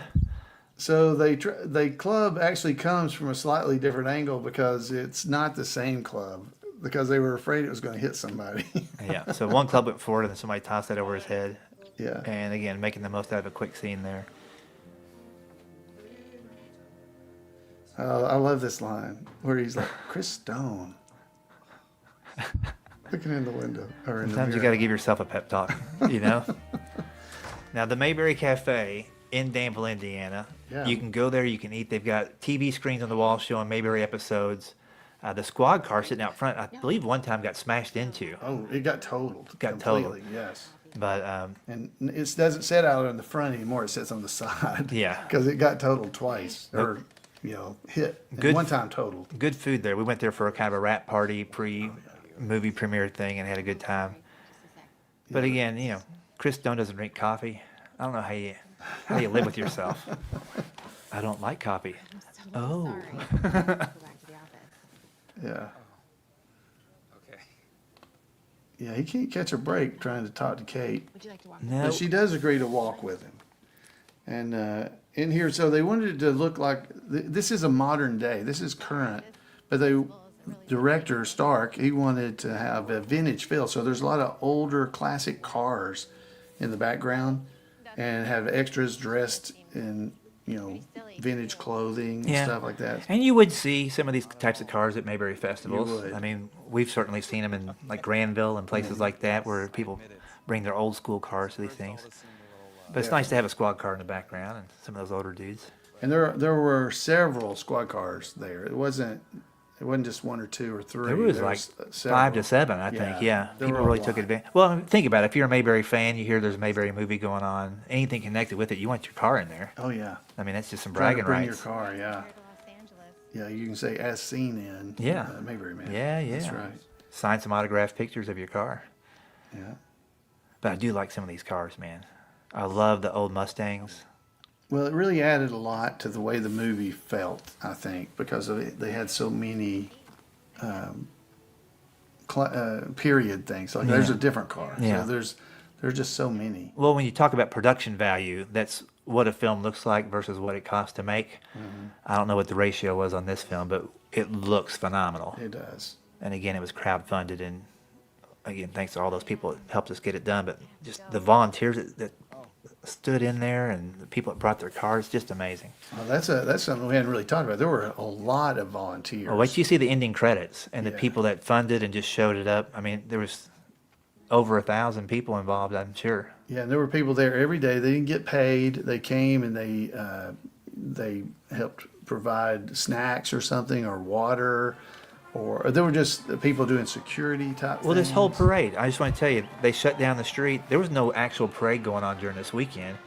They said, if you want to be in the parade, you got a car, or if you want to be on the side, show up. And look how people just showed up to, these are all volunteers. Baraka Valley up there on the truck. There's Christy again and Michelle doing their thing. And there were a lot of extras. We had a lot because it was over a holiday weekend when we did this, but there weren't enough to line the entire parade route. So when you see the people on the sides, those same people, They come around. They may be in other spots too. Yeah, they'll come around to the courthouse square. Yeah, because they moved them around, or they moved them to the side that the camera would be shooting toward to make it look more people. And they did an amazing. That's in Mount Airy, that scene. Right, and then it backwards drops back to Danville, because I wasn't in Mount Airy for the movie. Yeah. So they did a lot of stuff to make it feel like a real Mayberry event. And again, it was during the COVID time frame, and so it was almost impossible to do something like that. Yeah. And this was like the second day of shooting, right? Second or Yeah, third that day. was, the parade was, yes. So there was a lot going on right off the gate where I'm like, whoa, this is a big project. Oh, so this is bad because Kate overhears this conversation. She hears the judge, Judge Lowry, I guess, telling Chris that he's completed his sentence, and she hears that. Yeah, and I remember having to sort of listen and tell Kate when they're done talking and give her a little tap so she can go over here. And this was a cicada mess. Mm-hmm. I mean, when they filmed Forrest Gump, they had cicada problems. So what I heard that they did on that set was they made loud clapping noises and the cicadas would stop for 20 or 30 seconds. So we did that a couple times here to kind of see if we could shut them down. So you'll still hear some come through, but it was a lot. And it was hot. Remember how hot it was? It was hot, yeah. Oh, it was hot. Well, the volunteers, they brought hot. us little personal fans. It's 92. And umbrellas. Yeah, it was definitely hot. So there's because of some of that kind of stuff, we had to do some pickups. So there's some scenes here that most people don't even notice. They were filmed at a different place. We filmed them at the 4-H building, actually. This is where you and me and Brett are talking here. There's some shots that are from a different angle, and they're not at this location. Or on the same day. Here's a that's it right there. So that's a different place. Yeah, different day, a different place. But nobody really. I've asked if people noticed this, and most people never noticed it. I mean, I'm sure a filmmaker. Well, they do now. Well, they will now if they listen to this. So you got the inside track. And now. so we're back to the first day. Yeah. And then it'll cut again to the second day. I'm sure a filmmaker or somebody like that would know that, but look at these good-looking Mayberry guys. The men of Mayberry. Ladies, I hope you're taking note. You got your Goober, you got your Gomer, you got your Briscoe, you got your Mayor, you got your Otis, you got your Otis, you got Mr. and you got Swamp in Mr. the back Swamp. back there. I mean, is there 12 of us? Can we do a Men of Mayberry calendar? I know the fire department does it. Oh, I don't know how that'll work. You know, it's like we always say. Once you've been to Mayberry Fest, your family. There you go. And then back to the other day, a separate location. And it's really not that noticeable. No, I thought they did a good job. They did a great job of shooting it. Now, the one thing we did have to do is like my scissors and comb and all that stuff. I don't really pay attention to where they are in my pocket, but since this was exactly the same shot, we had to make sure my stuff in my pocket was in the right order. Go back and look at the continuity. Right, because I wore the same shirt, tie. It wasn't the same shirt, by the way. It was getting a little ripe there. A little ripe by the time we got to the loaded goat. I had about 7 of the same shirts and 7 coats, and I had 3 ties, and a bunch of pairs of blue pants too. So I had a lot. Now, what I didn't say there, and we can cut this out if it doesn't play with our audience, but when Michelle and Christy came running through that time, I wanted to say, looks like a couple of cougars got loose from the Mayberry Zoo. But I ran it by Starkey's like, no. That's a little much. But they were after Jacob there, so. Now, who is this strapping young man? All right, so this is Court Howell, the producer of Mayberry Man, here trying to check into the hotel. And he doesn't want a room next to that Ernest T. fella. He didn't want no broken windows. So there's been questions, why does he not like Ernest T.? My theory is because his dad was married to Charlene, and Ernest T. kept trying to steal him from him. That must be it. But yeah, his character was Mr. Bowden, which is Trey Bowden, Opie's buddy from the Andy Griffith Show. And this is Olivia Disney. She did a great job here, just being starstruck, poking back around the counter. Again, a small part, but made the most of it. Oh, great job, she did. She looked so enamored with Chris Stone. It almost looks like when he asked her name, I just wish she'd had a name tag on where she could just look and see what it was. Yeah. Because it's like my name. Oh, my name. It's Jill. That's pretty funny. Yeah, she did a good job, and she did. I guess Chris Stone has a certain demographic. It's starting to appear like the younger gals, huh? I guess so. That's the only scene she's in, but she did a great job. Yeah. All right, so Chris is writing a note to the Mayberry family and to Kate. He seems to be reflecting there. Ooh, that's deep too. Well, you know, it's a tried and true staple of most movies is to have a moment of reflection. Can you see the room number? This would be a great trivia question, but I don't see if we can see the room number on there. No, On the that, phone, that no. would have been good. Oh, so here, this is one of the places where you really see that, he's really changed. I mean, he is given Doug information about how to get he's going to pay for it. He's already paid for it. Just call the guy. Yeah, just call the guy. It's done. Yeah, I'll take care of it. Thanks, Mr. Stone. It's Chris. To get his car seat fixed. And don't let And then Shane has found that he likes the pace of Shane life in didn't- Mayberry. Yeah, he didn't tell you? Well, he must have been making some pretty good money as a personal assistant. Look at that. So he bought a house, yeah. So that house, by the way, is right beside the location where the car was being stolen. That's the same place. Yeah. Okay, so in this, I love this line where he says, "Scooch, buddy, scooch." I use that now all the time. That was something I'd never used before. That kid and he played along. He thought he was in trouble after the first take. Was that? I'm like, no, it was just having fun, buddy. So in this scene, the guy that's looking at the car, his name's Jim. And Jim is a nod to Jim Clark, the presiding goober of the Andy Griffith Show Rerun Watchers Club. And that's Jeff Berry, who's the It's Real guy. It's him. That's him. It's real. Yeah, you want to talk about milking a line. This guy could have had a dairy farm. Oh, did but he? it was great. So the letter I'm reading here, that's in the script that and I didn't want to have to remember it, so I wrote it all down on that piece of paper and stuck it under the card just in case the prop people didn't do it. So I didn't have to try to remember what Chris Stone written. I could just read it off of the paper. Whenever possible, have your lines somewhere where you can see them. I still have the piece of paper. I still have it. So I have that note. Now I like this crane shot or whatever, however we got that jib shot, kind of panning up and then coming back down on the mansion. Now we're heading out to the Chris Stone's mansion.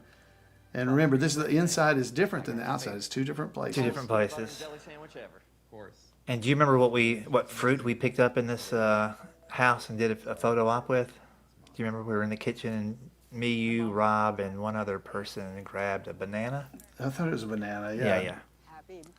Oh, so now I didn't know this.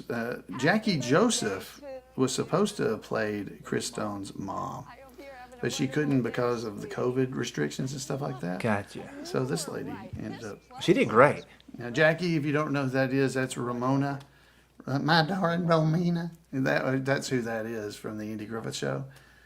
And this lady did an amazing job. She was great. It was a small role there. And the casting was good. Like you could see that as being his mom. Oh, definitely. Yeah, definitely. Floyd. Now that we get to go visit in LA because we do. Every once in a while we go do all LA things. That's and all right. Mayberry things. Just all things Mayberry. So to film that shot there of me on the phone, they had me up on a ladder looking up into a camera. They were up on the ladder looking down at me, and I was looking up at a camera. I think Larry's great in here. He says, "Does he owe you money?" I love that. Yeah. I'm serious about the money thing. Now, little known fact: some of the artwork that's on the wall there is just artwork that was already there. Oh, really? Wow. Yeah. Wow, that takes a lot of work. So you saw the Vegan Gringo. He's got another poster in that room of Vegan Gringo. It did well. It did. Yeah. He made a lot of money off of that. Yeah, they didn't sell a lot of hot dogs in the theater that week. Here's the surprise. Oh, there he is. And I got to wear the old Barney Fife on vacation shirt. That was kind of fun. Little nod and the hat. Yeah, that was awesome. So, yeah, we were out there going to see all the stuff up at Myers Lake, Franklin Canyon. Which you actually did. I did. As a matter of fact, I did it back in February, just recently. It's where they filmed the opening credits. Did all that stuff. And we really do go out there every so often and do some of that kind of stuff. People can learn more about that by listening to Two Chairs No Waiting podcast because you'll tell people when you'll be out there and they can just tag along and have fun, right? Oh yeah, and they'll learn more than they wanted to know. They'll learn where stuff used to be. That's right. Things that aren't there anymore. We'll tell you all about it. I like this big surprise here is we've got a few more people waiting to see Chris Stone and celebrate, have a little fun here out in California. Right. So, he brought the whole studio. That's. Well, he's got that kind of money. He bought a whole studio. That figure 8 residuals coming in. We've got a surprise for you. So we go out there and everybody's going to sing happy birthday to him. And I didn't realize this, but just in a few minutes you're going to have a lady that says, "Can you believe we're all here?" Well, that's the Indiana First Lady. Yeah, Janet Holcomb. I didn't know that. Well, there was a lot of moving parts going on that day. Yeah, they were singing. It was people coming in. Come on in, everybody. You know. Come on in, everybody. Yeah, I got to, after, I'm pretty much done. So I got to hang out on this side of the front porch, and watch all these scenes being shot with the owners of the house, a very sweet couple. And they were just having a blast with everybody coming in and out of their place. It was pretty fun. Thank you. Yeah, so he's looking for Kate. Yeah, he's trying to see if she made the trip too. Did she come? And Oh, then there it is. That's Sherry. the set director, Yeah, designer. Bryan. Yep. And there's your daughter. That's Hattie. And Doug made the trip, and he left that car out there for you because you got picked up in it one day. He did. And there's Kate. Finally, there's Kate. Oh, look. Oh, this is the Hallmark moment right here. Right. Yeah, this is the summer springtime Hallmark movie of the week moment that you'll interrupt. This was so uncomfortable for me because it has me, they're almost about to, and then I jump right in there. Now, Ashley, Kate's husband, says this is his favorite scene. He likes that I did that. You stopped everything from going down. That was his favorite. And then I like the little teaser kicker, what just happened moment that's coming here at the very end of the movie. Oh yeah, The old guy at the trading post. Oh yeah, well again, it goes back to what we were saying earlier. Who is he? Who is this old guy? Of course, I played this off like, oh, you're tricking me. Right. Yeah, there was no old man up there. You're a good actor. It's been closed for years. Right. And so this just plays into that whole thing. Who is the old man at the trading post? It's been closed for years. And by the way, it's not closed. Please go there and visit. Right. We don't want people to not go there because they think it's closed. It is open. You can go there. But Chris, don't leave yet. Don't leave yet. So the credits are going to roll. Can I just say something about the music? Oh, yeah. So Levi Riggs has this great incredible song that he threw in here. And just an incredible, just upbeat. It feels, when I heard it, I'm like, why isn't somebody else recording this and getting it on the air on the radio? It's a perfectly written song. And Jefferson Denham wrote a lot of the songs too, who is a friend of Stark's and grew up with him and all this stuff. But great music throughout from Barack and Levi Riggs. So here's the closing scene here. So Chris Stone's been signing his picture and his dad's picture. So this came up toward the middle of the movie. They actually changed the end. So he's signing Mr. Swamp's picture. So that's supposed to be Walter Stone. Yeah. It's Mr. Swamp. That's not really his name. We don't know Mr. Swamp's name. Nobody's ever figured it out. But that came up as an idea. And so they changed some things through the movie that he had passed away and all that kind of stuff had happened. And they told a couple of us because we had lines that had to change, and they told us why. Mm-hmm. But it was a secret until the movie came out that was the case. Yeah. And it's a surprise, and a lot of people don't see it because they don't sit through the credits. Well, this is one movie you want to sit through the credits because I just want you to see how many people pitched in to make this thing happen. I mean, on screen, off screen, behind the screens, promotion, social media. Nobody watching this now would be watching it if it wasn't for all those people that helped us out. So thanks again to everybody that did that.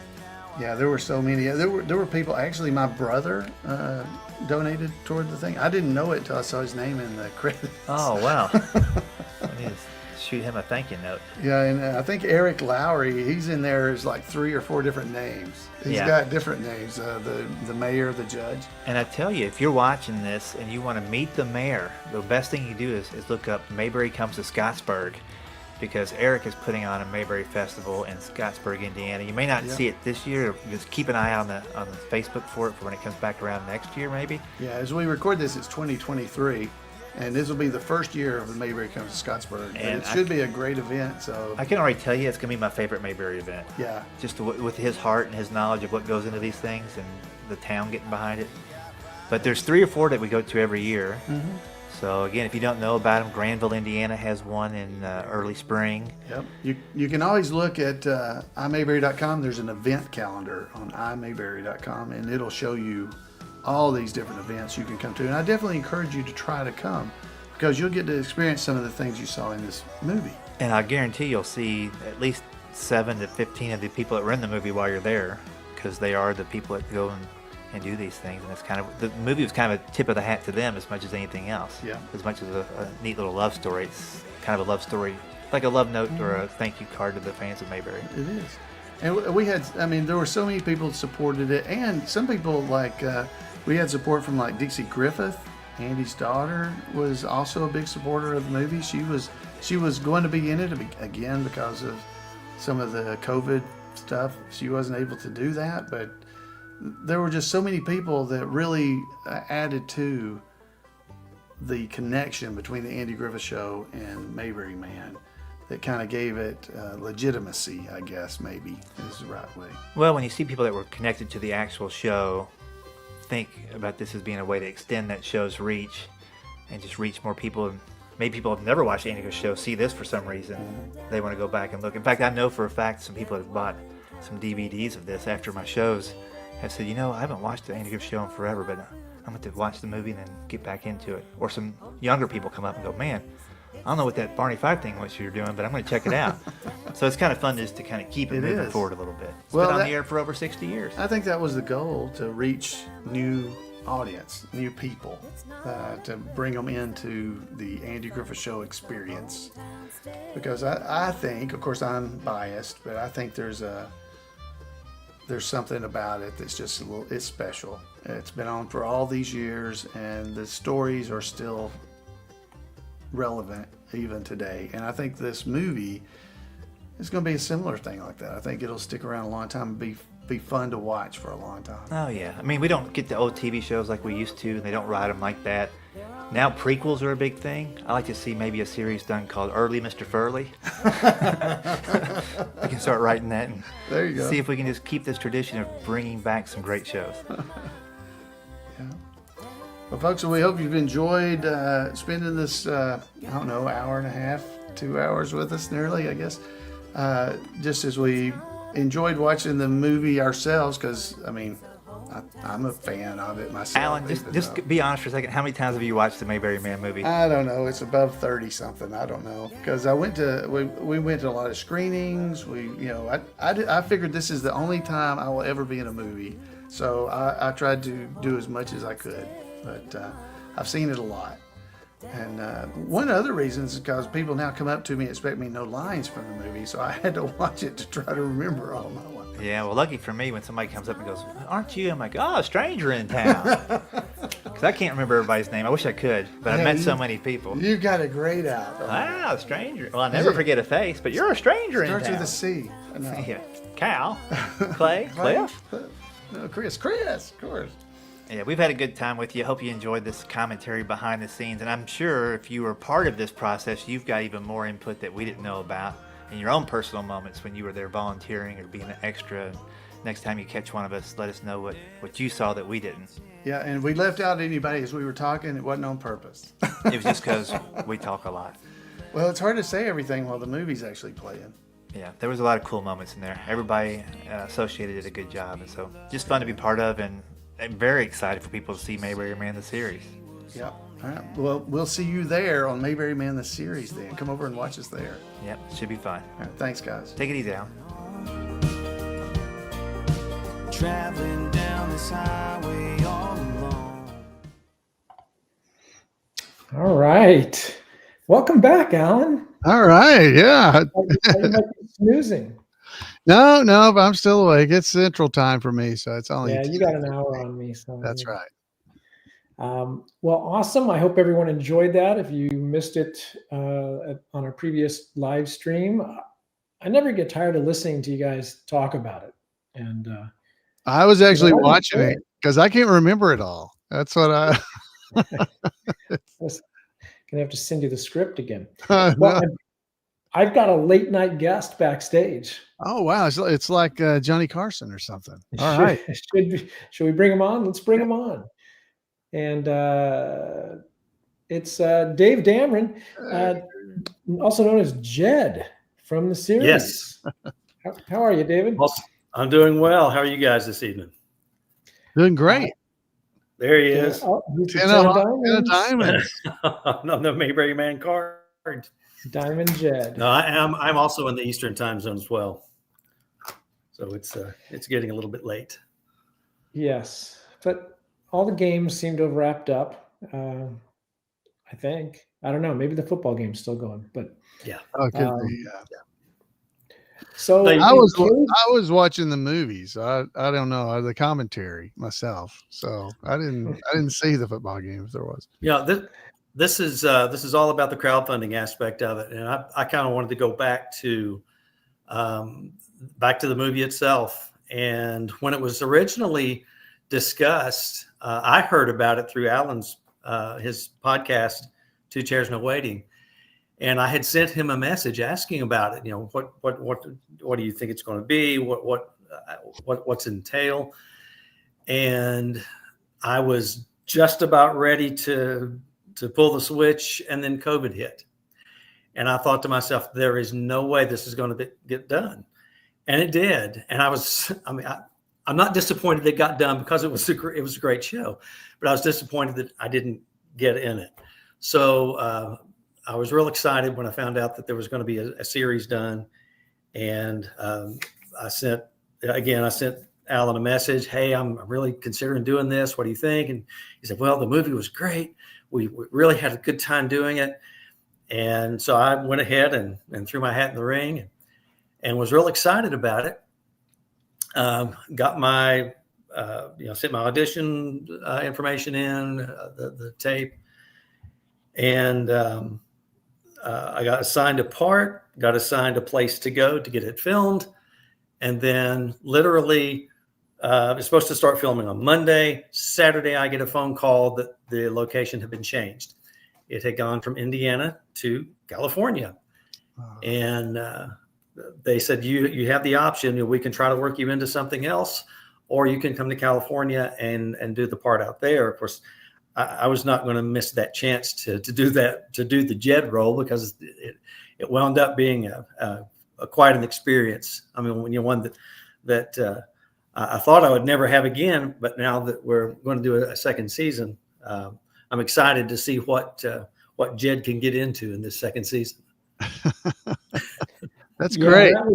That was part of that. We mentioned earlier there was a murder trial going on in Danville. It's the county seat, and so the county courthouse was there. Some sort of gang-related murder trial, and there was a verdict expected, and then they just everything.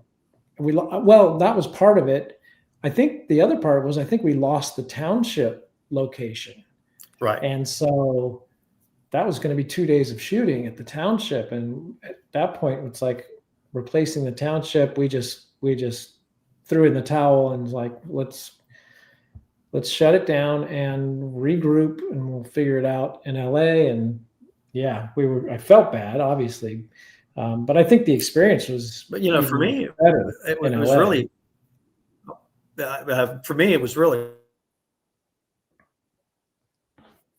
Oh, you're freezing. You go around and see different sites. You can go to different filming locations, but you can't actually get on a working set, obviously, because they're closed off. And to actually be able to drive up and tell them my name, and they look, yes, sir, you're on the list.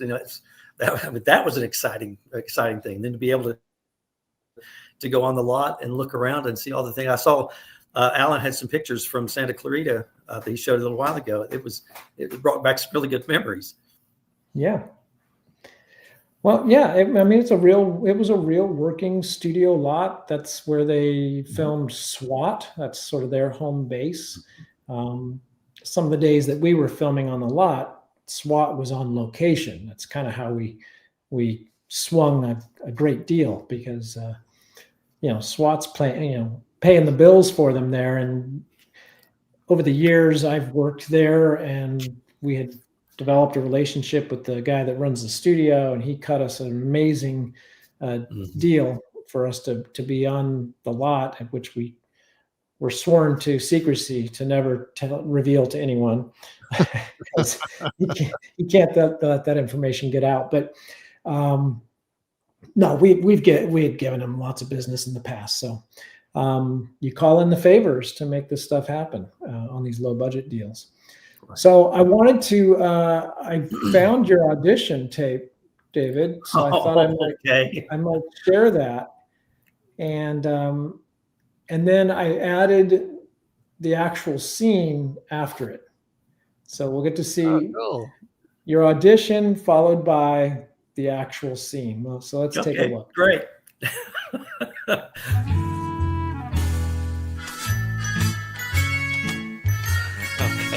Okay.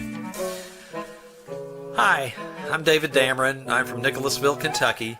And I got both of the scenes that were mailed to me. And here is a completed scene number 1. Say, I like that. Oh, well, thanks. It's not too busy, is it? No, not at all. It's real good. You got some real talent there. No more Mayberry? Shane, I told you not to say anything. Well, who's Shane? I heard it from Kathy down at the diner. Kathy down at the diner? Well, Kathy was asking about corn, and we started talking about water, and, oh, this is not good. This is not good if this gets out. Well, hold it, everyone. Hold it. Quiet, please. Quiet. Is it true? Are we running out of water? We can't go without water. We're not running out of water. But in order to continue getting water, Mayberry will have to become a part of Melville. Melville? Those low-down dirty buzzards? Can they do that? It's as simple as this. It's their water. Mayberry's supply comes from Melville. We don't have any water of our own, so if we want to continue getting water, we're going to have to become a part of Melville. Hey, I got an idea. Why don't we dig our own wells? Well, it's very expensive, and Mayberry just doesn't have the money. Well, it's all my fault if I hadn't planted all that corn. It's not your fault, Shane. They have water and we don't. It's that simple. No more Mayberry. Say, I like that. Thanks. Yeah, it looks really good. It's not too busy? Oh, no, not at all. Not at all. Well, I really like the way it looks. Oh, you got some talent there. Oh, thank you. I was really worried about the reindeer. Oh, that's good. No more Mayberry? Shane, I told you not to say anything. Who's Shane? I heard it from Kathy down at the diner.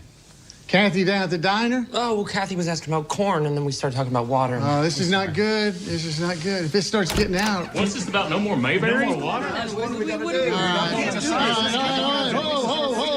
Whoa. Quiet down, everybody. Quiet down. Is it true? Are we running out of water? It can't go without water. Tell me it's not real. We're not running out of water. But in order to continue getting water, Mayberry's going to have to become Melville. Melville? Those low-down dirty buzzards. Can they do that? Ellie, yeah, it's their water. Melville has water supply, and we don't. And if we want to continue getting water, Mayberry's going to have to become Melville. Why can't we just dig our own wells? Well, that's very expensive. You know, we just don't have the money here in Mayberry. This is all my fault. If I hadn't planted all that corn. It's not your fault. They have it, and we don't. And that's that simple. No more Mayberry. That's good. Well, basically, he did the whole scene when he auditioned. He did every character.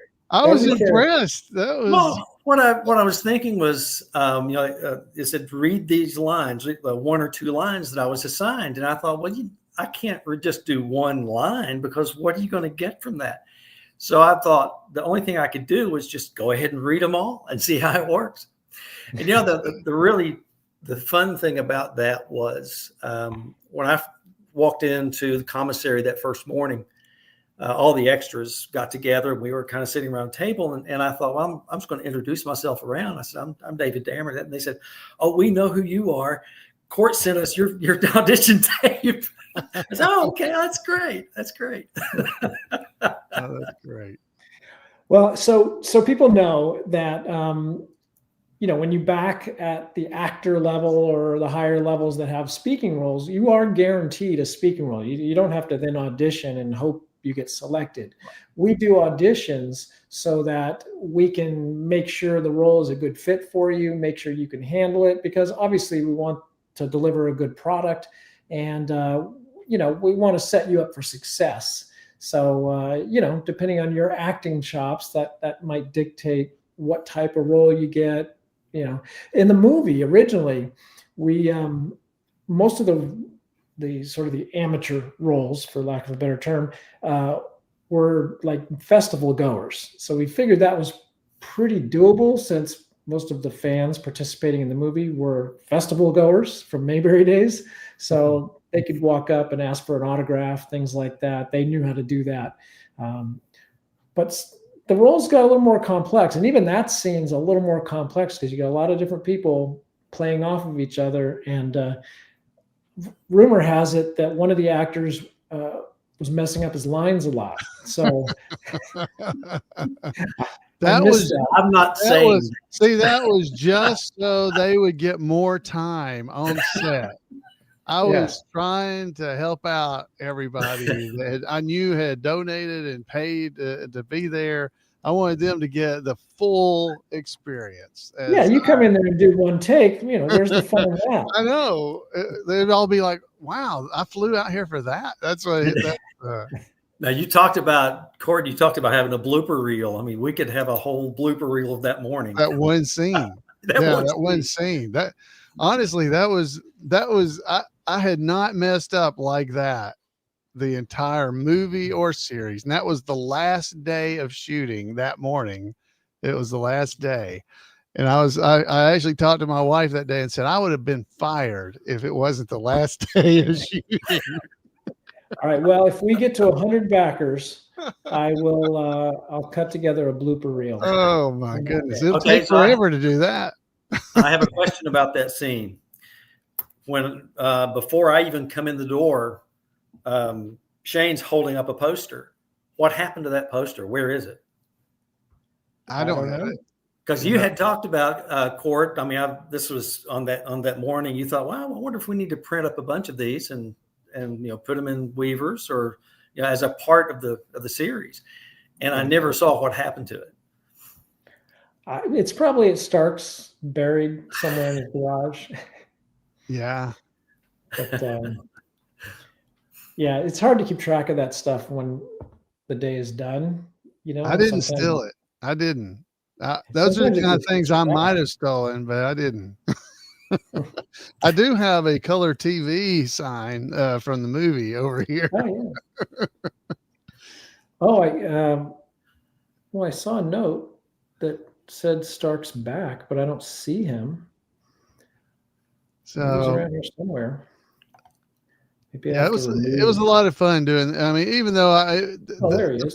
The scene was tough for me, but it was fun having all you guys there and being part of it. And I mean, it wasn't fun at the moment. It's fun now that at the moment it just kept. It was snowballing. I just kept because I'd done it wrong, and then I just the pressure built, and I just got worse and worse. What was really cool for me when we actually got to see it in Danville, I got to see the finished product. I mean, it appears that it's multi-camera, 3, 4, 5 cameras, but being there, I know that each individual shot was shot separately, and we would go back and start from one. And they would say, okay, we're going to concentrate on this character this time. We go through the whole scene, reset back to one. We're going to concentrate on this character. All that was edited for that quick shot. Mm-hmm. Yeah. Well, it had to be because I kept messing up. So he had to edit it like that. I never said cut so many times in one day. He had to probably work harder on editing that particular shot than anything we had done. It could have been not necessarily because of you, but just because of all of the different lines that everybody had that had to be highlighted. Right. Yeah, it was a little difficult, but I think I liked the scene. It came out good. I thought it turned out after I knew what I had done and then what you have on the screen, I was extremely happy. Thank you. Yeah. Of course, I couldn't hear. I couldn't hear the first part of what was going on. I was outside literally, and Sarah, she would give me my cue. She would say, "Go." So I didn't know what had already happened before, and then here I'm busting through the door. Each time, she'd say, "Okay, go," and then that would be my cue to take off. Again, it was all just a unique experience for me. Well, Alan, I don't want you to feel so bad. I have some outtakes from an older production that you'll recognize. These come compliments of Ronnie Shell. So let me play these. Hopefully this is what I think it is.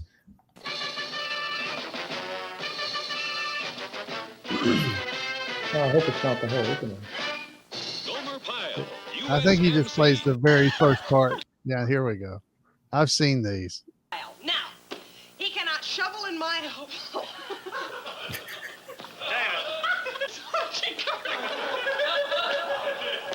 Since I already paid for this, maybe your girlfriend can need it. And use it too. Hey, you know what just occurred to me? I saved your life, and you saved mine. You know what that makes us?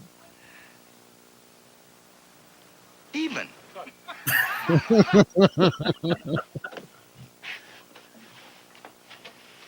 Oh, wait, Sarge! Sarge! Oh, shit. Keep it going. Sarge, wait! That was... Sarge! Jesus.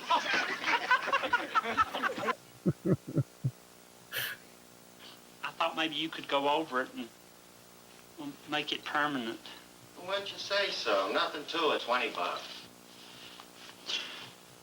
Just keep acting, Jim. $20, that's it. Okay, pal. See you tonight.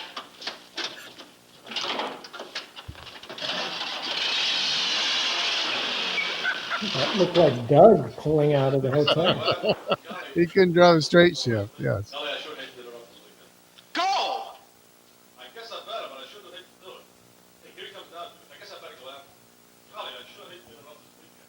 Go! Want to try one more time? Yeah. Okay. I'm ready for this. I guess I better, but I sure hate to do it.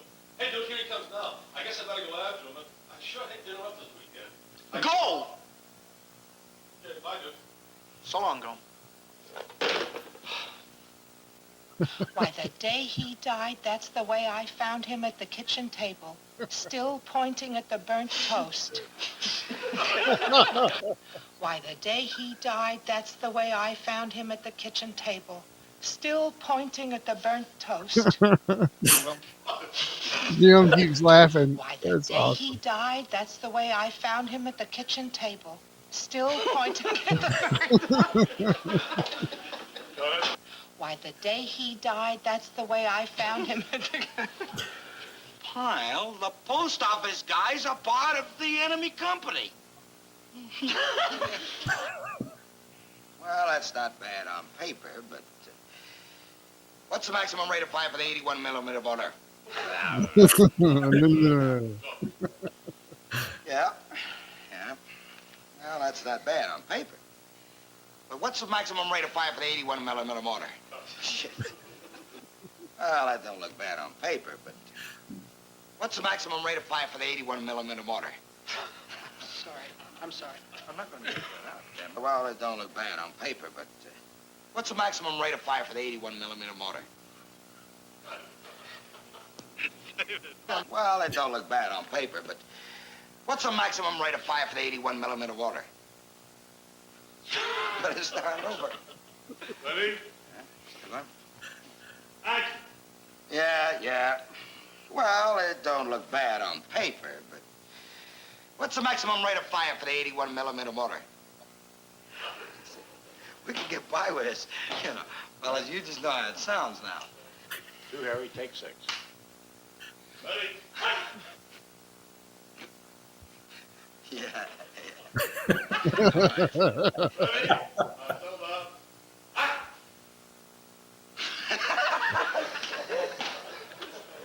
Oh, boy, that's a bad cat, Sarge.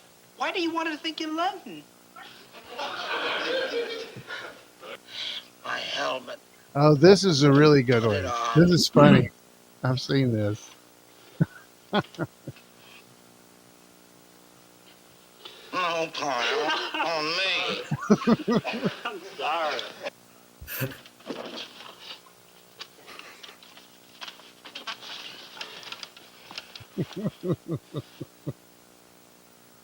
Thanks, pal.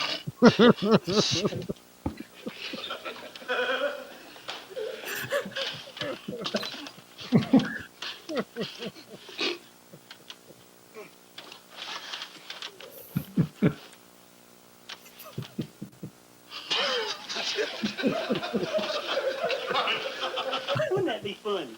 Hey, that is kind of funny. I'm up. Sarge, you okay? I'm up.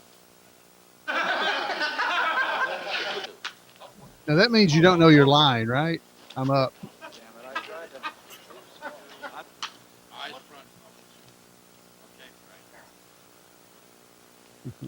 Okay, pal, what is that?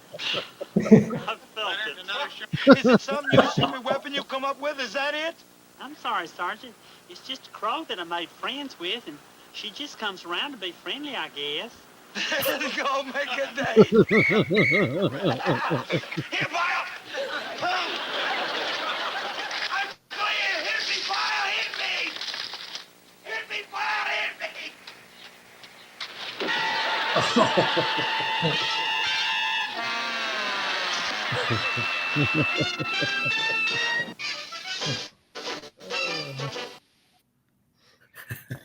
Yeah, I've seen Ronnie.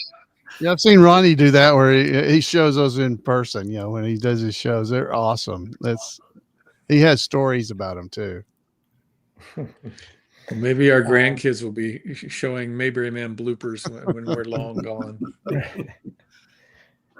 Well, I don't know if you heard it, but I said I would dig up the bloopers from the Chinatown scene if we get to 100 backers.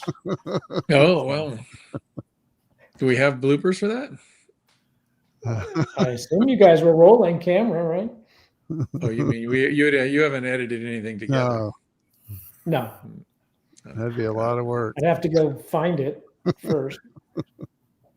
Well, that's for another marathon live. Yeah, exactly. Well, while we're that here, would officially let's make it a marathon. Actually. Oh let's my check God. on our progress. We don't need a drum roll because I think this is current. But I'll refresh just to be sure. So we're at 62 backers, $60,841, which is 34% of our way to the goal. It's more than a third of the way, so we're in good shape. But we need more participation. So, well, I think everybody's asleep, though. I'm not sure they're going to be in the giving mood right now. Are there people in California and out that direction? Maybe they'll donate some. I don't know. So speaking of that shot, by the way, this is the slate afterwards. So you might want to blow that up, Court. That's the slate afterwards that Rick was holding on me. If you look at the take number there, it says 23. Yikes. I don't think that was real, but it was pretty close. Was close. Wait, don't take that away. Zoom back in. I'm going to make not too far. Oh, back too out. far. Okay. There you go. That'll help me find the clip. Oh, it It's will. great Okay. Yeah, we took that picture after that had happened, and so it was in that general area at least. Wow. But, so now what, boys? Well, I thought you were going to sing, weren't you, Stark? Wasn't this is but I was writing, and oh, all right. I was writing, and then I was kind of keeping tabs on the live, and I went, and I guess I better go back on there because it's not going to look good if you guys are doing all the work. So, and then I said, but I am writing, so I am doing work. But That's right. Well, I So have anyways. I have a few more videos that'll get us to midnight. Eastern, right? Eastern. Not California. Okay. Eastern. But this is one I haven't played yet. And what reminded me was the closing credits of the movie we're playing. It's the Baraka Valley music video. So there's a little bit with Terry Varvel at the beginning. Let's watch that. I gotta hide everybody, I think. No, I guess we can all stay on here. Let's take a look. All right, hold it, hold it, hold it, hold it. You're violating the law. You're committing a 2204, a bluegrass band obstructing a commercial loading zone. You musicians nowadays think you can come into a small town like Mayberry and get away with murder when not on my clock, giving all kinds of trouble to Juanita down at the diner and practicing late at night. There's a noise ordinance, you know. I ought to write you up for that one, too. But we're here for the Mayberry Man show. Mayberry Man? Well, why didn't you say so? You got a show to do. Come on now, let's get in there. Let's go. Hip, hip, hop, hop. Let's go, let's go. Move it. Juanita, on it.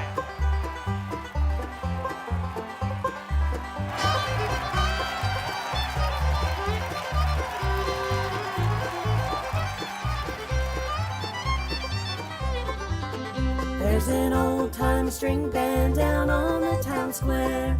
Everyone in town's making plans to be there. Let's slip on our boots and get unrefined. Hometown's not a place, it's a state of mind. Dancing, clapping, gather with the family. It's not a place that you will find, it's a hometown state of mind.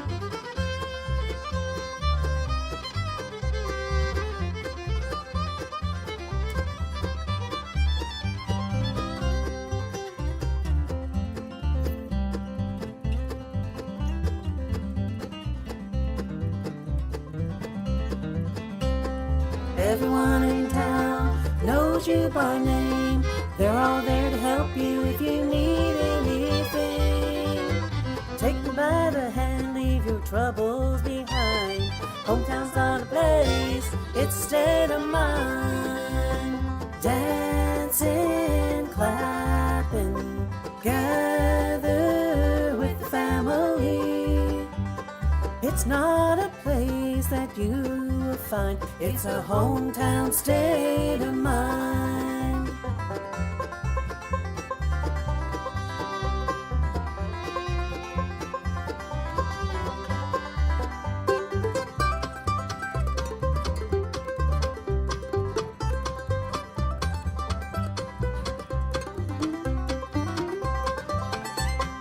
Talking with an old friend I haven't seen in years. Catching up on all the news like I was always here.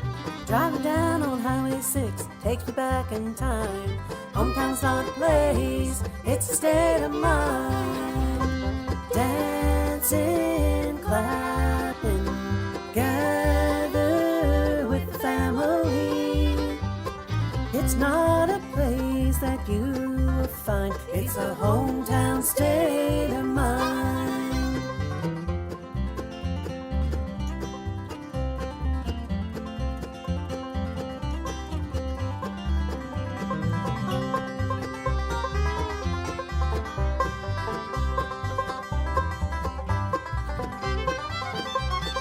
Dancing, clapping, gather with the family. It's not a place that you will find, it's a hometown state of mind. Dancing, clapping, gather with the family. It's not a place that you will find, it's a hometown state of mind. Dancing, clapping, gather with the family.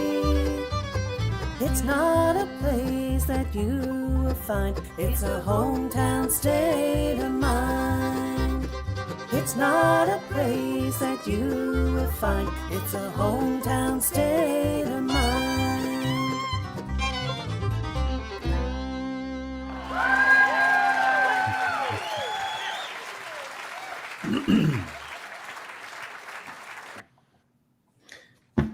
Oh, that was good. Yeah. That's good. Yeah, it's not bad. I've Very been looking for talented. the Mayberry Man music video, but it's very difficult to search for something on my hard drives that's titled Mayberry Man. A lot of Probably stuff gets comes up. several options. Yeah. I'll find it eventually. I know I have it. Next time. That's Well, good. gentlemen, I am on the East Coast, so I'm going to bid you good evening. All Thanks for right. having me on. Heard of Yeah, Mayberry? thanks for joining Thank us. you for joining. Absolutely. We'll Yeah, chat soon. so I just want to tell y'all guys, if you get a chance, Dave, he's in kcal.otr.com. They do old time radio stuff. I've been watching Gildersleeve and several other things you guys awesome. have done. That's great. So they do old time radio shows like they were done live back in the day. Back in the it's really 1940s, fun. 1950s. Gildersleeve, fun. Fabulous Dr. Tweedy, Our Miss Brooks, Beauty and the Yeah, Beast. it's really Philip fun. Molly. We run the gamut. Yeah, so it's really fun. So if you like old time radio, go check out it's KCalOTR, oldtimeradio.com. That's correct. Thank you so much. Good night, Nice. everybody. Thanks, David. Good night. I guess it's just us. All right. Let's looking to see. Let's see. You want to? Stone from season 3. I think I may have Leroy's. If it gets too boring, I could read excerpts from the boys. I may have his video right here. This is, I believe, the video.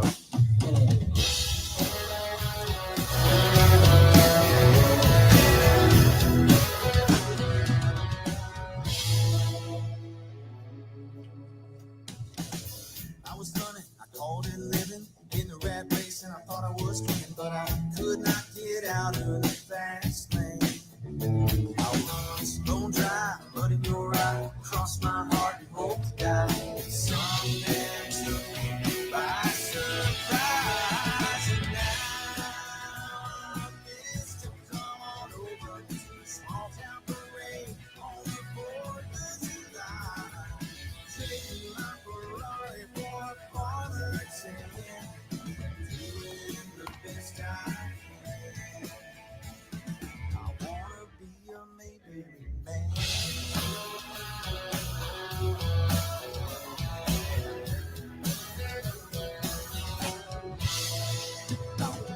Big city, Hollywood grind, trying so hard to have me a good time. Every party started looking the same. Goodbyes, bloodshot eyes, blinded by the sunrise. Something took me by surprise. And now I'm Mr. Come on over, see how do you do? May I have this dance? I love walking and talking and holding your hand. Now I understand. I wanna be a Mayberry man.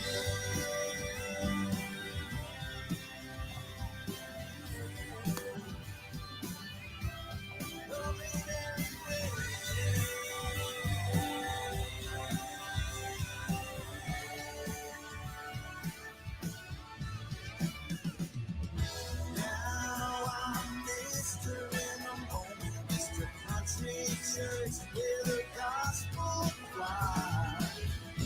I'm saying, yes sir, yes ma'am, can't you lean on my hand?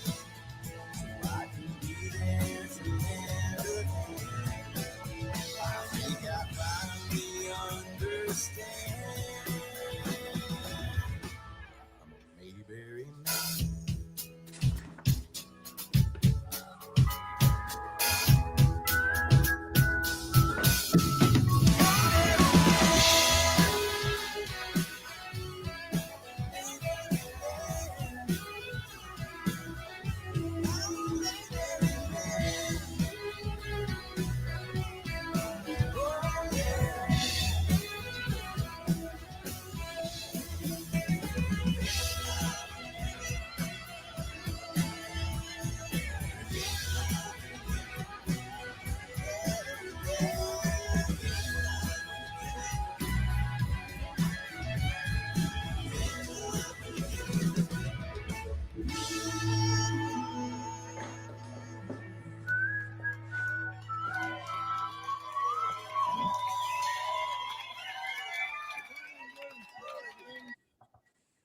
The audio and the video may have been a little out of sync because it was coming off of my computer, but that's it was a really good job.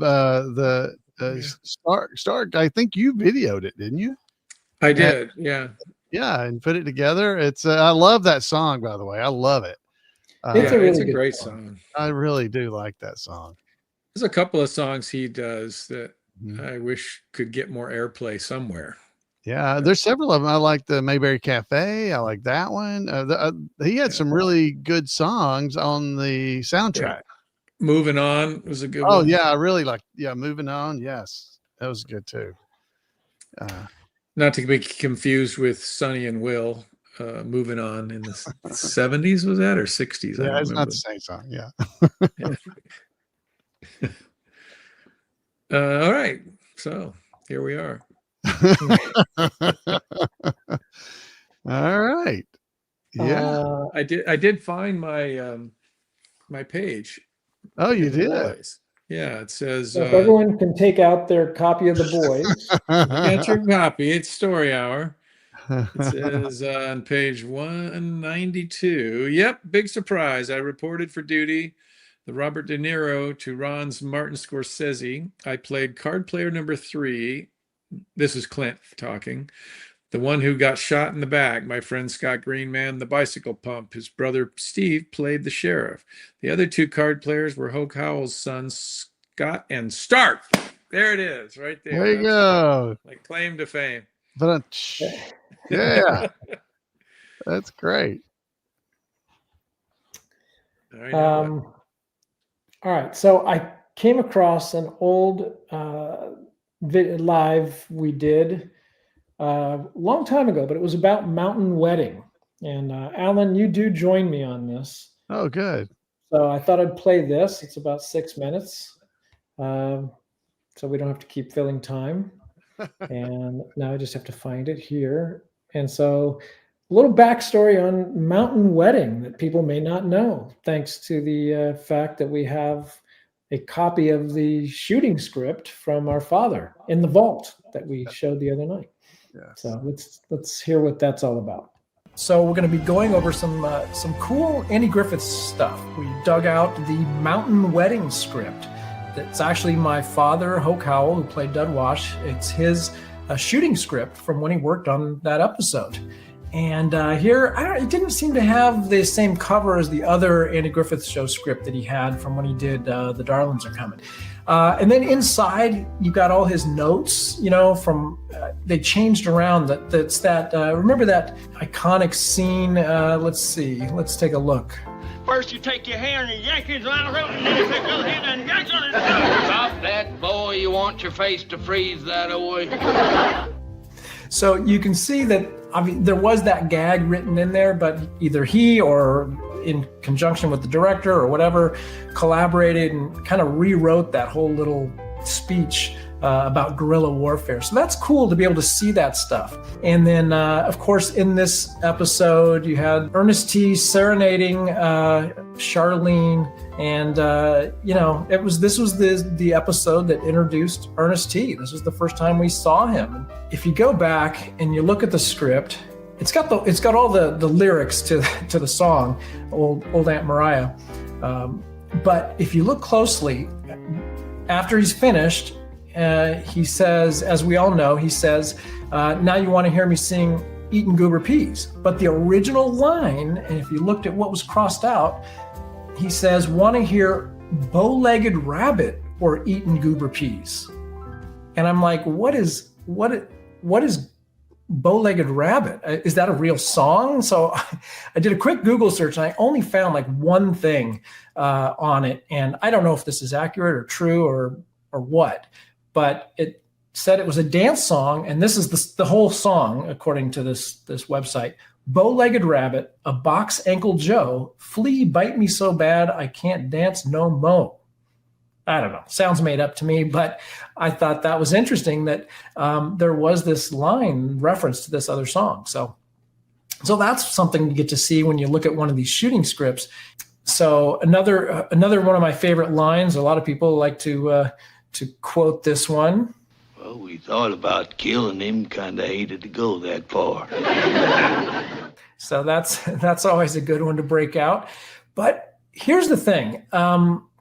There's this whole opening scene. Like, I'm going to show you the script pages, but if you remember it, the episode opens with them, watching this sign painter and Barney questioning if chicken is spelled correctly.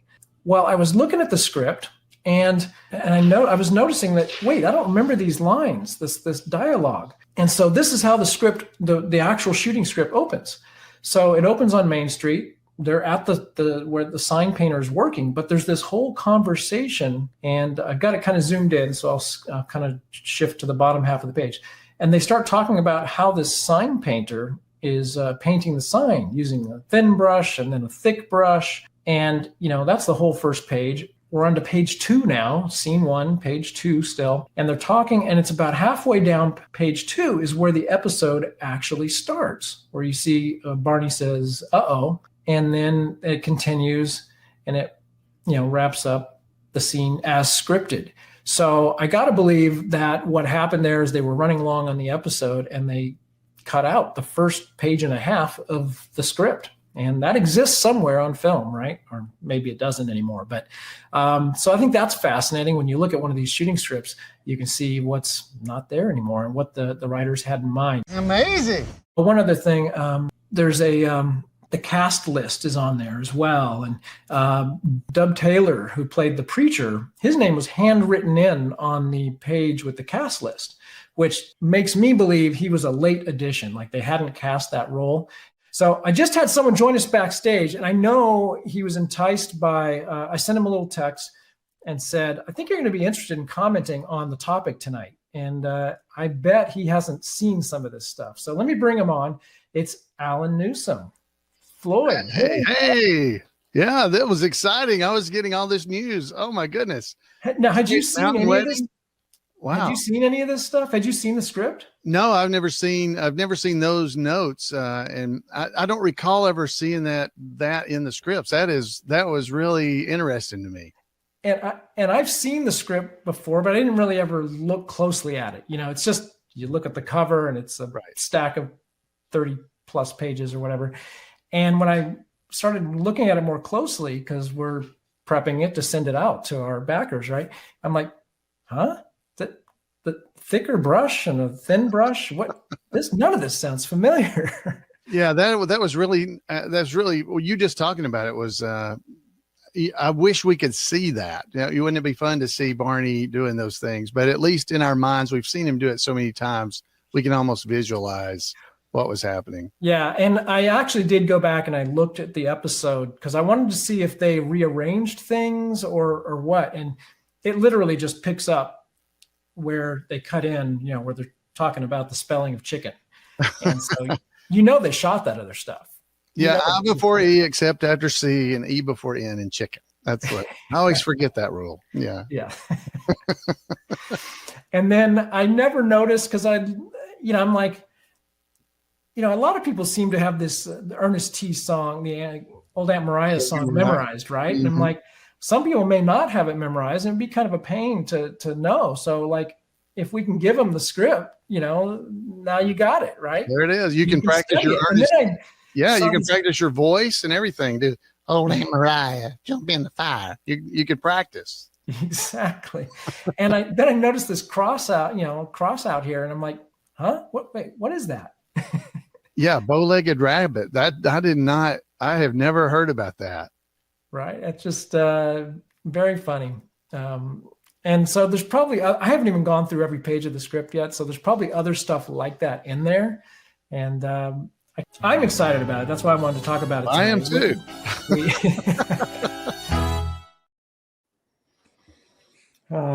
It's the old set. Yeah. The old stuttering court. Yeah, that was good. I honestly, I'd never heard that before. And I think I actually I had a copy of that script, but it's kind of what you had said. I've never read through all the scripts that I have gotten over the years. And so those little tidbits are so fun to run across just because it's almost like something that it's something you've never seen. and you can almost visualize it because you've seen all these episodes so many times. You can see how this would have worked. And it's fun to read. Well, so we offered that as an incentive when we were trying to reach one of our backer goals for the series, right?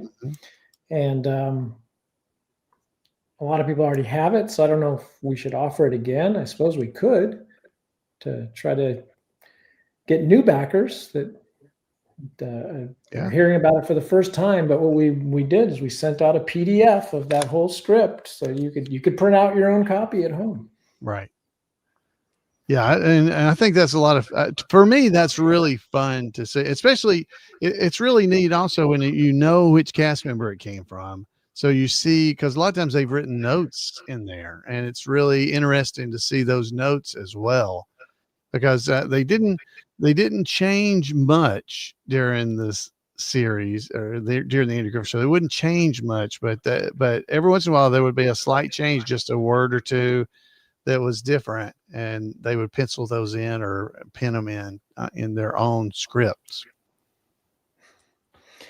Yeah, I mean, fascinating. It is to me. I mean, I'm just tired. I think I just you're tired. Look at the time. Was it like 9 o'clock midnight. for you? It's like 9 o'clock. No, I'm just like watching your show. I'm on your show, watching your show. But Charlene's line was changed from that. I think that's fine. Yeah, that's Ernest, good. Or something. That's good. That's fine, or that's good. That's good. That one of those changes where they just felt like they needed to make their own mark, or what? Just felt better. I don't know. Yeah, I guess that's good instead of that's fine. I constantly do that writing the script. I'll read over the line as I look over what I've written, and I'll change the word, and then sometimes I'll go back and I got to change it back. That doesn't work. So at some point you just have to shoot, and then if somebody has got a better way of saying it, that's when it'll come out. Yeah, I mean, for me, to me, that's very hard to do. What you're doing, writing the dialogue and writing the script and coming up with the entire story and the conversations, I personally think that is very hard. So I can't imagine you've already done a lot with Mayberry Man and then the series. I told my wife it's like quantum physics, but she wasn't buying it. Well, it's more like alternate reality, right? You're having to look into the alternate reality and write down what they're saying. That's what you got to do. Yeah, it's I mean, the movie was pretty easy. I kind of knew where I wanted to go, and I just kind of got there. It's harder to make episodes, I think. Yeah, and then you got to. The hardest part is getting the sort of the end of the episode. It not necessarily have to be a cliffhanger, but it should be something. It can't just stop and then the credits start and you kind of go, what happened there? Right. So it has to be something. And so I'm shifting this one event all the way up to the third episode, and it didn't really happen until the fourth episode. And then I shifted a bunch of things into the third episode, but now I've got a big gap between the first 3 beats or locations and the last 2 locations.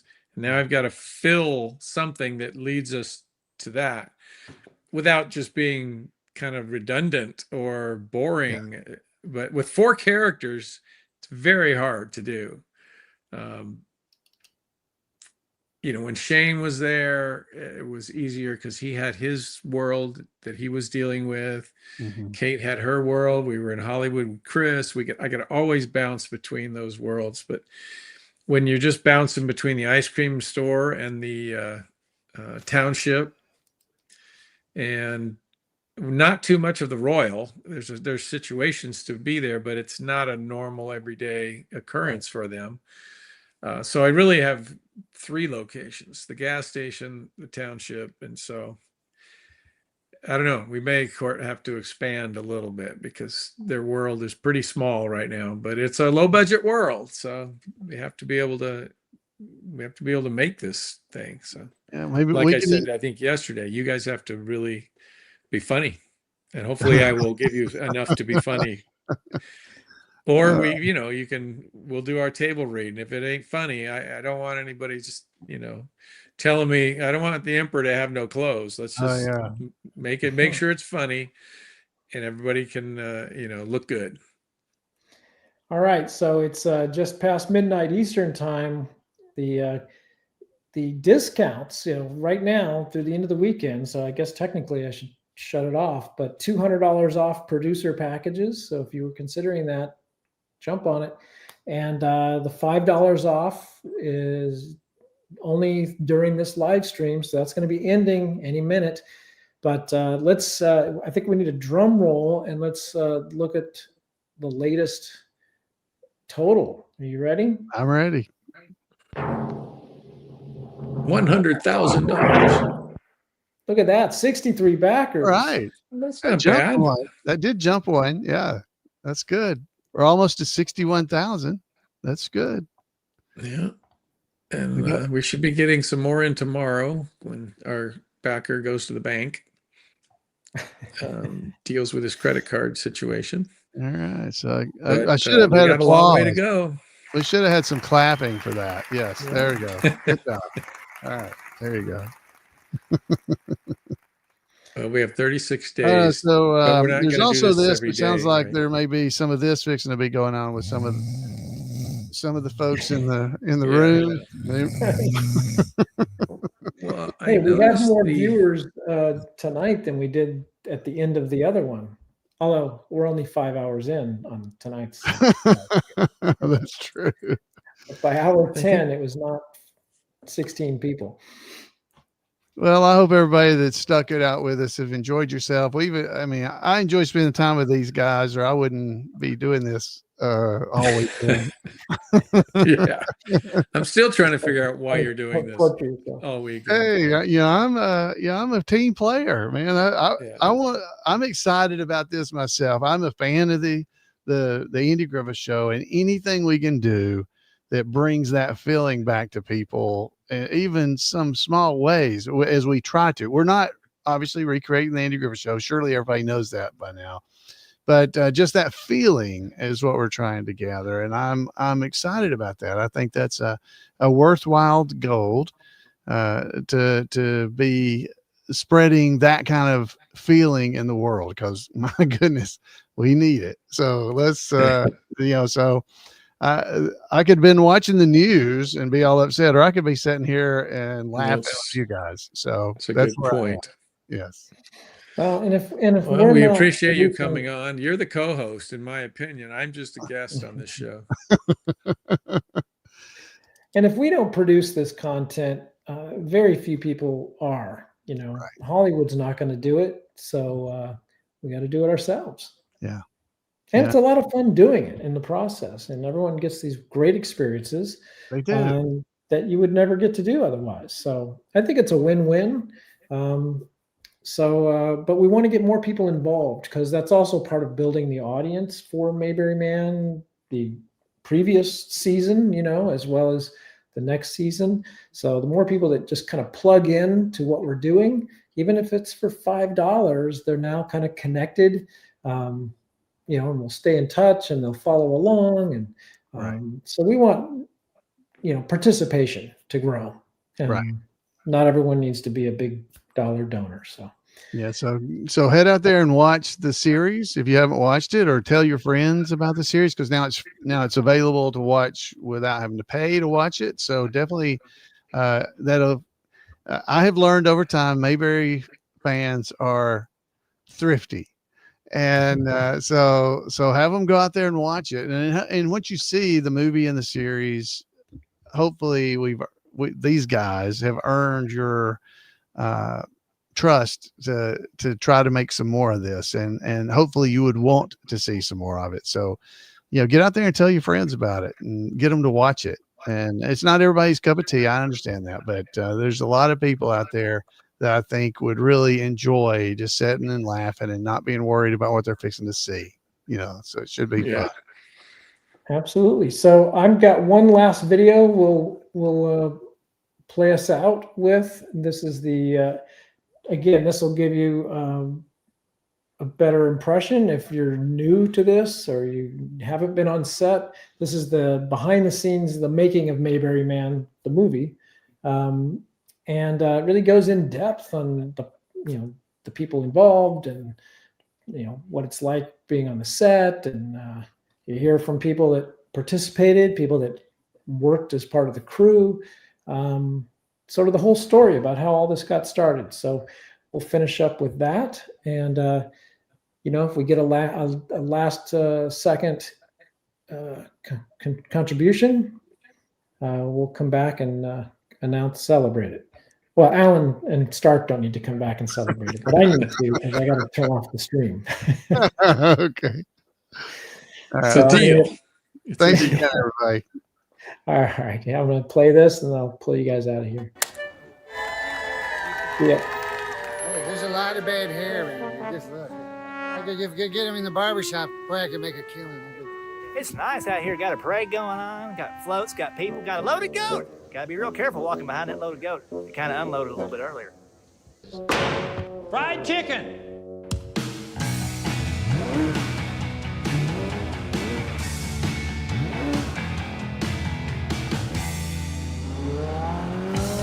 I'm Brett Varvel. I play Chris Stone in Mayberry Man. Chris is a stuck-up A-list Hollywood celebrity. You're Chris Stone! Yes, thank you. I am Chris Stone. He lives a fast-paced, very much a celebrity type world. He gets sentenced to a week of probation at Mayberry Fest for speeding. Mr. Stone, I'm sentencing you to Mayberry Fest. So Chris is familiar with the Andy Griffith Show because Chris Stone's father was in the show originally. The son of Walter Stone from season 3. He has a broken relationship with his father. He does not care at all about the Andy Griffith Show because it was that show that really kind of took Chris away from his father. You know what he said to me when I got my first big role in Shingletown? What? Nothing. Because he wasn't there. And so you see the hurt, especially early on in the movie, where Chris wants to make a name for himself. He doesn't want to be associated with anything that his dad did or is known for. He wants to make a new trail. And so that was kind of like pouring salt into the wound for Chris, because he's going to this festival he wants nothing to do about, only because he is associated with his father. I'm Ashley Elaine, and I play the role of Kate in Mayberry Man. Kate is kind of the hometown sweetheart.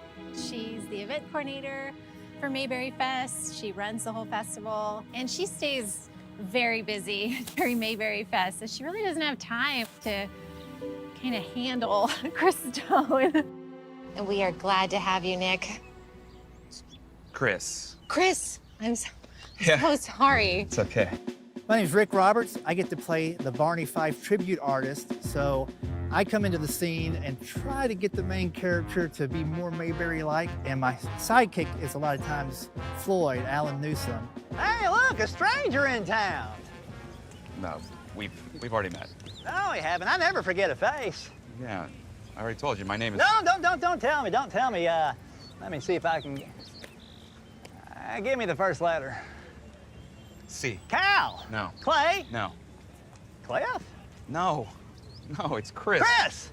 See, I told you I never forget a face. Amazing. I'm Alan Newsom. I'm Floyd the Barber, the tribute artist in Mayberry Man. I run websites about the Andy Griffith Show. I do a podcast about the Andy Griffith Show.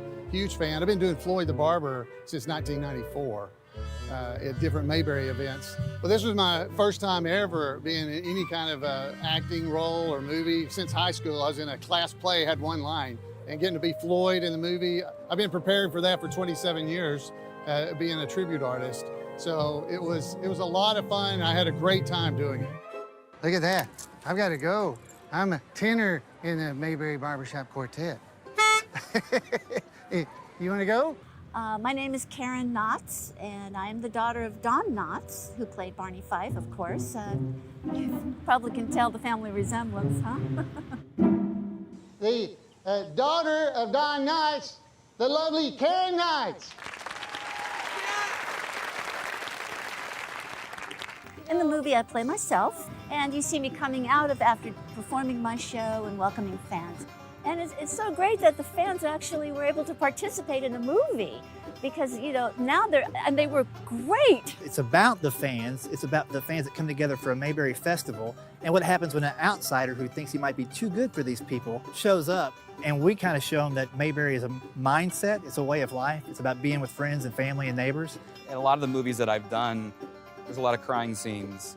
There's a lot of, you know, I love playing those. I mean, don't get me wrong. I love playing those scenes, but I also love doing comedy. And so I was really drawn to the comedy aspect of the movie, especially where you take Chris, who is totally out of his element when he first arrives into Mayberry. Golly! Welcome to Mayberry Fest. Judy. How the hell you do that? And he's descended upon by these fanatics. Who you calling a greatster? Freaks him out. He doesn't know what to do. He wants to leave, but he can't. I grew up here in Danville, Indiana, where most of the movie was shot, and so I'm familiar with the Mayberry Cafe. My family we would eat there a lot. My uncle is a Barney tribute artist, and so I thought the concept of the movie was brilliant to take this cult classic show and put a new spin on it. You know, sometimes the fans are concerned that Mayberry Man is kind of a redo of the Andy Griffith Show. It's not. It's an homage to the old show. It is a way of bringing that Mayberry spirit back to life in a contemporary story. Hey, have you ever been over to the courthouse? No. Oh, you want to see that? Oh, it's just like the real set. Oh, it's real. I'll go with you. Mayberry Man is not a remake of the Andy Griffith Show. It's a tribute to the Andy Griffith Show and the fans that love the show that go to the Mayberry events that are held throughout the country. And this is a real tribute to that, to show what it's like, that wholesome values that the Andy Griffith Show had. You could never recreate the Andy Griffith Show, not with the Don Knotts and Andy. It could just never be done. But it builds on the feelings that you have when you watch the Andy Griffith Show, of family, of friendship, of community. Mayberry Man is kind of a way to keep the Mayberry legend going. And it's just so much fun. The fans were so much a part of it. The extras, people donated props, everything they could to make it more authentic, including the towns that we shot in. So if you're a fan of the show, the Andy Griffith Show, you're going to find this to be super exciting, and it'll kind of bridge the gap between what happened back then and where we are today.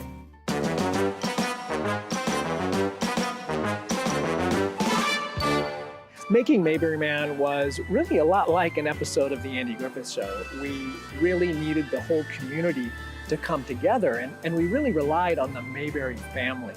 And so our goal was to really make it an experience, and to let them come along for the ride, and let them behind the scenes and be a part of the process. The chance to participate in the Mayberry Man movie as a fan is probably one of the most exciting things that could ever happen. Mayberry Man is like a dream come true for Mayberry fans like me. I've been a part of the Mayberry world for over 20 years, and for something like this to come up and to get to be a part of, it is absolutely amazing. I think we'll take this one. Did you sign this for us? Sure.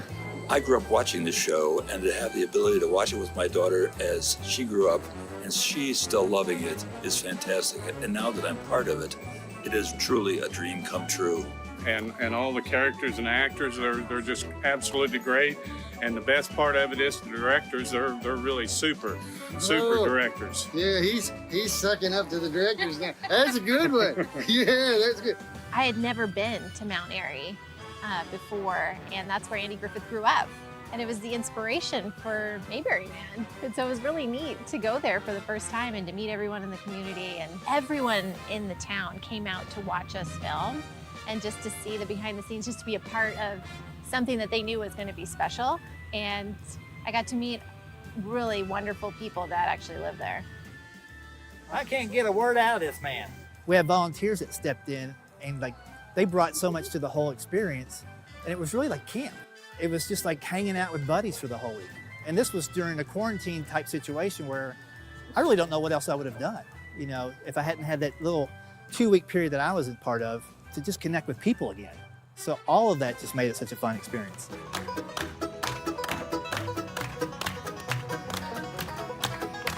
I've been part of the production for 5 days, and I'm exhausted and I'm happy, and this is probably one of the best times I've had.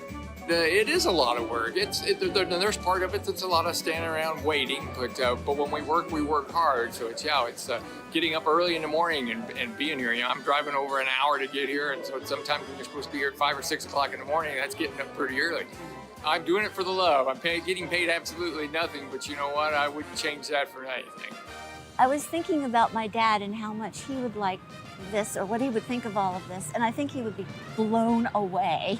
And especially to see how this band of filmmakers who started from nothing, just with all of the fans pitching in and helping out, people using Kickstarter, people contributing a few dollars here and there, and the governor and the mayor and all these people just bringing their heart and soul into the project, getting that going, I think he would be absolutely amazed.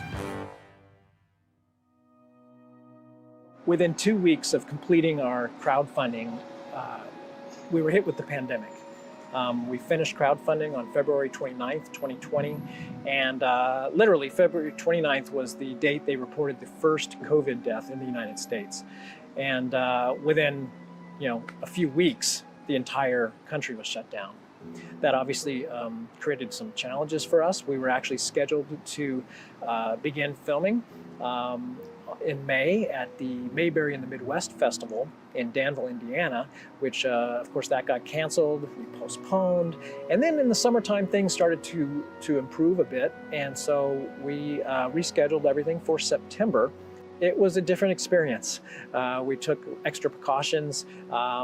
We had to jump through a lot of hoops, and some people couldn't participate because of health concerns, but it took a heroic effort by the Mayberry community, and we were able to get it done. And because of the pandemic, a lot of the actors, including my father, including George Lindsay Jr., various people we wanted in the movie couldn't come. There was a void there, and I actually stepped in as one of the actors. Hi, I'm Greg. Chris. Oh yeah, I know who you are. I'm a big fan. I love your work. Oh, this here, that's my documentary about Mayberry Fest. So we kind of created these two characters, these doppelgangers, that were both filmmakers sitting at the autograph table with Brett in the middle, kind of being the referee between these two rivals. And the comedy sort of builds from there.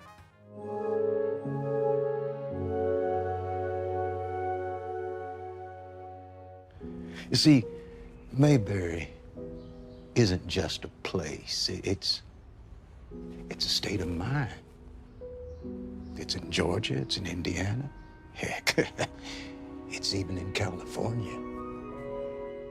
Traveling to these Mayberry festivals with my father has really introduced me to this whole idea of the Mayberry spirit, which is kind of the idea that there's a simpler time and a sweeter place, as the old plaque says on the Andy Griffith statue. And it really is that way. You go back to a Mayberry festival and it's like being back in time. Chris is one of those guys who, back home in California, he can get any girl he wants. And he comes to Mayberry and he's interacting with the fans, and he just doesn't want to be there, and then he sees her. He sees Kate. She's the girl next door. She doesn't even know that she's this beauty. She just kind of exists in the Mayberry town, loving on the people. And so it's an interesting dynamic to see that romance starts to develop between the two of them as Chris starts to soften. Over the course of the week that Chris Stone is in Mayberry, he's just exposed to that Mayberry spirit, which is intoxicating, and you just can't help but fall in love with the town and the people in it. And Kate starts to see the transformation in him, and she likes what she sees. Soft sticks.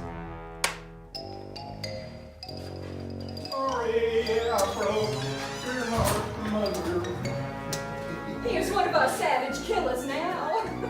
The theme is definitely similar to the Andy Griffith Show. The dialogue, the words that are said, fans of the show are gonna hear these words and go, that sounds really familiar.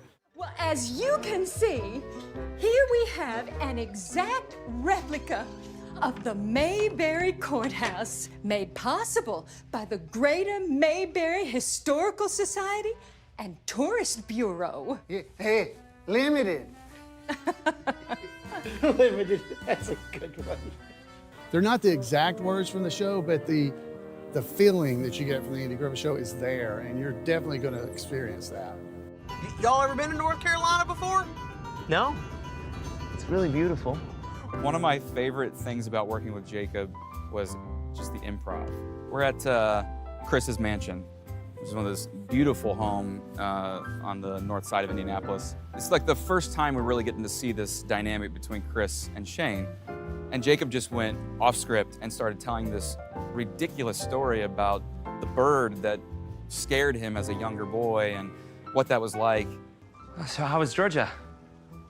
See, I have an aunt that lives in Augusta, and I was invited out there last summer, but I didn't end up going because she has this feral bird, Jimbo, who bit me when I was a kid, and I don't know, I've just been terrified of birds ever since, and well, it gave me a rash, and my aunt, she's immune to it, I guess, by now. How's it going, man? Basically.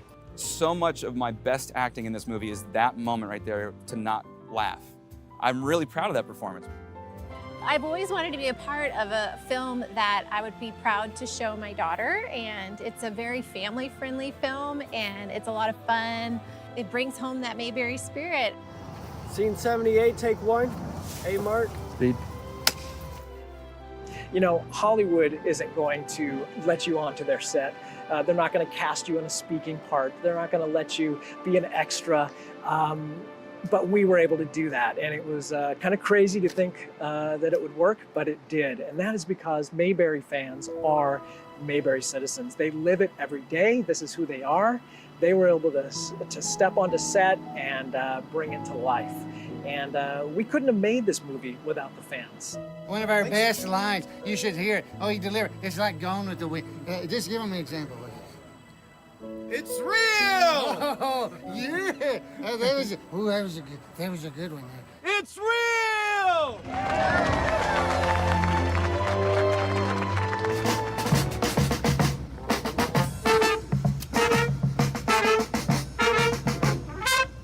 Mayberry Man is a story that I think everyone will love. And for me, as a fan of the Andy Griffith Show and a fan of Mayberry, one of the most exciting things I think is for people who don't really know about Mayberry to get a chance to know what Mayberry is like.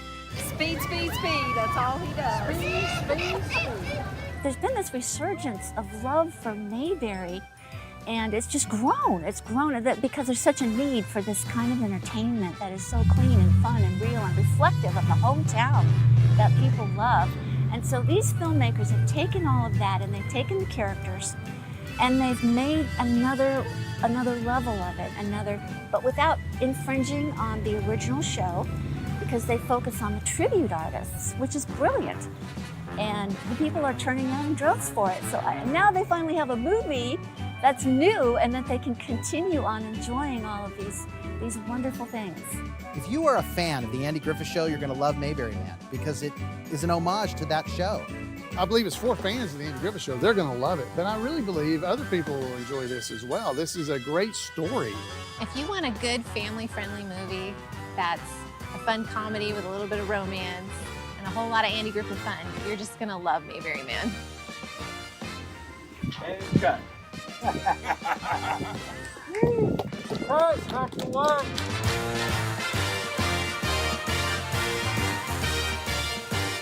All right. Well, that should give you a taste of what it's like to make a Mayberry Man production, whether it's the movie or the series. We'd love to have you join us.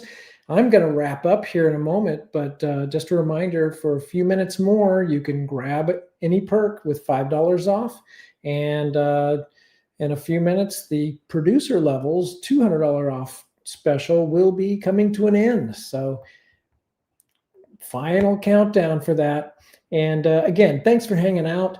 We did these long live streams to kind of kick off this crowdfunding campaign. Let's do a quick update, see where we ended up. So in our opening weekend, we finished with $61,246. That's an incredible start. It surpassed our goals for the first couple of days, which is what you need to get momentum on these crowdfunding campaigns. And so now the next few weeks, the work doesn't stop. It's every day for us. And watch your inboxes for updates and maybe some specials and secret perks if you've become a backer already, that makes you eligible for some of the secret perks that might be coming down the line here soon. And again, thanks for watching, and just share the campaign. You don't have to contribute, just sharing it on social media when you see our posts, things like that. If you share it, that's just as valuable to us, and so we appreciate it. And until next time, thanks for watching.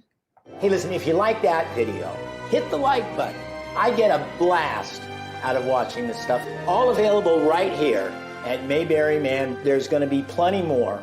If you want more videos about The Andy Griffith Show, be sure to hit subscribe and click that little bell icon so you're notified whenever we post a new video.